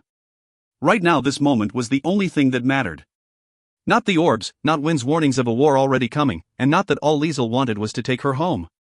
Asterisk. Chap watched Broughton's broad back and wondered how to rid himself of the aging assassin. No matter the end result, Broughton had intentionally used Liesel again, and Magyar this time, in a ploy of his own. And what angered Chap more was that Magyar still seemed willing to keep company with Broughton. She believed Broughton's thin excuse and obvious lie that he was here to protect her and her purpose. Chap settled upon the deck and lowered his head upon his paws. The crux was that he did not yet know Broughton's true agenda. He needed that to prove to Magyar that Broughton served only himself. He needed to learn Broughton's every secret, all the reasons why he was truly here. And worse, Chap remembered what Wynn had secretly revealed to him concerning the Orbs. Wynn was now under the protection of a preman named Hawes. And Hawes had theorized, from the way the first discovered orb of water had eaten the moisture from the icy stone cavern in which it was found, that each orb by its element might be able to do the same. Everything in existence was composed of those metaphoric elements, and if all orbs could be used at once and focused on one chosen target. Chap did not want to imagine what could be done with such a weapon as that. He kept eyeing the back of the old assassin, who was now at war with his own caste, with most aged father. Broughton could never be allowed to lay a hand on a single orb, or use one to go after the others that had already been retrieved. Broughton could not be there when the next orb was found, though until its location was known, removing him was not possible. Not until he'd been stripped of every secret. Until then Chap lingered in the dark. Asterisk. What was in a name? Everything. Broughton had not always believed this. The life of an Anmig balanced upon the invisible shifting line between life and death, whether it was that of oneself or another. Pragmatism was required in all things within silence and shadows. Even in youth, when he had first gone before the ancestors, he had no interest, let alone belief, in omens, portents, and fates. That had come later, under the tutelage of Quirin Ninne's mother, Leshel's grandmother, his beloved Eileen. But she had only nurtured what was seated in him on the night he went for name-taking in the ancestors' burial grounds. All who went in youth took a name by what they experienced there. The ancestors had not appeared to him as they had to Shelley Calhoun. The ancestors had not spoken to him as they had to Leshel. Lessier Layuk. All he had seen was a dog. A great mastiff with a near-black coat, so dark he did not see it at first, came snarling out of the shadowing oaks surrounding the tawny glowing tree called Roes Charmian. A broad, iron-spiked collar was buckled around its thick neck. It was a human war dog. And he was afraid. In a lunge, it snapped at him, kept coming, until it drove him away from the tree of his people's ancestors. Then it twisted and rolled upon the earth in a snarling mass until it tore the collar off and left it lying on the ground. The mastiff came at him again. He fled backward, farther and farther, until he stopped between the ringed oaks. It lunged in close enough to snap at his face in a sudden rise upon its hind legs. Awash in fear, he refused to yield any more ground. The mastiff turned away. It went to Roes Charmian, curled up with its head upon its huge paws, and went to sleep. None of this made sense, and he crept in on the dog below the tree. He was close enough that it could have pulled him down and killed him. The mastiff opened its eyes without a sound, looked up at him, and he froze. He did not dare take his eyes from its dark ones as he watched for any sign of an attack. Then the mastiff, with the glow of the tawny wood upon its dark coat, raised its great head and eyes to Roes Charmian. The mastiff settled into a peaceful sleep as if it had served its purpose. He had not understood what it had meant. Back then the dog seemed only the shadow of a father who had vehemently denounced his choice to seek a place among the Amyglac. Not even that would turn him from a life of service, and he chose a taken name out of spite. Broadenduve had not known then what was in a name. A name had purpose. Linolum, the child of sorrow, had become Shelley Calhoun, to a lost way. What that meant had yet to be seen, needed to be seen, regardless of the fact that she now hid behind the name of Wayfarer. Osha, the sudden breeze, had fallen from the ways of the Amyglac and bore a sort of a strange make, though it had been created from the same metal as the weapons and tools of an Amyglac. And with that, he had also returned with a handful of black feathers, now fletched to his arrow shafts, and 5 arrowheads made of the white metal. Even this Broadenduve did not yet understand. But he knew his name. Like the mastiff that turned upon him, he had turned upon his own and been branded a traitor by his own caste. Like the mastiff, he guarded something more precious than himself in breaking free of his master. Most aged father, that worm that ate the wood of his people, remained among them while Broadenduve had been driven from them. Still, this, too, had a purpose. Somewhere there was a way to end that sickness, that thing who would end his people for no other reasons besides paranoia and madness. There was no cost too high to stop that. Broadenduve, by his taken name, would follow this course, alone if need be and cast out like the dog in the dark. Epilogue. On the same night that Liesel, Magyar, and Shap escaped from Calmsea to sail for the Isle of Reedlead, Wyn Hydjort returned to the Guild of Sagecraft and took refuge in the main library. She missed her 3 friends, and Osha and Linolum, but greater concerns wouldn't let her rest. The others had gone in search of the Orb of Air. Her task was to remain and use the Guild's resources to locate the Orb of Spirit. She hadn't parted on good terms with Magyar, let alone Liesel or Chap, for she'd accepted the protection and companionship of a noble dead, Chane Andraso. Magyar might never understand or forgive that choice. The rift left Wyn with a weight she had to put aside. Chane had proven his worth time and again. She wouldn't part with him now simply because he was undead or even because of unforgivable things he had done in his past. Not even Shade, a Mai sent to guard her against the undead and worse, would have asked that of her now. They had a final orb to locate and retrieve. But upon returning to the keep this night, Wyn had badly needed a moment to herself or perhaps with just Shade. Wyn longed to sit among the books of the library in a moment of quiet relief, as if she were just a sage again. So she'd made her excuses to Chane, and he had politely agreed. Maybe he'd wanted time to himself as well. Now she sat in a chair on the first floor of the library, with Shade at her feet.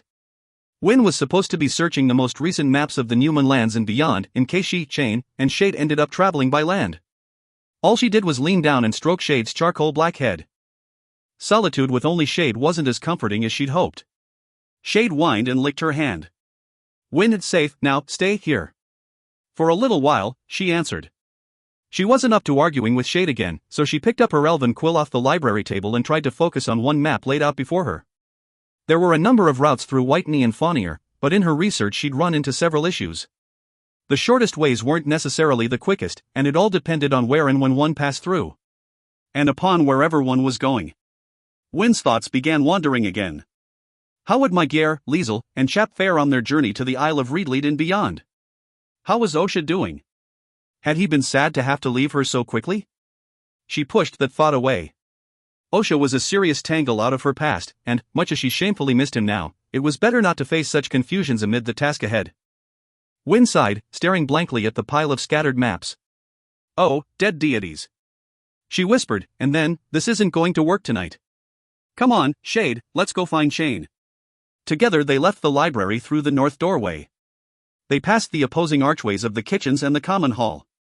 There in the great hearth at the common hall's rear still burned with low flames now that the hall was empty. Even that inviting sight didn't appeal to Wyn, with too many things on her mind that she didn't want to face. As if guessing, Shade trotted out ahead, and Wyn followed around the corner as they headed off for the main doors to the courtyard. Shade waited as Wyn pushed the left door open, and the dog slipped out ahead. But when Wyn followed, she found Shade had halted just outside. Wyn stopped instantly as well when she saw what Shade was staring at. 2 tall figures, a good distance apart in the courtyard, were facing each other. The closest of the two was Chane, his back to the doors. But there in the gatehouse tunnel's shadow stood a second tall figure, cloaked and hooded, with a strung bow over one shoulder with its handle forward. A quiver of black-feathered arrows protruded above his other shoulder next to the end of a long and narrow bundle strapped to his chest with twine. Wyn would have known him anywhere. Osha brushed back his hood. Flames in the great iron braziers upon the gatehouse above him made his white-blonde hair shimmer with flickers of fiery orange. Large amber eyes in his long, dark-toned face returned the same burning intensity as he fixed upon Chane. Osha was here and hadn't left with the others, and so was Chain. Osha shrugged his shoulder sharply. The bow slid off and dropped. He snatched its handle without even looking and raised it slightly, still eyeing Chain, though he hadn't yet reached for an arrow. Wynne fought to breathe, not knowing which of them she feared for the most.